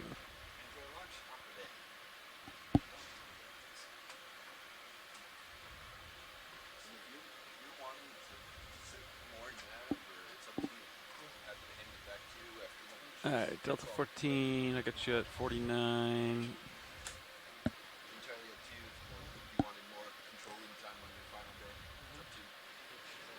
Pretty flat. Yeah. I'm going to bring hydraulics down. I'm leaving the arm out. Like that. Let me know if... yeah, that's fine. Okay. Hey, Nev. How you doing? Roland, just holler if you see something we haven't seen so far. Nav is good. You want to get some move going? Let's do it. Previous nav had Pretty 20 fat meters at star 110. upper left. That sounds good to me. Roger. Upper left. Can work. Bridge, Harvey Nav. So Yes, can I do a Octopus ship up there? move, please? Same as the last. 20 meters, bearing 110.2. Looks like we're coming up on another sea star that's had a meal. Thank you, CO.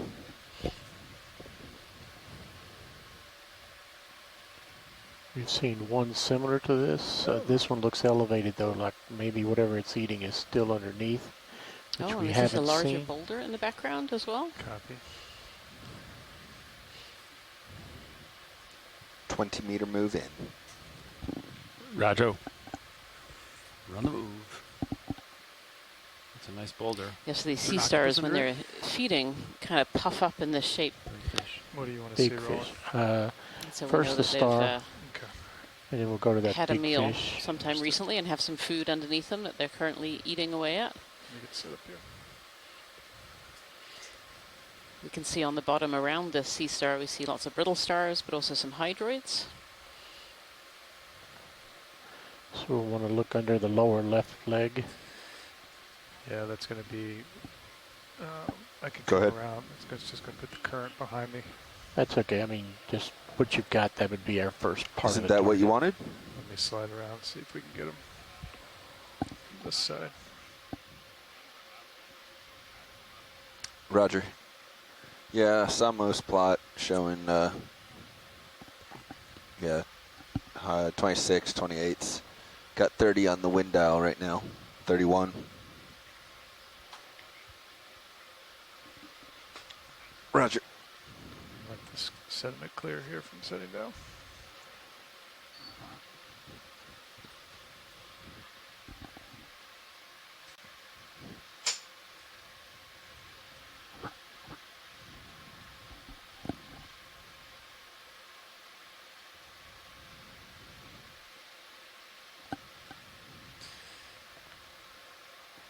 All right, you can take that. Yeah.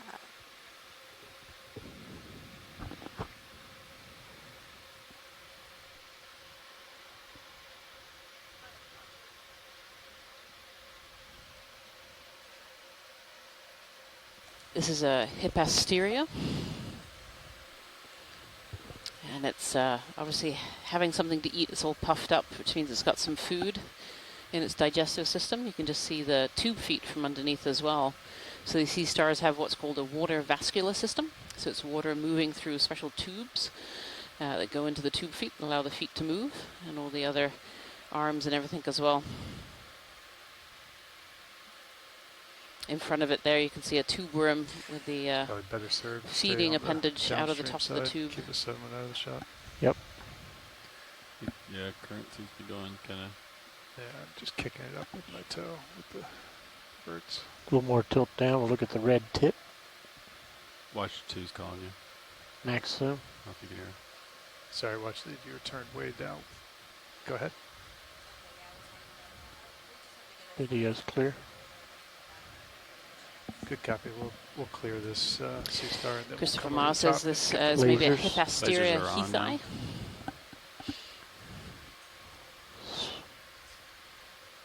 That's quite a large one. Look at that. 10 centimeters. That's probably a good 15 centimeters arm to arm. Okay. Full line. Okay. Christopher Moss says these are documented coral predators, so we're not really sure what it's eating. I wonder if it's eating the hydroids there. This fish is on the left edge. Which are a close relative of the corals. Fish is on the left. Thank you, Another Bridge. Nidaria. Yeah. Okay.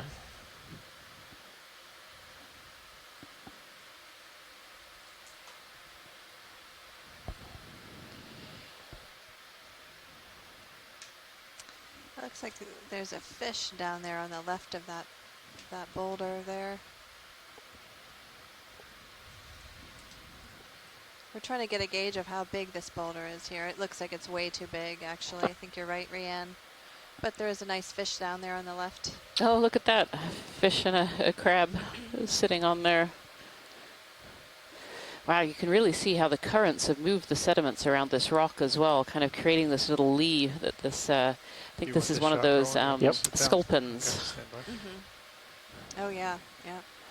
And this clast here is a really black looking clast. No, that it's is just probably king basalt crab. or maybe basaltic andesite. Very big arms. Could be getting into more andesitic. It's really hard for us to say the rock type until we get it back on board. Yeah, I think this is one of those giant blob sculpins that we've seen previously, that we have a couple of fish people. Oh, yeah, Elena Jorgensen is, hey, look at that, I knew a fish.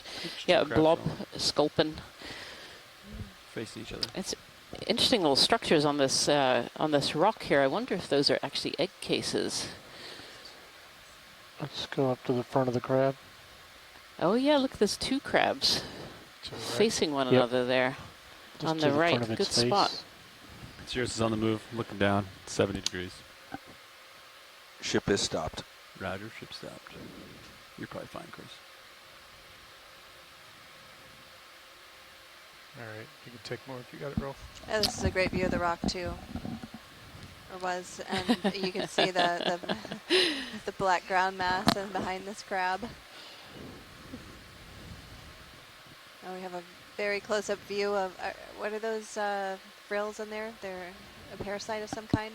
Yeah, they look just like the parasites that we saw the other day, sticking on the top of this crab here. They were, I believe, leeches identified. Oh, and all down the legs of this crab as well. Okay, let's look tight at the rock with the white circular discs.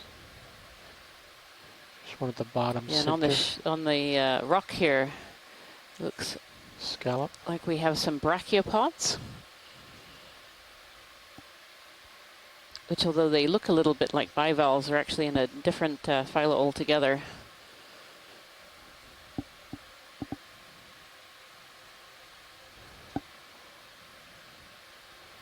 Lower left, fuzzy dots.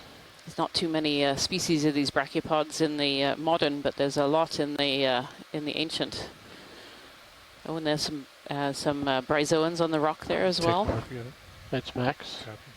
And the amphipod sitting on these hydroids here. And let's continue over to the fish. Understood. Panning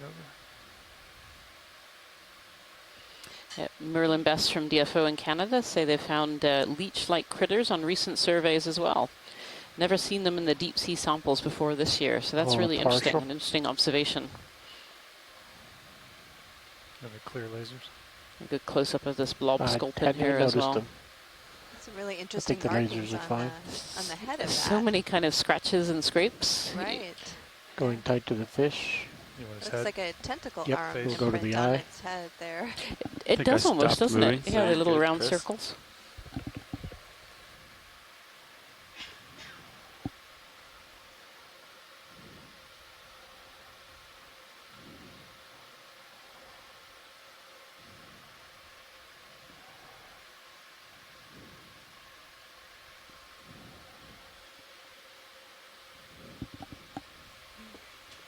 Chris focus, pulling out slow.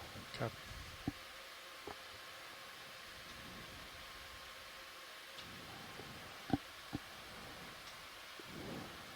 Those dots look like suckers. Maybe a sucker, some... I think those are sensors rolling. Yeah, but in a pattern that's not consistent. Oh, the lower ones? Dots? Yeah. This. Okay.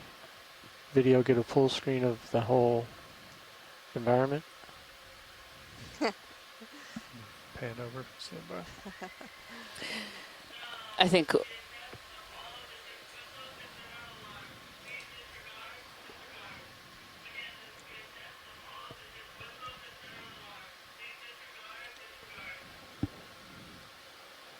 Whenever you're ready, Roland.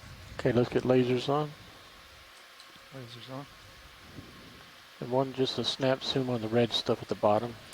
Well, there's definitely a lot of interest in this rock from the shoreside component. I'm afraid it's definitely too big to fit on D2. If we were to pick up this rock, though, we would get a lot of life as well. A lot of different species that are living on this particular rock in this sediment area. Okay, we'll let him go.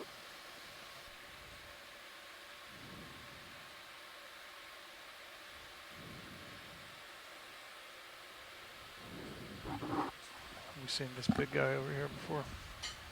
We have not. These rocks are literally magnetic. Right. Magnetic to the animals. Yeah. Yeah, any kind of hard surface like that, they're just these species that need that hard bottom to be able to survive. And then you have other species that like the hard bottom to be able to hide from predators and keep out of the way. True, and also some of these volcanic rocks have magnetic minerals in them. Oh, okay, there you go. Maybe there's something to that. Maybe there is. Look at this giant sea star here.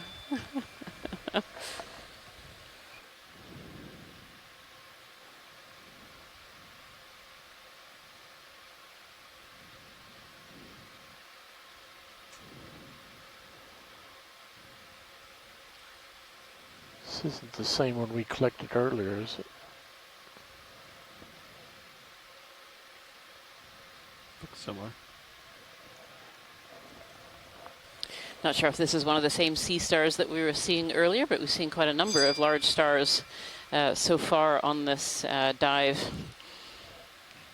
Take more there, Let's tilt down. Scott France making the observation that, of course, there's no corals living here, and the larvae don't stand a chance. And that's because a lot of these sea stars are coral predators. They'll actually come and eat eat corals.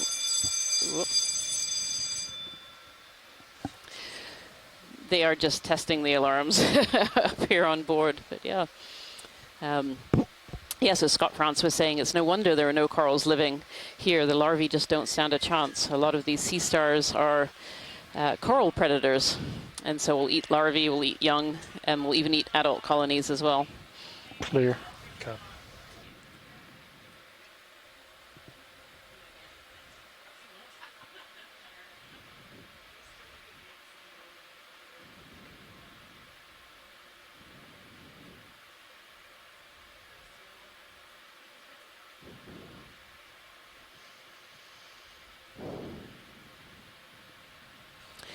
Talking of sea stars having a snack, here is one with, it's again got that feeding behavior on top. Lasers on them on a flyby roll. Keep moving.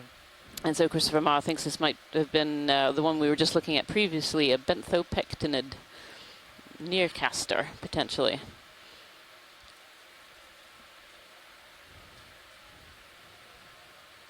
You're on my starboard side. Copy, coming over. So if you're just joining us today, we're on dive number 8 of the Seascape Alaska 3 expedition. And we've been diving today in Umnak Canyon on the very southern end of Umnak Canyon, where the canyon splits into, we've been diving up a ridge system. And we started the dive today about 1,484 meters and currently at 1,440 meters water depth. And so far this particular dive, it's been incredibly different from what we saw yesterday. It's been very, very sedimented, lots and lots of echinoderms, lots of these brittle stars and sea stars. We've seen some nudibranchs, we've seen some anemones, we've seen these carnivorous sponges that we hadn't seen before on this particular expedition. So an exciting dive, but very, very different from what we've done before. Yeah, this is a really different one. I don't think I've ever seen this many sea stars before. And this location is unique because it's at the confluence of 2 tributary systems that feed into this very large canyon called Umnak Canyon. And so a reasoning for choosing this location was because of all of this snow that you're seeing in the video here. There's a lot of flow coming down both these canyon features, and because we're at the confluence of these 2 little tributaries, you see a lot of nutrients being transported to this location.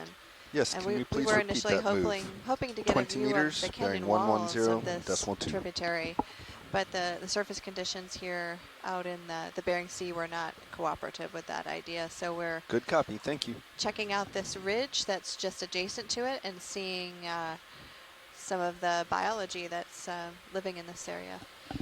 Yeah, and it's really interesting having seen all of this marine snow here. Had we been able to do that wall dive, I think there would be a fair amount there. So that's definitely a potential target for the future, having now seen just how much food there is in this system. Right, yeah, yeah.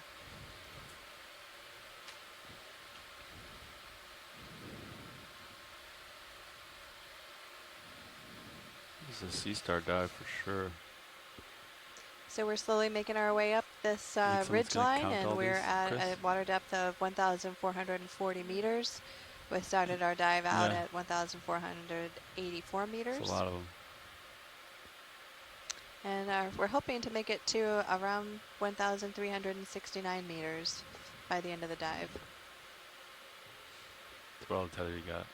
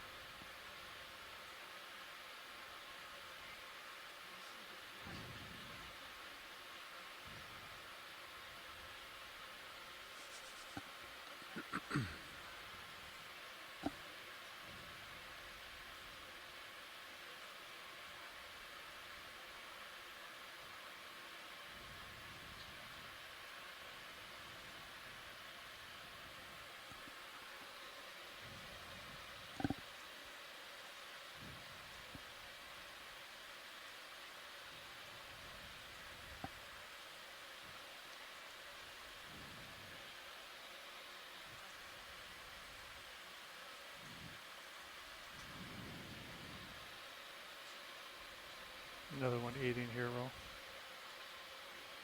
Copy. Oh. It's big. Definitely should brush lasers over that. Yeah, we can. Another one of these potential Solaster sun stars that's also eating. So there's obviously a fair amount of food for them down here. And Christopher Ma from the Smithsonian was called in earlier and let us know that these are predators. They'll often eat these brittle stars, as well as other organisms that are down on the seafloor. There's no brittle stars. And when they have this behavior, when they're all humped over like this, it means that they have food, that they're eating something currently. Other brittle stars? Empty ring around it. Yeah.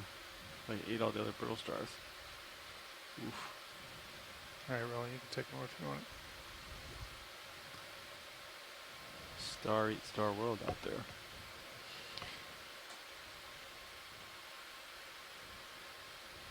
So some interesting information about that blob sculpin that we saw a little bit earlier from Elena Jorgensen.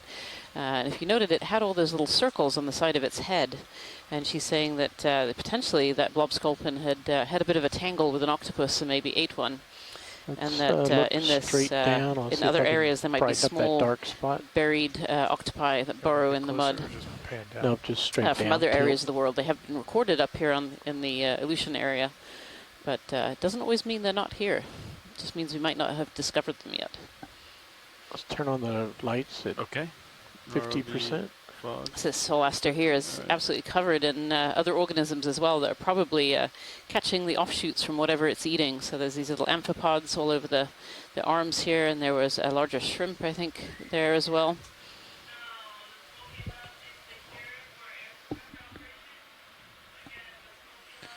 You can always exhale and flip him over. Just take your jaws. See what's underneath.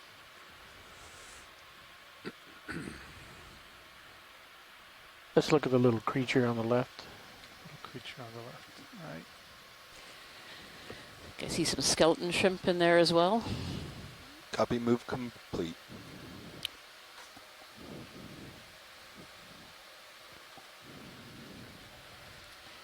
Lots of associates with this this Solaster Sunstar here. Video's clear.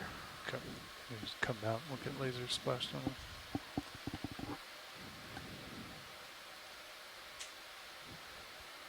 Certainly seems like that one has a big meal with how far that one's humped over. All right, fog's coming up. Yep. All right, let him go.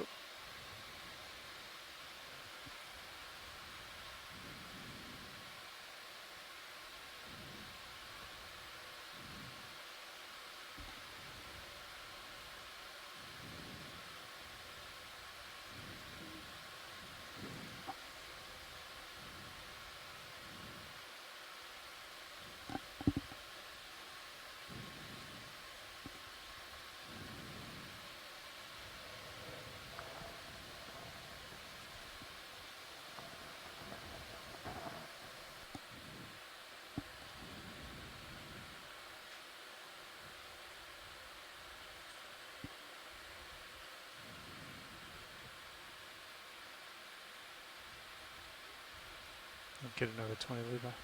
Yeah, let's do it. Okay. Bridge, RV nav. One more time, please. 20 meters, 110.2.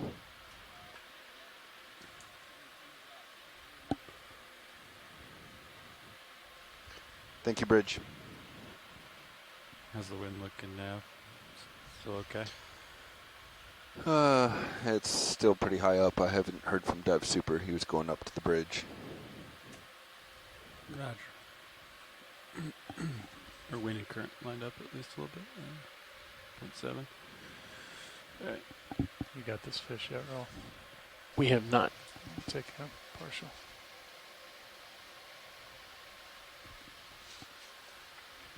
It's coming.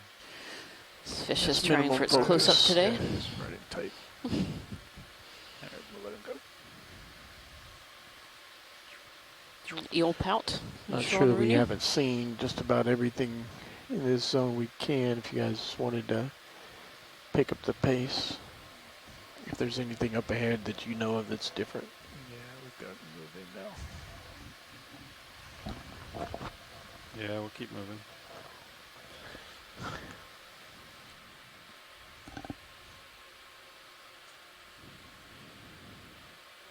No.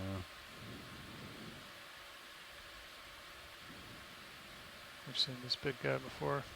Yeah. Yep, I think that was the one we just imaged two ago.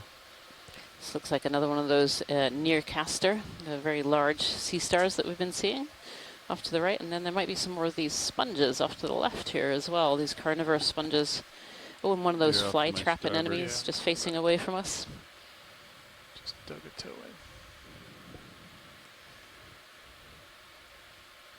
We've seen this roll. Yep. Copy. What about this tall guy of mine? Yep, carnivorous sponge. Okay. Can we do a snap zoom on the sponge, please, pilots? Sure. Thank you. Go ahead, roll. When you're ready. Yep. Yeah, so this is another one of those carnivorous sponges that we've been seeing. They're absolutely covered in these brittle stars, and this one has a small anemone at its base as well.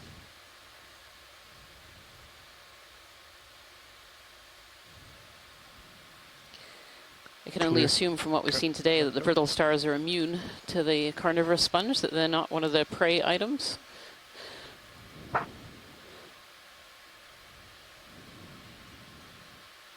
And are utilizing the height that the sponge gives to get them up into the water column to be able to feed.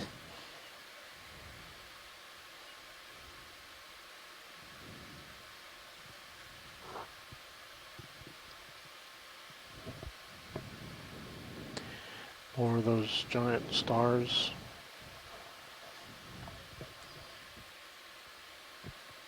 One of the 5 arms and one of the sun stars.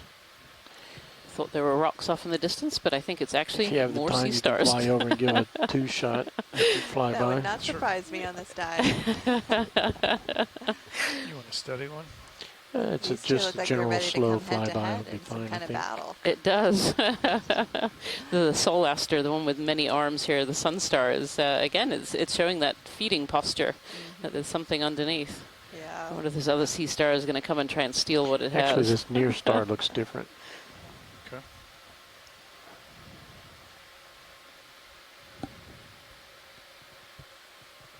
Oh, how pretty it is. This one in front might be a Pteraster. A little fish there swimming away.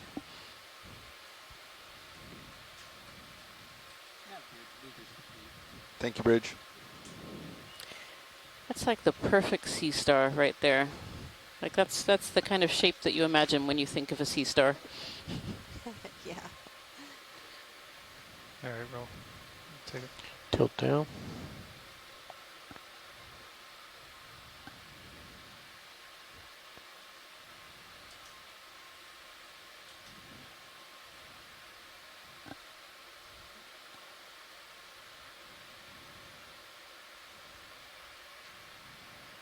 Let's look at the top center. I'm moving the port manipulator just so you know, pilot. Copy. There's some discussion on the chat about what this star is. Chris Ma and Sean Rooney both think maybe a Pteraster. And let's tilt straight down and look under it. I have the jaws very close to the ground on the port manipulator, just so you know. Understood. It's good over there. Chris Mara is saying this is otherwise known as a slime star. And if we were to collect it, it would slime us. That's okay, Chris. I think we're quite used to slimy things here up on board.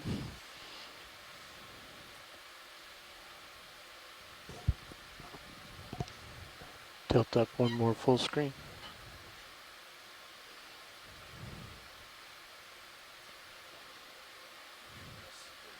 And lasers.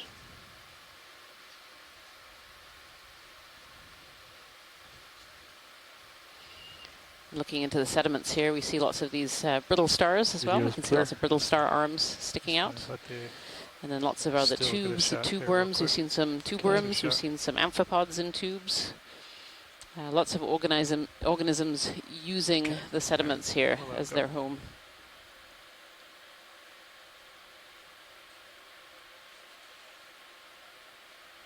Pushing out, Levi. Okay. I think I stopped moving, so you're good. Okay.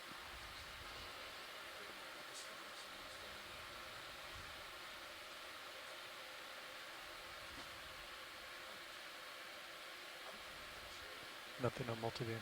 Yeah, looks very, very flat. Pushing up a little high. So again, Christopher Ma making the observation that around that sun star there were not many of those ophiuroids that are really carpeting the seafloor in this particular dive, as those sun stars are predators of the ophiuroids.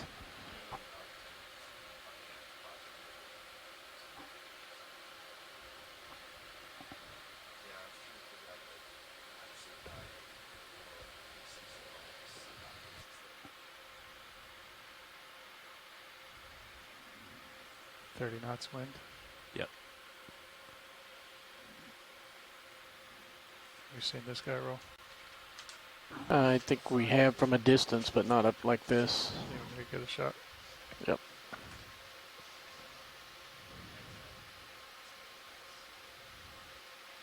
Oh, possibly another little eel pout on the seafloor here.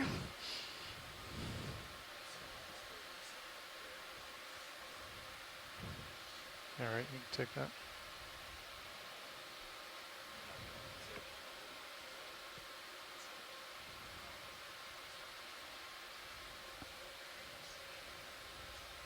Let's go for the head. Got a really interesting head structure there.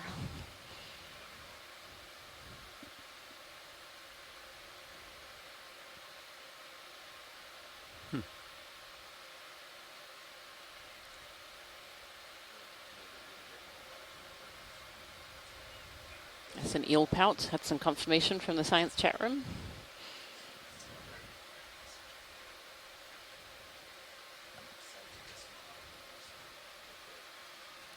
Seems like an interesting behavior, this. It's lifting its head up into the water and coming back down again.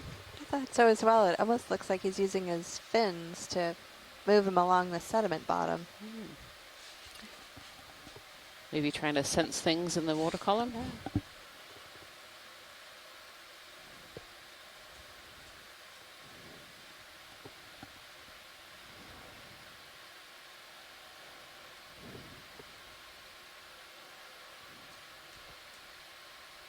Oh, there's a larger fish coming in here as well. Oh, no, that one was not interested in being in the shot. Lasers. Camera shy. Unlike this little eel pout. Yeah, he's a pretty little eel pout. Okay. They're the lasers, 10 centimeters across there, Full so high. about a 20 centimeter long eel pout. Yeah. Okay. Good size.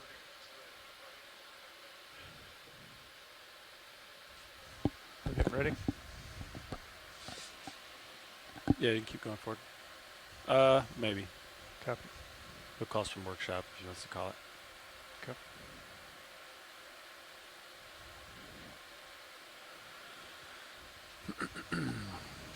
Delta 16, I'm a little bit of ways above you. Get some tet leash to play We're with. seeing more of these large sea stars here in the distance. I think this is another one of the, with stubby arms. You want to look down on it as you go over it. Which one? The big one. Maybe another one of those Terrasta slime stars as well in the foreground. We saw one similar with several of its arms. And then the low faster, the white ones, and then the really big one. The really big one there is interesting. It looks like it's lost some arms and is regrowing. You just fly right over it. I'm just going to keep moving. It should come in the shot.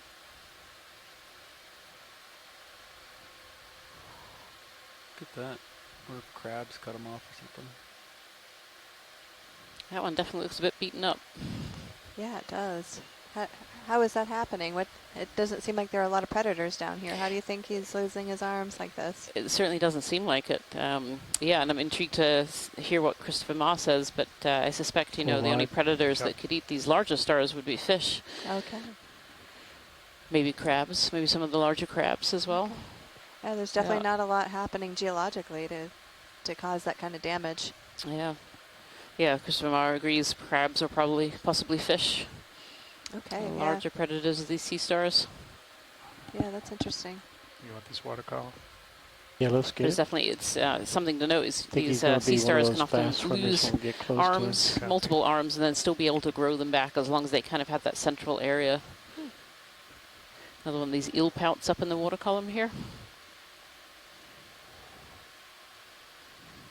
Coming straight at us. It's doing some acrobatics for us. It is. Straight up and down. So graceful. Look at that. He's inside us. Yep, full wide. Nice tracking.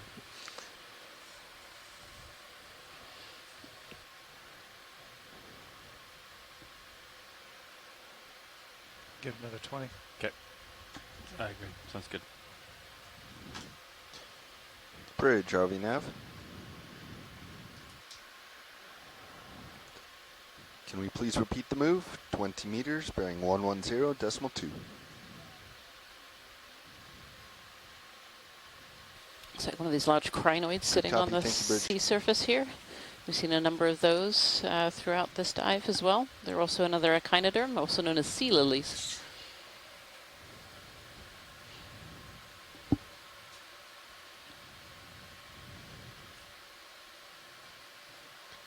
When you have some time and you want something relatively new, one of those shrimp, if we get like tight on it, we've seen one or two earlier in the dive.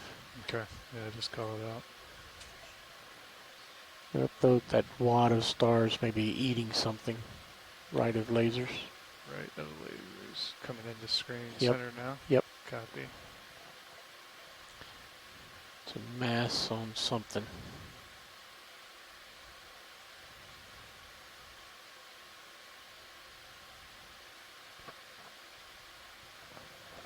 Take it. Tilt down.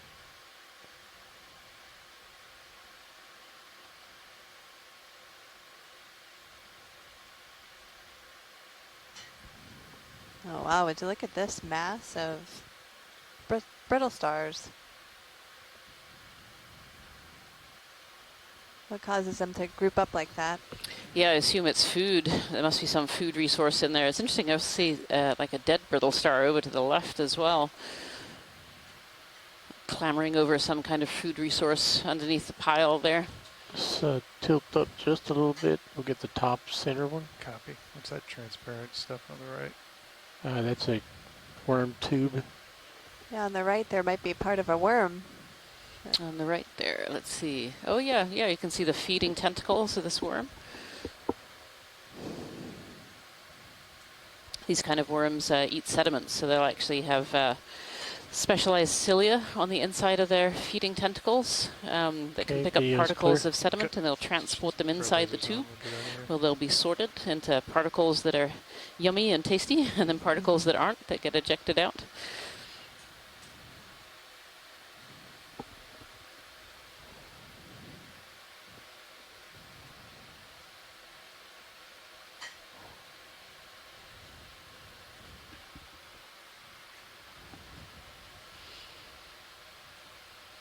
If you're just joining us on this dive today, we're on dive number 8 of the Seascape Alaska 3 expedition, where we've been exploring areas off of the Aleutian Islands. And today we've been exploring an area called Umnak Canyon. We're right at the southern end of Umnak Canyon, where the canyon kind of splits into two tributaries. We're diving today on a ridge feature that kind of goes up towards the top end of the canyon. We started the dive today in about 1,484 meters of water. We're currently in around 1,400 and just over 30 meters of water depth. We're diving in an area that's geologically interesting and very active. The Aleutian Island chain is home to numerous active volcanoes. Some of these volcanoes are fairly old. This nearest volcano is the volcano of Umnak. And it was formed around 2 million years ago, and it's still fairly recently active. The most recent activity was in 2008. Initially, this volcano formed as more of a basaltic shield volcano, and then later, a few other calderas formed on top of this. And so most of the recent activity is from these more recent calderas that have established. So the sediment we're seeing here is likely more volcanic. Yeah, there's certainly a lot of sediment in the water. We've been, the whole dive today has been absolutely covered in this marine snow, really thick marine snow. This is interesting. Here's a block. There's a block. Speak of the devil, there it is. This looks really big too. I don't think we'll be able to get it. Yeah. Yeah, it looks almost softer. Maybe, Oh, yeah. maybe it isn't. It might be garbage, yeah. Oh, yeah, it's definitely garbage. It's got some folds on it. Yeah. Oh, well. Oh, well. Got excited for a rock there for a moment. Yeah, it was brown. Scientific term, detritus. It was too big to pick up anyway. Yeah. Yeah. Coming back to center. Okay. And the sediment here is fairly coarse-grained. It's more of a fine to medium-grained sand, and it's probably been transported in or adjacent to this canyon where the currents are pretty strong to move that sediment. In order to pick up sediment, you need to have quite a bit of flow. You get that lift, kind of like an airplane. As the air goes over the wing, when you get to a certain speed, you get lift off. It's the same general process with grains. The water moves over the grain, and you get a lift force from underneath the grain, at which point you can entrain the grain, and then those grains interact with each other, and they start to saltate on the sediment-water interface or sediment-air interface. And here, I think I see little bands of sediment, but it's not necessarily rippled. Most of what I'm seeing is bioturbation throughout the whole sediment pile. And it was really interesting to see how deep those roots went with those sponges. Yeah. The root system on those sponges is really, really fascinating. Yep. And I suspect, these tube worms, a lot of, we're seeing these tubes sticking up from the sediment to the top ends of these tube worms. Fish, lasers on. I suspect that those go down quite deep as well. We have a pretty big fish here in the background. Looks like another rat tail of Are some the kind. lasers on? They're out there somewhere. Just gonna try to settle them up. Stand by.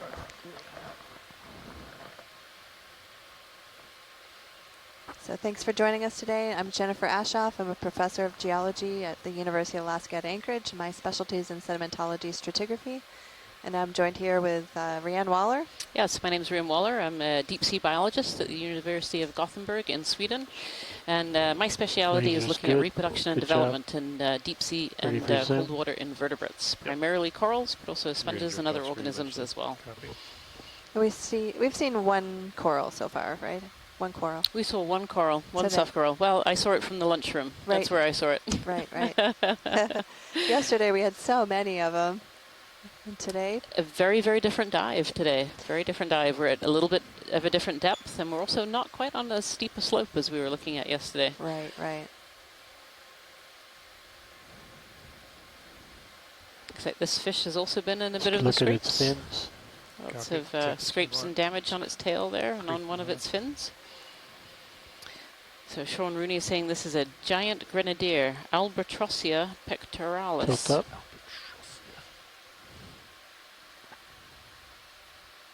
Edge of my screen, but I can still see you. Copy. I can turn to starboard if you'd like. You want to keep chasing it? He's coming right at us. Clear. You're full wide. Copy.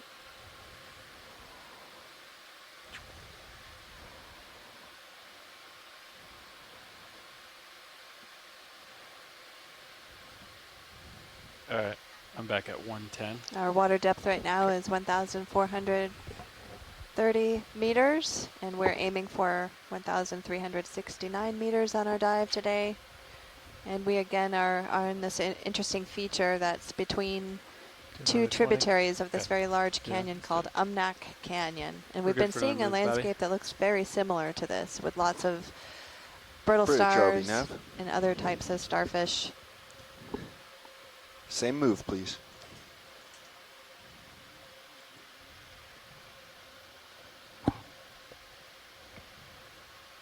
That's right. Thank you, Bridge.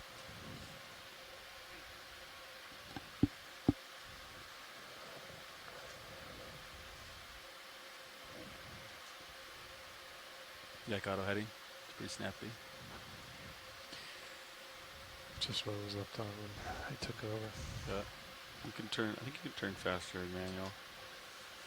But it's pretty sharp auto heading.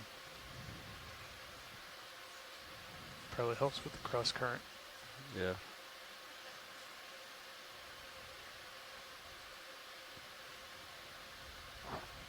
I find that I always naturally put my head into the current. like when I'm flying around. I just find that. Do you do that, Bobby? No?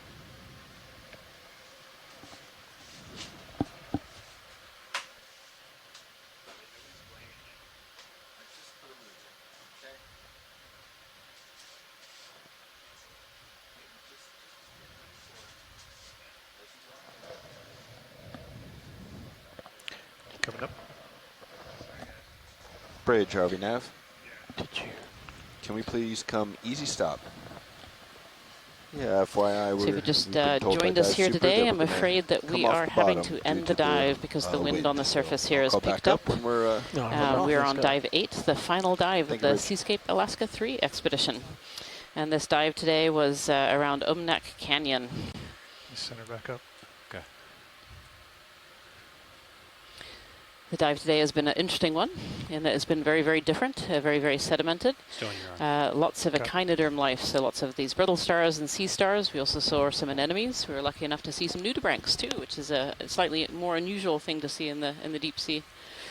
Yeah, really interesting comparison between today and yesterday. Definitely. In terms of diversity. Okay. Would you say this is less diverse? Or is it just different kinds of diversity? Just a different kind of diversity. It's probably slightly less diverse than we saw yesterday. Yesterday was it's hard to describe yesterday. It was such a high biodiversity site. So this is definitely less diversity than that. But I wouldn't have said this is necessarily low biodiversity either. There's been quite a lot in the sediments when we've got down close and really looked. We also just saw our first sea cucumber, go flying by, unfortunately, as we're coming off of the bottom here today. Yeah, the currents are really pretty strong down here as well. They are. And we've got some winds that are gusting quite high on the surface. I'm hauling down the winch easy. Yep. Yes, wanted to check to see if you wanted any Niskins as we head up. Watch, I can't quite hear you. Roger that. Co-pilot copies? I'm out of depth there. Co-pilot copies. Resetting. Let's get all stations. Yep. Survey 2. There you go. For Niskin.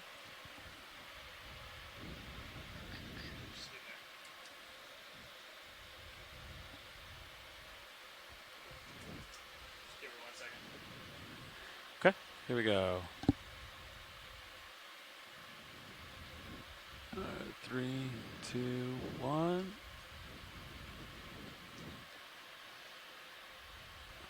I don't think it went. Reset one more time. There it goes. Bottle captured. All right, coming up. Chris. Coming up with. All right. That's a plenty. I think that's good enough delta. Or are you going to come up more? No, I think it's fine. Let's put in auto depth and start backing. All right. Whenever you're ready. I'm ready. Yeah, you can go. Okay, coming back. Let's see. Once you get underneath me, let's zero the turns, I guess. Which way was the current going? That way? It's coming from our port to our starboard. From our port to our starboard? Yep. It's awkward. Well, as we end this dive and actually end this expedition, I want to say a big thank you to everyone who's been supporting us on shore, all of the scientists who've been working very hard in our chat room and by email to help us with these dives. A huge thank you, of course, to everyone up here on the ship, the ROV crew, the video team, data team, sample data managers, and of course all of the crew of the Okeanos Explorer. Thanks everyone for joining, and we hope you'll join us for the next expedition. Yep, the next expedition, ROV expedition, will be leaving in August, sometime in August. Right. Yep. So as we leave the seafloor today, I just want to acknowledge where we are working in the world. So as we proceed to explore the deep waters of the Aleutian Islands, we respectfully acknowledge that we're working within and around the traditional Alaska Native homelands of the Sukpiaq, Alutiiq, and Unongan. We acknowledge the native homelands and honor the indigenous knowledge and heritage of these coastal communities and their relationship with the ocean. We'll work with care not to disturb the Alaska Native uses of the ocean environment, and we look forward to building upon this indigenous knowledge to add to our collective understanding of the oceans. With that, thank you so much. This is going to be good for streaming.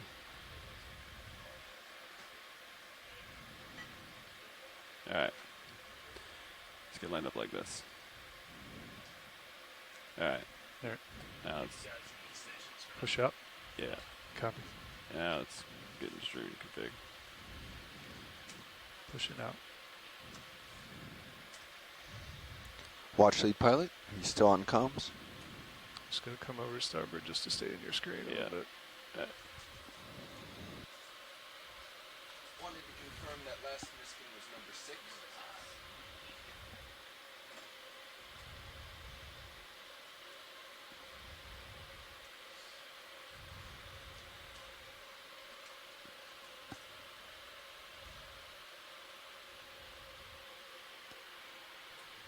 All right, pilots, you're marked as ascent, coming up off bottom. Copy.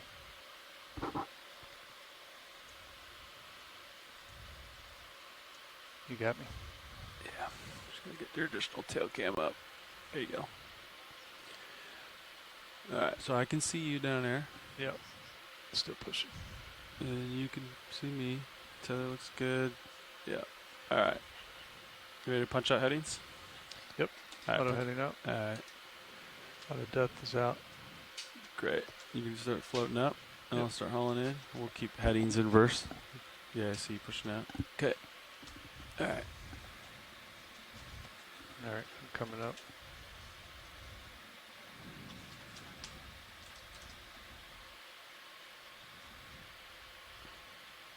Okay, I think I'm tight there.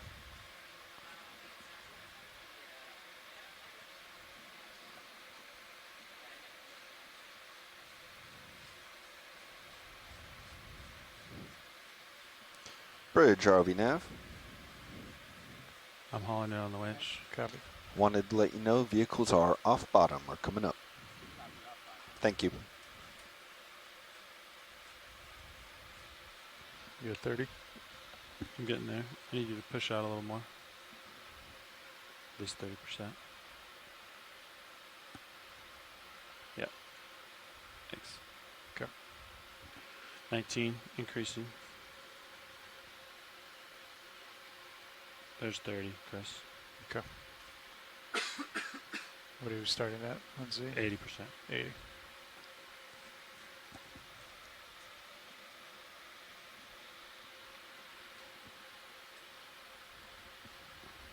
You still want me to push out a little?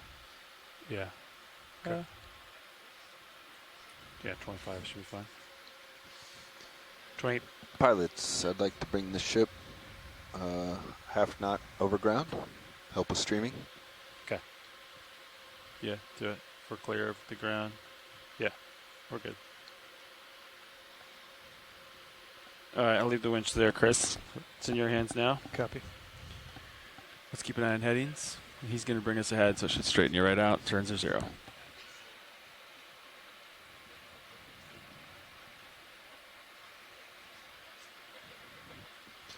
Bridge, RV nav. Yes, now that we're off bottom, you can bring center of rotation back to midship, and we'd like to start making about half a knot over ground Push out a little bit forward. more. Just let the ship string us out.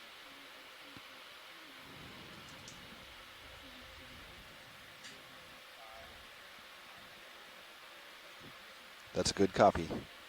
Thank you.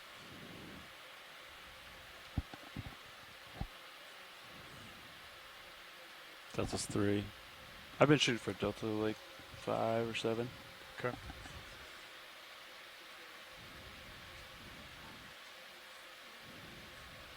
Yeah, cool it off. Pretty close.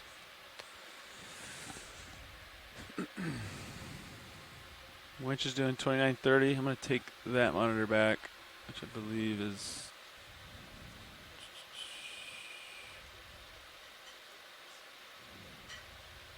Yeah, this one.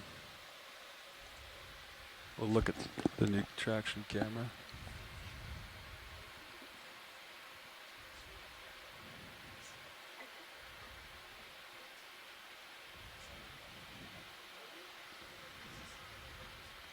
Guess I can turn your aux on so you can see your aux light.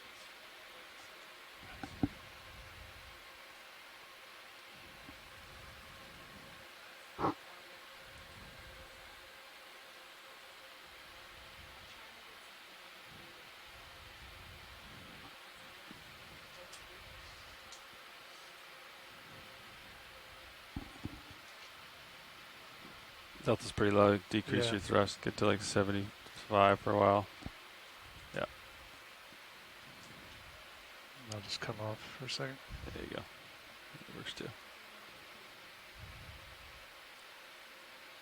You can probably get back on it. Alright, of course it is. You know, if you want me to Reset stop. it by accident. Yeah. Let me stop the winch. I can push up. Okay. However you want it. You had a lot of momentum, so you're still good. You're still good. Still good. Yeah, maybe it's closer to 75 today.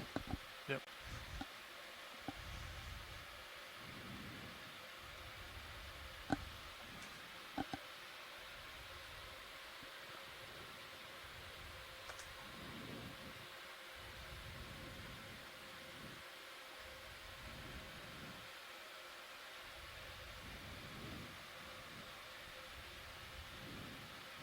Not really moving ahead there, Nav. Streaming's getting worse.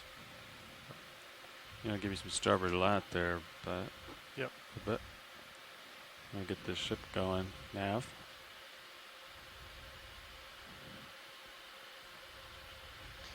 Yeah, they're working on it. Okay. They have the order over ground. Red dot's starting to move. Shouldn't need to put any lateral in. Okay.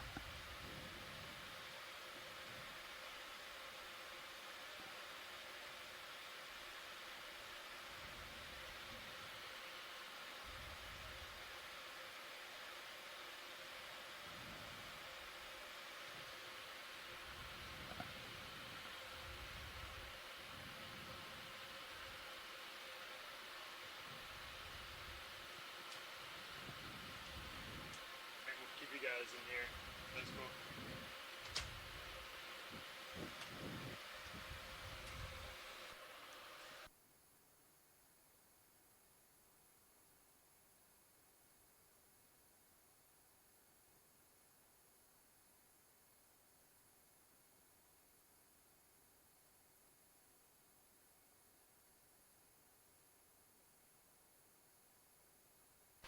Alright. Delta 7, come up a little bit. There she goes.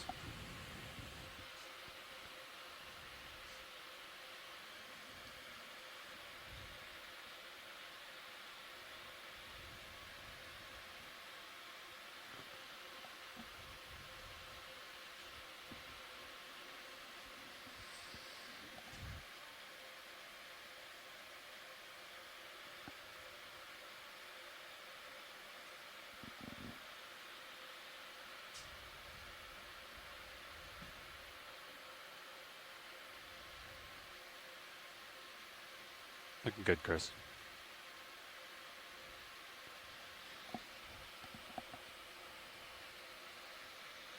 Let's bring her home.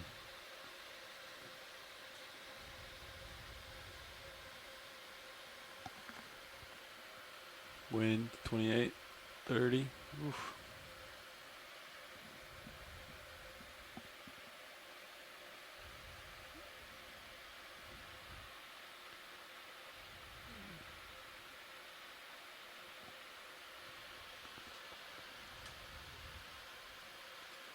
So you guys aren't really moving yet on USBL. Starting instead to just get layback. So I think I'm going to drop the ship speed to quarter knot over ground. Okay. Bridge, are we, Nav? Yes, can we please decrease speed to a quarter knot over ground? Thank you. Streaming is improving, I think, ever so slightly.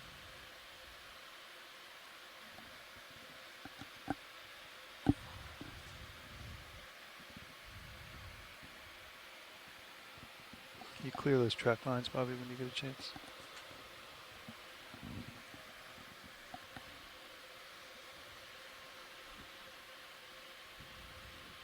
Thank you.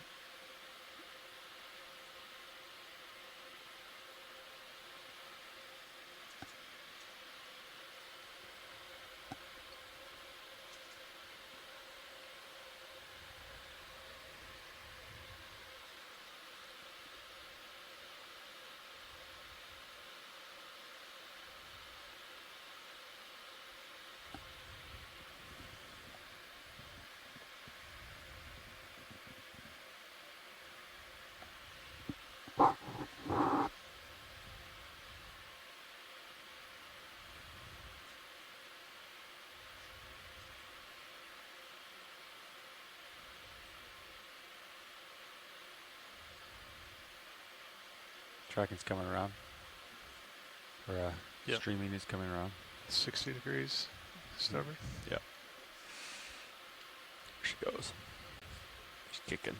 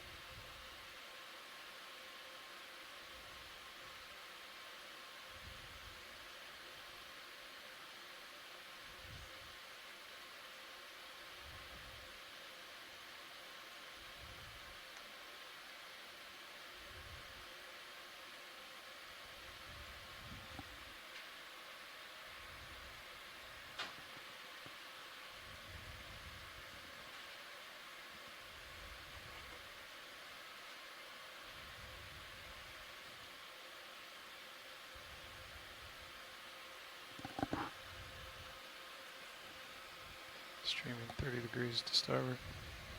Roger. So I think if you pull your forward way off at the now, since we're streaming a little bit better, that should help with the layback. Copy. Feel the flow. 32, 33, 32, 33, 32. Sustain. 31. Dang. 35, that's a new max. Yeah. Oh, there's 23. That was the problem. It kept dropping down to 22s, 23s. That blue line kind of tells the story, though. Yeah. That's a pretty quick wind. It gets pretty gnarly after 20. Yeah, but I mean, that's why Dive Soup was debating. There's a V squared in there. Force.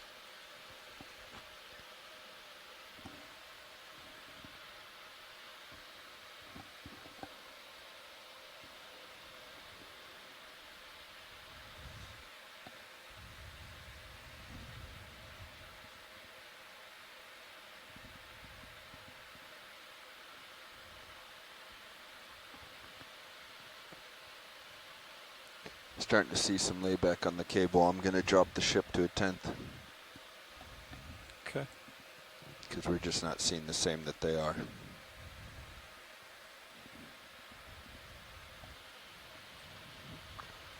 Bridge, RV nav. Yeah, would it be possible to drop to a 10th of a knot over ground? Or is that too small a command? All right, thank you.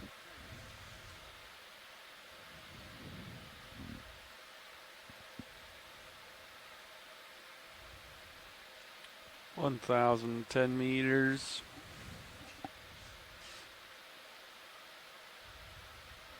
To go. I've never seen that many sea stars before. That was wild. That's all it was. Just sea stars. That's it. Bring stars. Yeah? Yeah, all I could think of is, my God, the sea is full of stars. So is the sky. It's from a movie.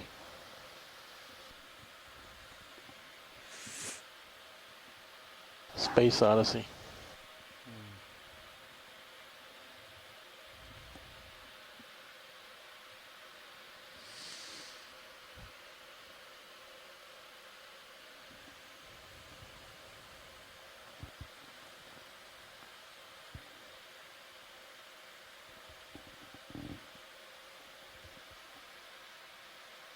Does the winch still look happy? Winch cable? Yeah. Yeah, your camera looks real nice, Ron. Pretty tactical.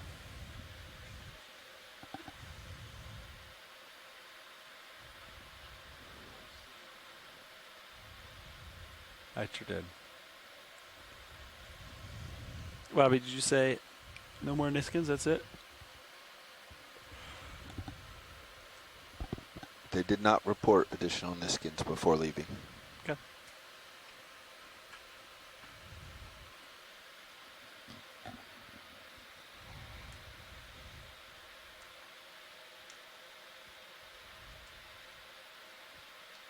Someone's down there. It might be Fernando again. Oh, he got it on the way up. We talked to him.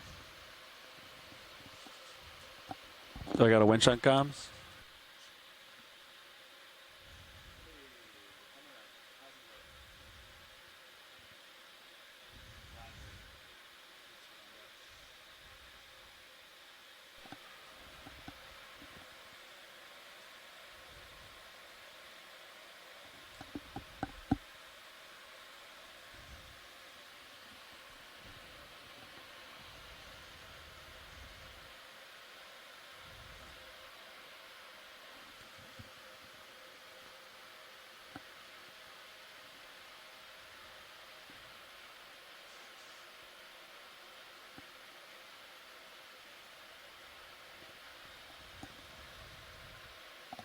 Layback's looking better, Bobby.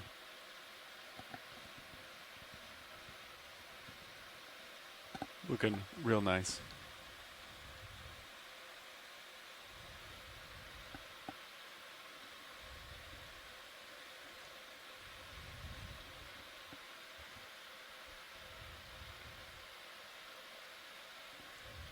I'm surprised the wind waves aren't that bad, considering.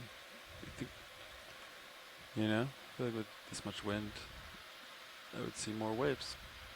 Because it doesn't have enough time yet to build.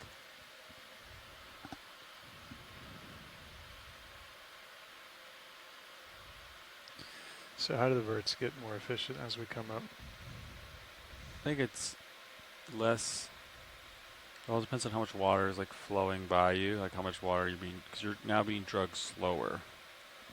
If you're being drugged through the water really fast, then it reduces your efficiency. But because you're in slower moving water laterally, you're more efficient. Some of it's prop design, like these props are designed for deep water. I don't know if you noticed, but once you get to like 30 meters, they start cavitating big time. Did you notice that? You can hear it in the hydrophone. Yeah, it's like really pay attention to it. Yeah, once you get to like what?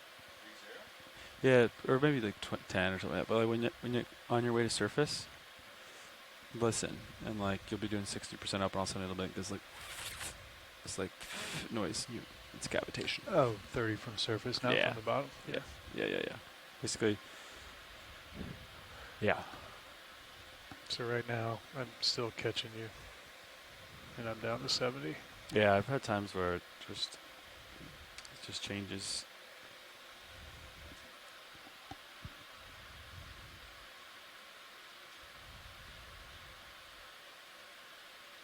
Expecting that suit to come back later. Maybe it's just on us.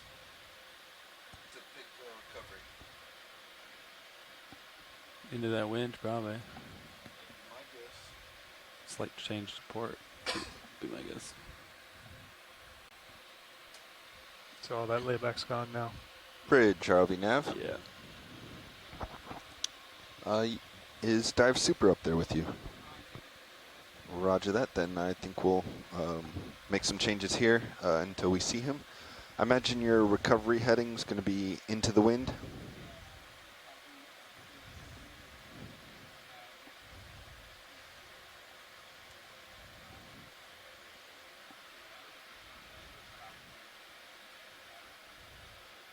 Roger that, to about 200, slightly more. Okay. Vehicles are coming in at about 800 meters. So we'll get a plan here, and I'll call back just momentarily. Thank you.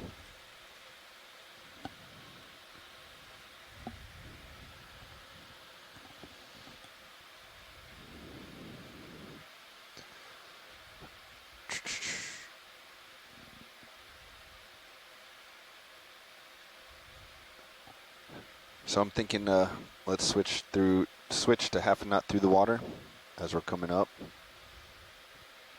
Okay. We'll keep auto sway in for the moment, and then we'll make him. We'll have him change his heading. 15 degrees a minute, nice and slow. Okay. How's that sound to you, pilot? Yeah, I mean, our speed shouldn't change much. We're basically doing a half a knot through the water anyway. Exactly.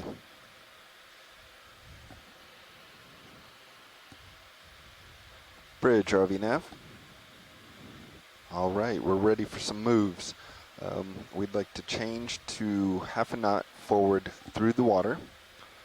And then you can begin your heading change over to about 200. We'd like to do that nice and slow, so maybe 15 degrees a minute on the rate.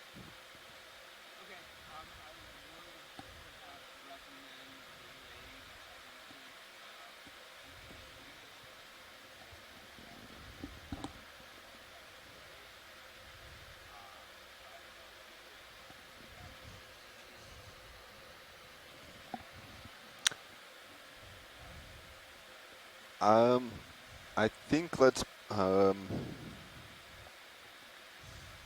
would say as you're making that heading change, yeah, as sway is getting angry, you can come out of auto sway and begin drifting with the current.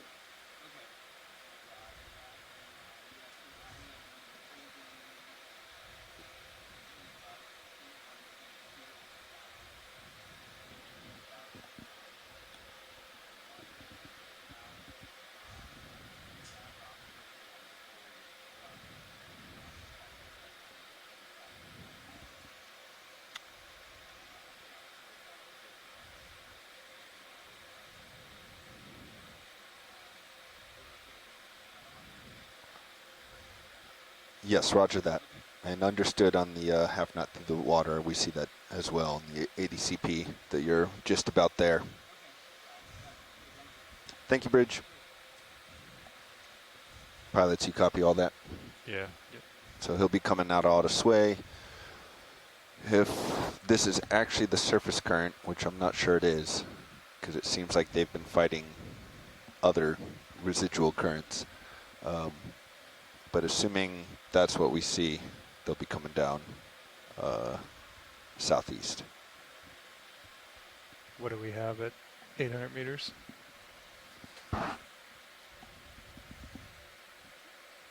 We So see the same. what I'm looking at, Chris, is the ship's vector. See that? Got nothing. See the ship's vector? So I would be ready to push out. Yeah. Okay.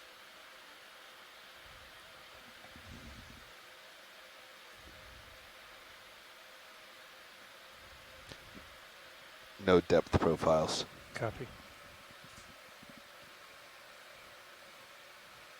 Is that just on the 300 or the 38 as well? 120. Copy.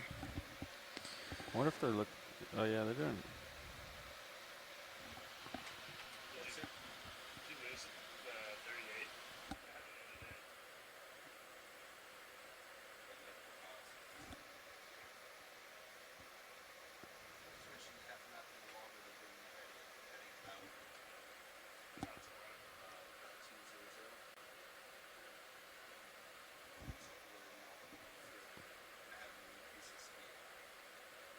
Yeah, I might need some more forward way on the ship. Bridge, RV nav. Let's bump that forward way up to about 3/4 of a knot, please. Thank you.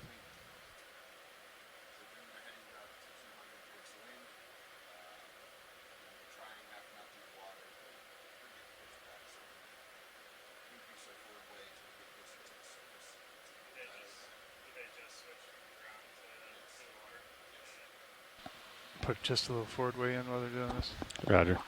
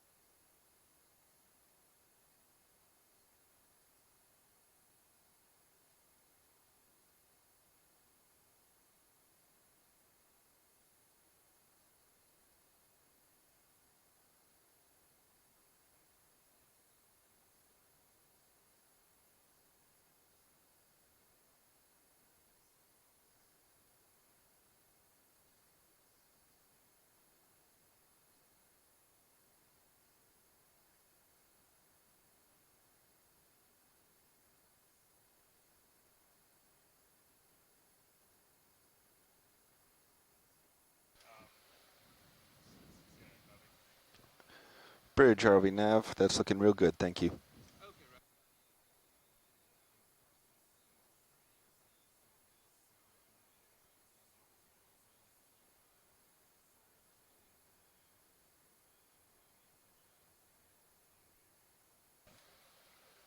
Surge or sway? Looking at the streaming of the vehicles, I think we can come out of auto sway. Roger. Thank you for doing that turn with it, though.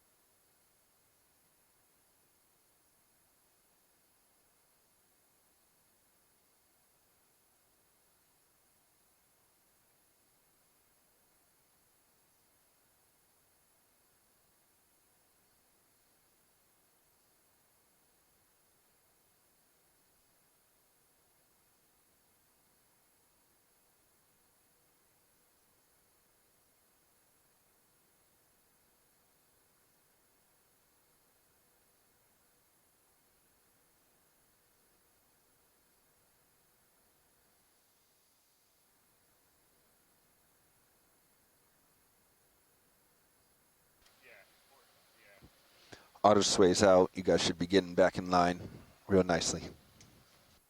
Copy.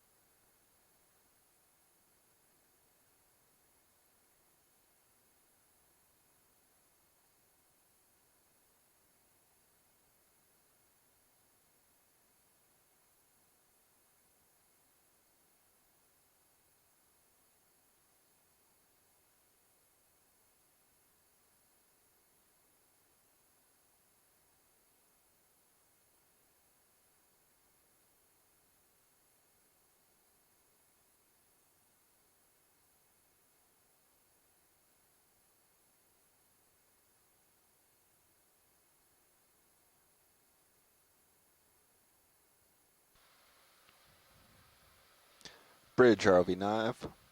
Yeah, go ahead. Looks like things are stabilizing. Can you disable port prop and port rudder, please?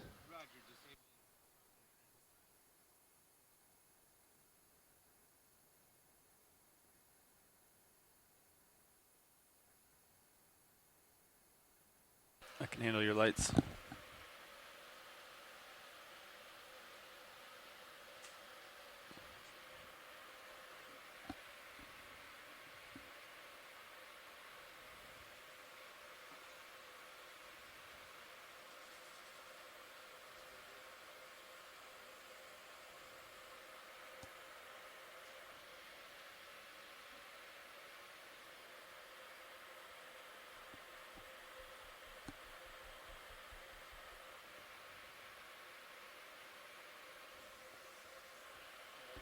Passing 500 meters, Bobby.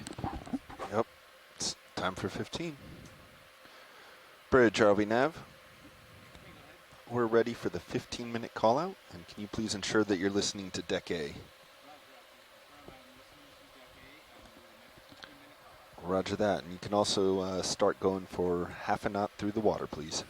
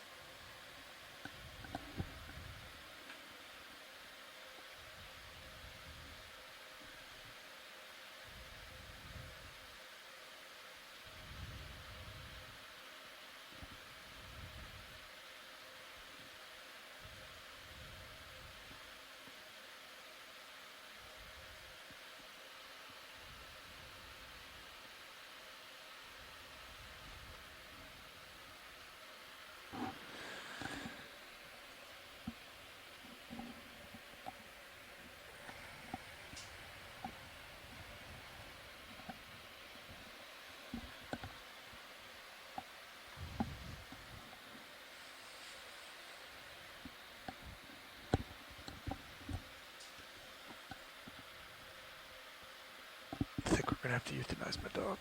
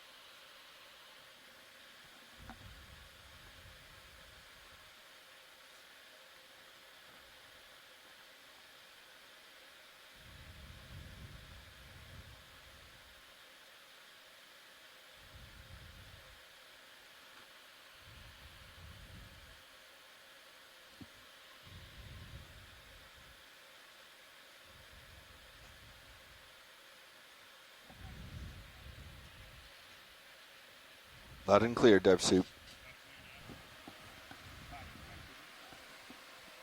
Pilot has dive suit, Lima Charlie.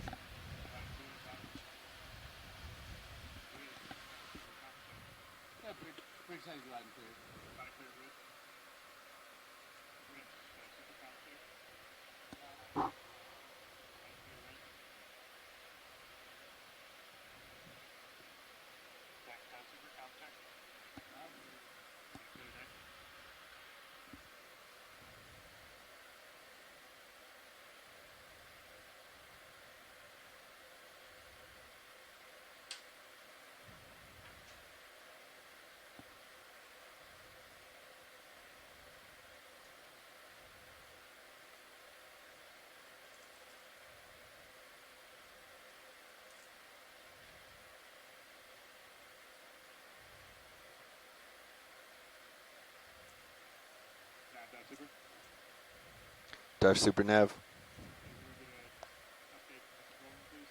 Of course, vehicles are passing about 275 meters, tending about 40 degrees to starboard. Ship is currently making half a knot through the water. Port prop, port rudder are disabled. Center rotation midship. Auto surge, auto sway disengaged. We have about 20 to 30 knots of wind just off to the port side, and based on the ADCP current is almost on the starboard beam, about half a knot.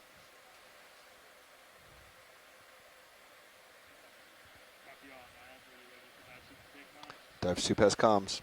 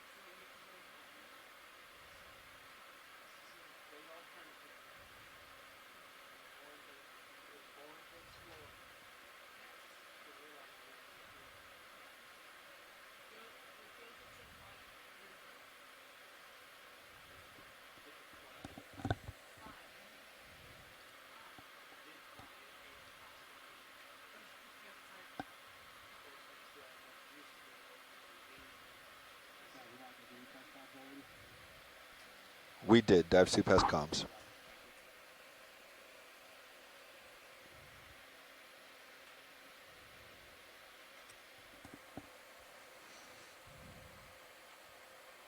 $190 meters, pilot. I'm going to stop at 50.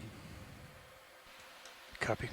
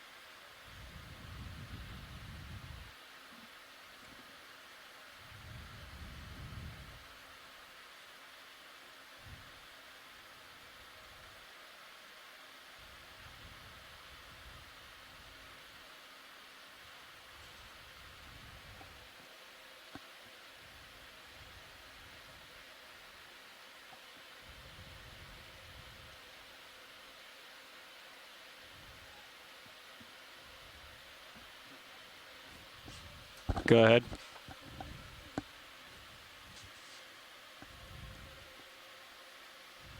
Depth 155, 154, 153, a little bit.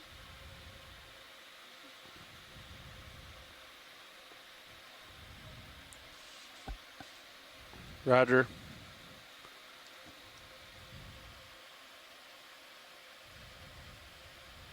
Four meters difference, maybe 5. Well, it's 4 or 5 meters difference. Okay.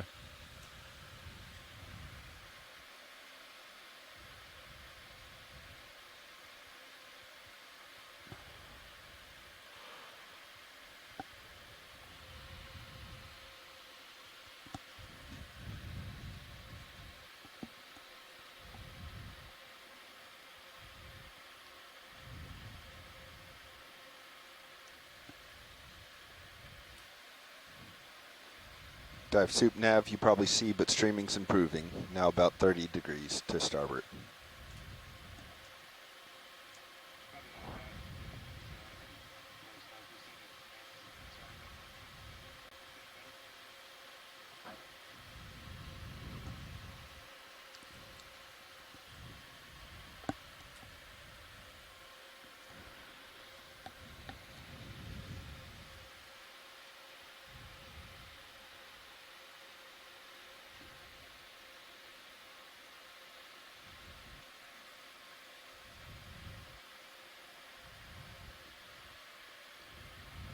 I have 50 meters to go, pilot. Copy.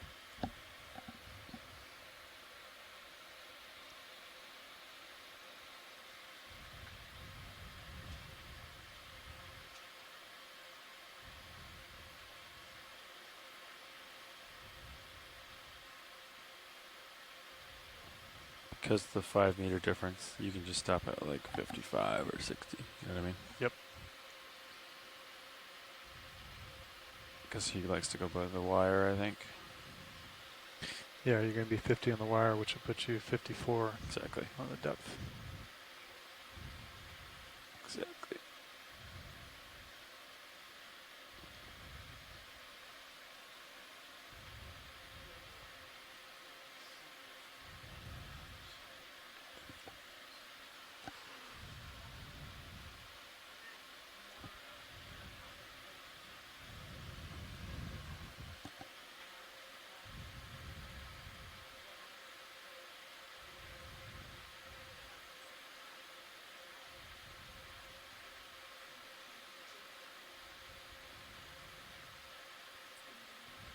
$15, $14, $13, $12. Your thrusters start to cavitate.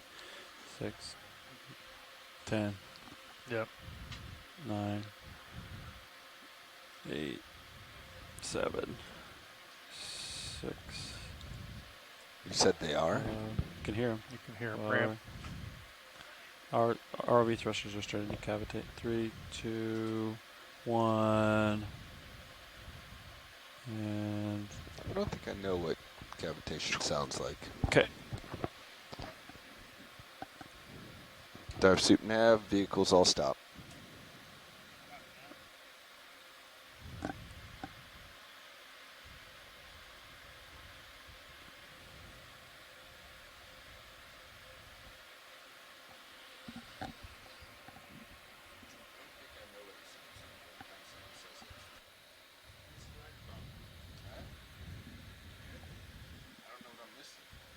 You can hear it ramp.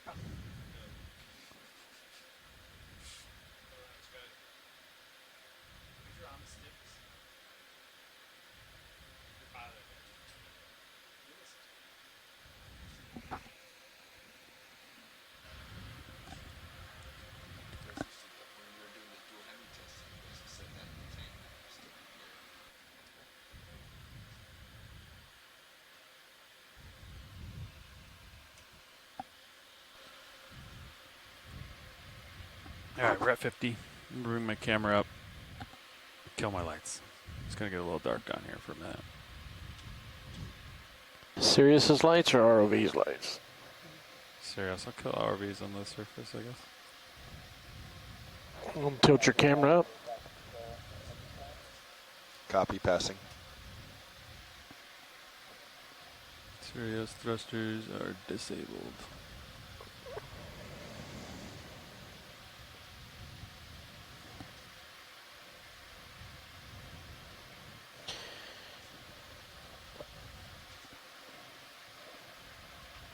I'll kill the D2 lights once we get shallower.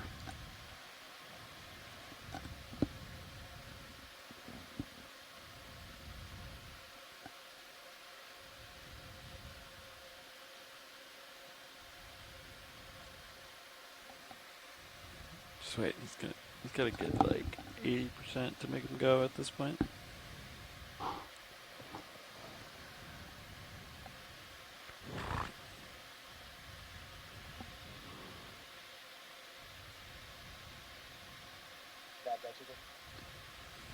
Go ahead, Devsuit.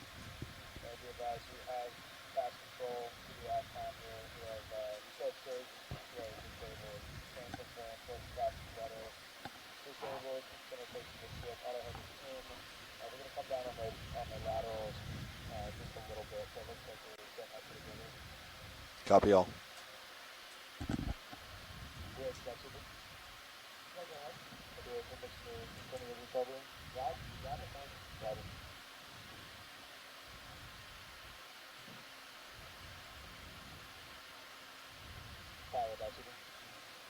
Go ahead, Darcy.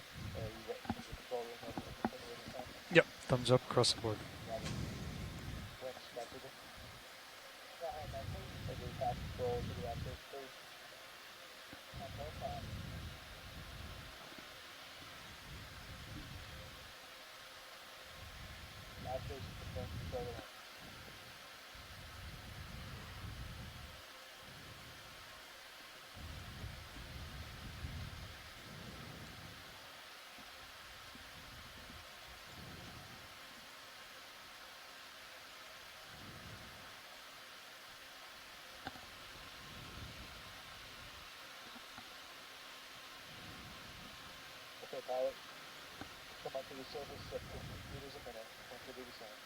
Good copy, coming up 15 meters a minute.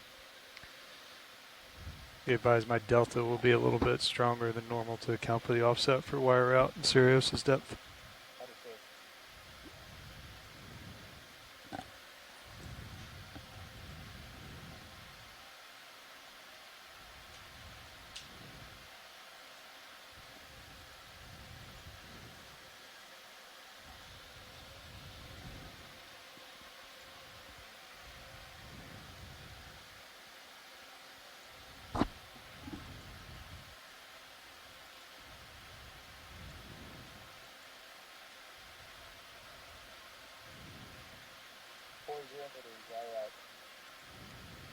D2 47 meters.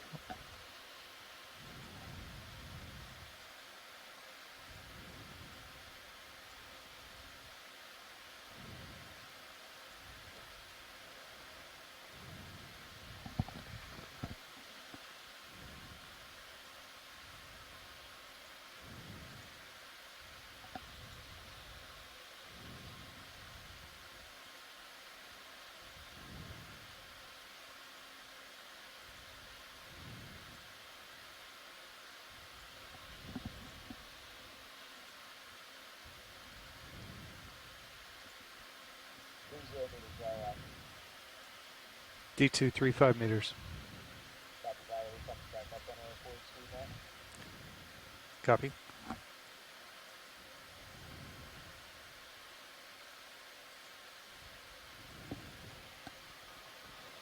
Video. Got it.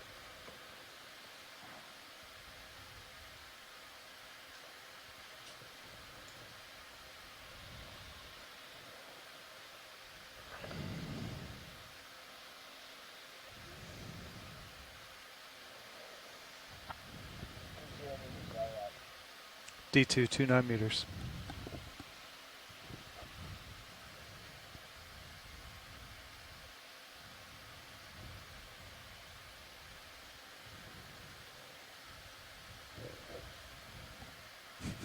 To your craft jaws. Caught up on the craft, I think. On the arm. Yeah.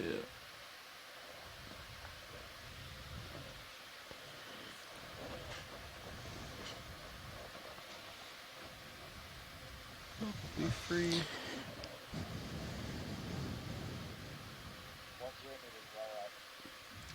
D2 19 meters.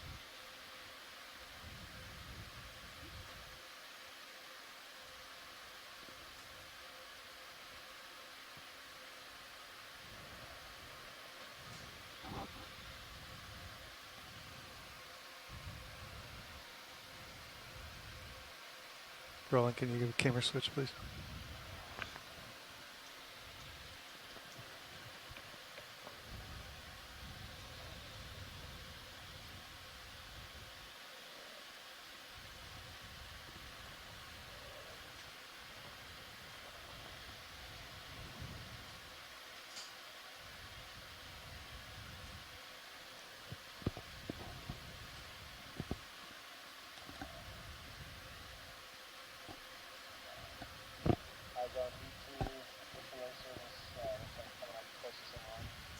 Copy, pilot has D2 visual.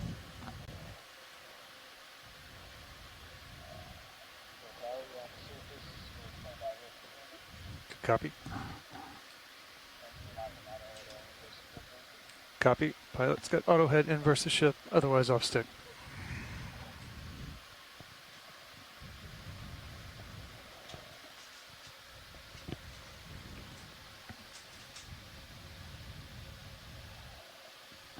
Did you click vehicles on the surface on the button?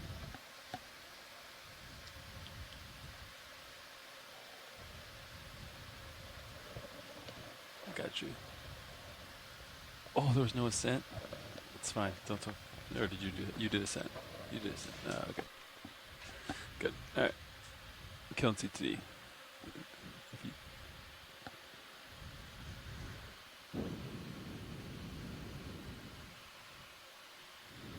You want to center up HD2 before we get to the surface? And I thought I did. Did you see it not green? No, I just the way you looked at me. Okay.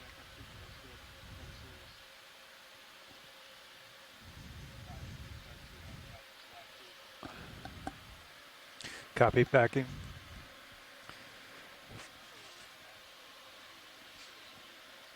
Understood. Pilot backing 40%.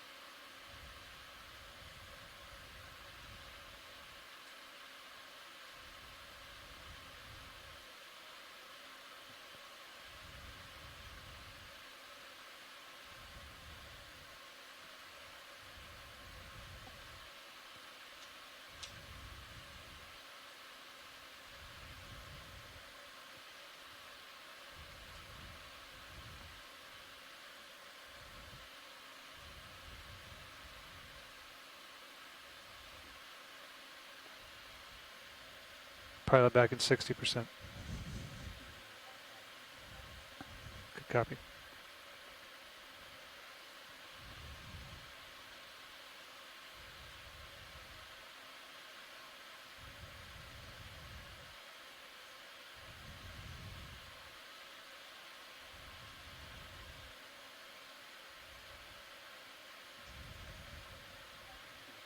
Copy. Back in 70.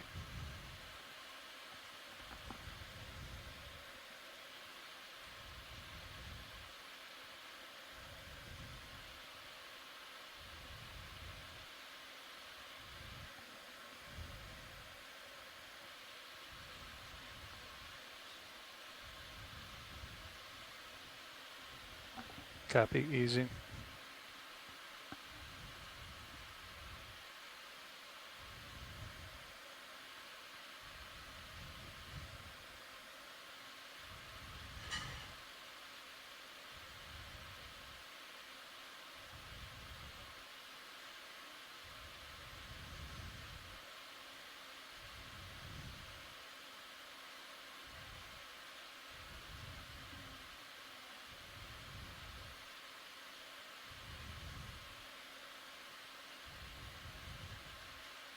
Copy.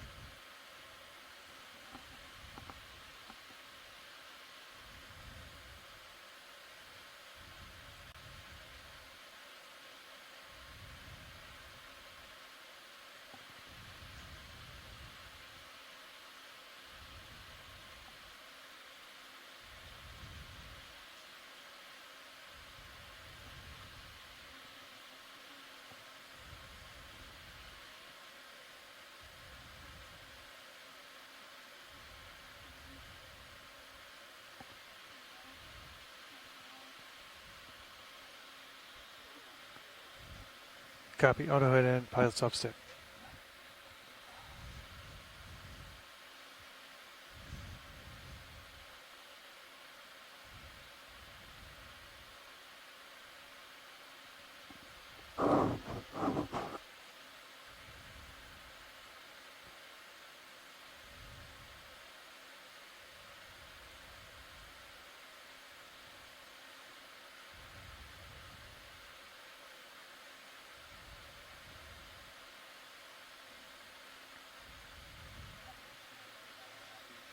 Copy it, auto head disengaged.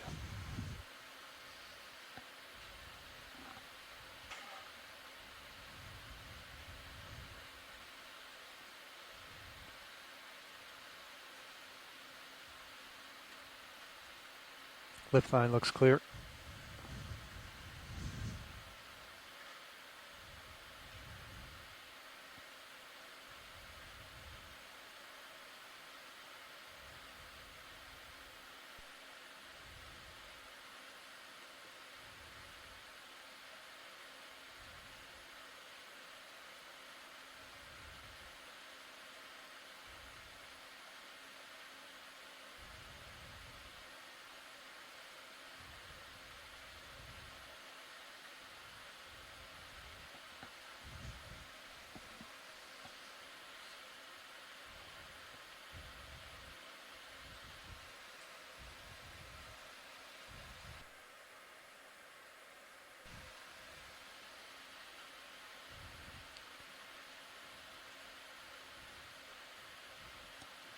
You guys normally put auto head back in once the lift line's tight.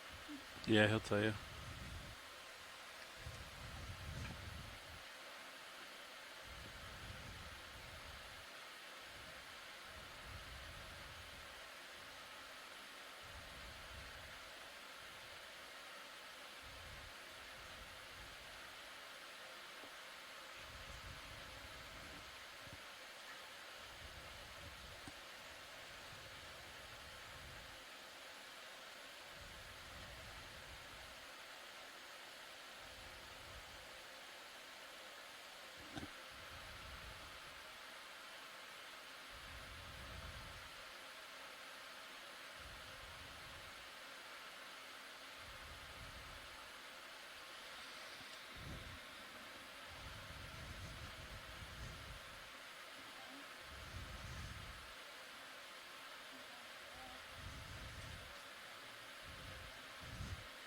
Good copy.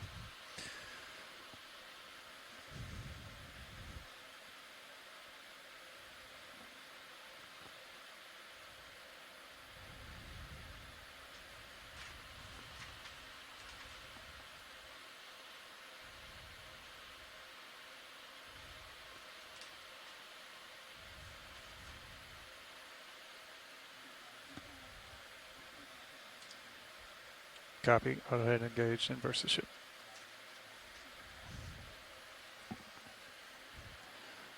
Understood, making my way to port quarter.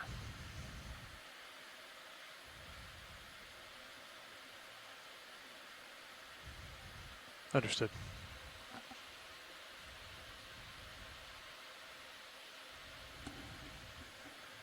Good copy. Straight back.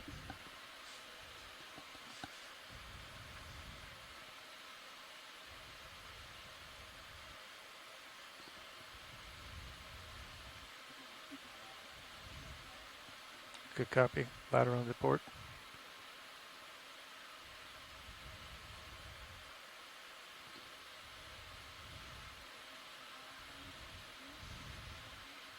Maintaining.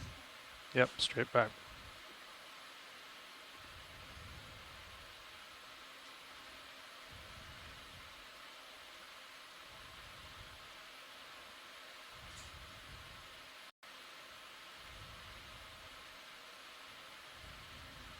Copy. Backing.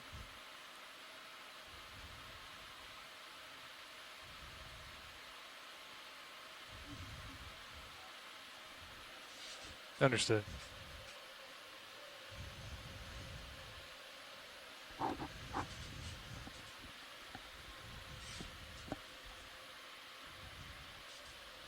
Copy. Coming straight back. Understood. Turn.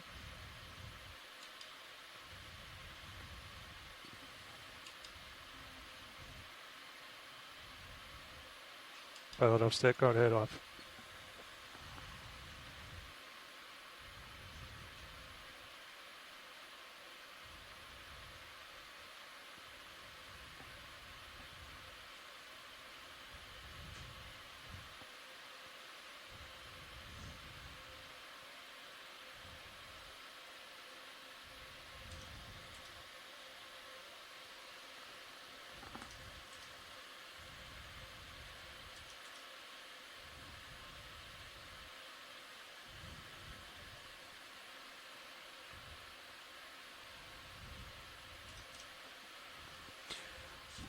East up, then net switch.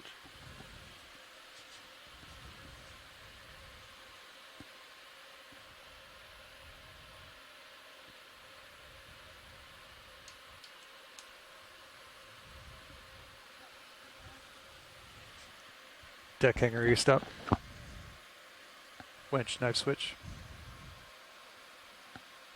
0. Pilot confirms.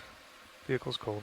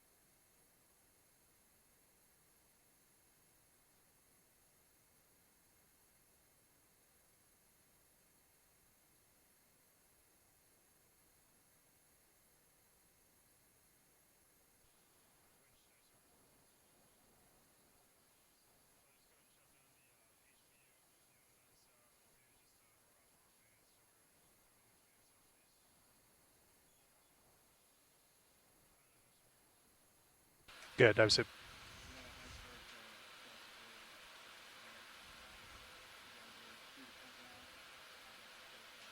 Good copy, Dive Soup. Thanks. We'll be down there shortly.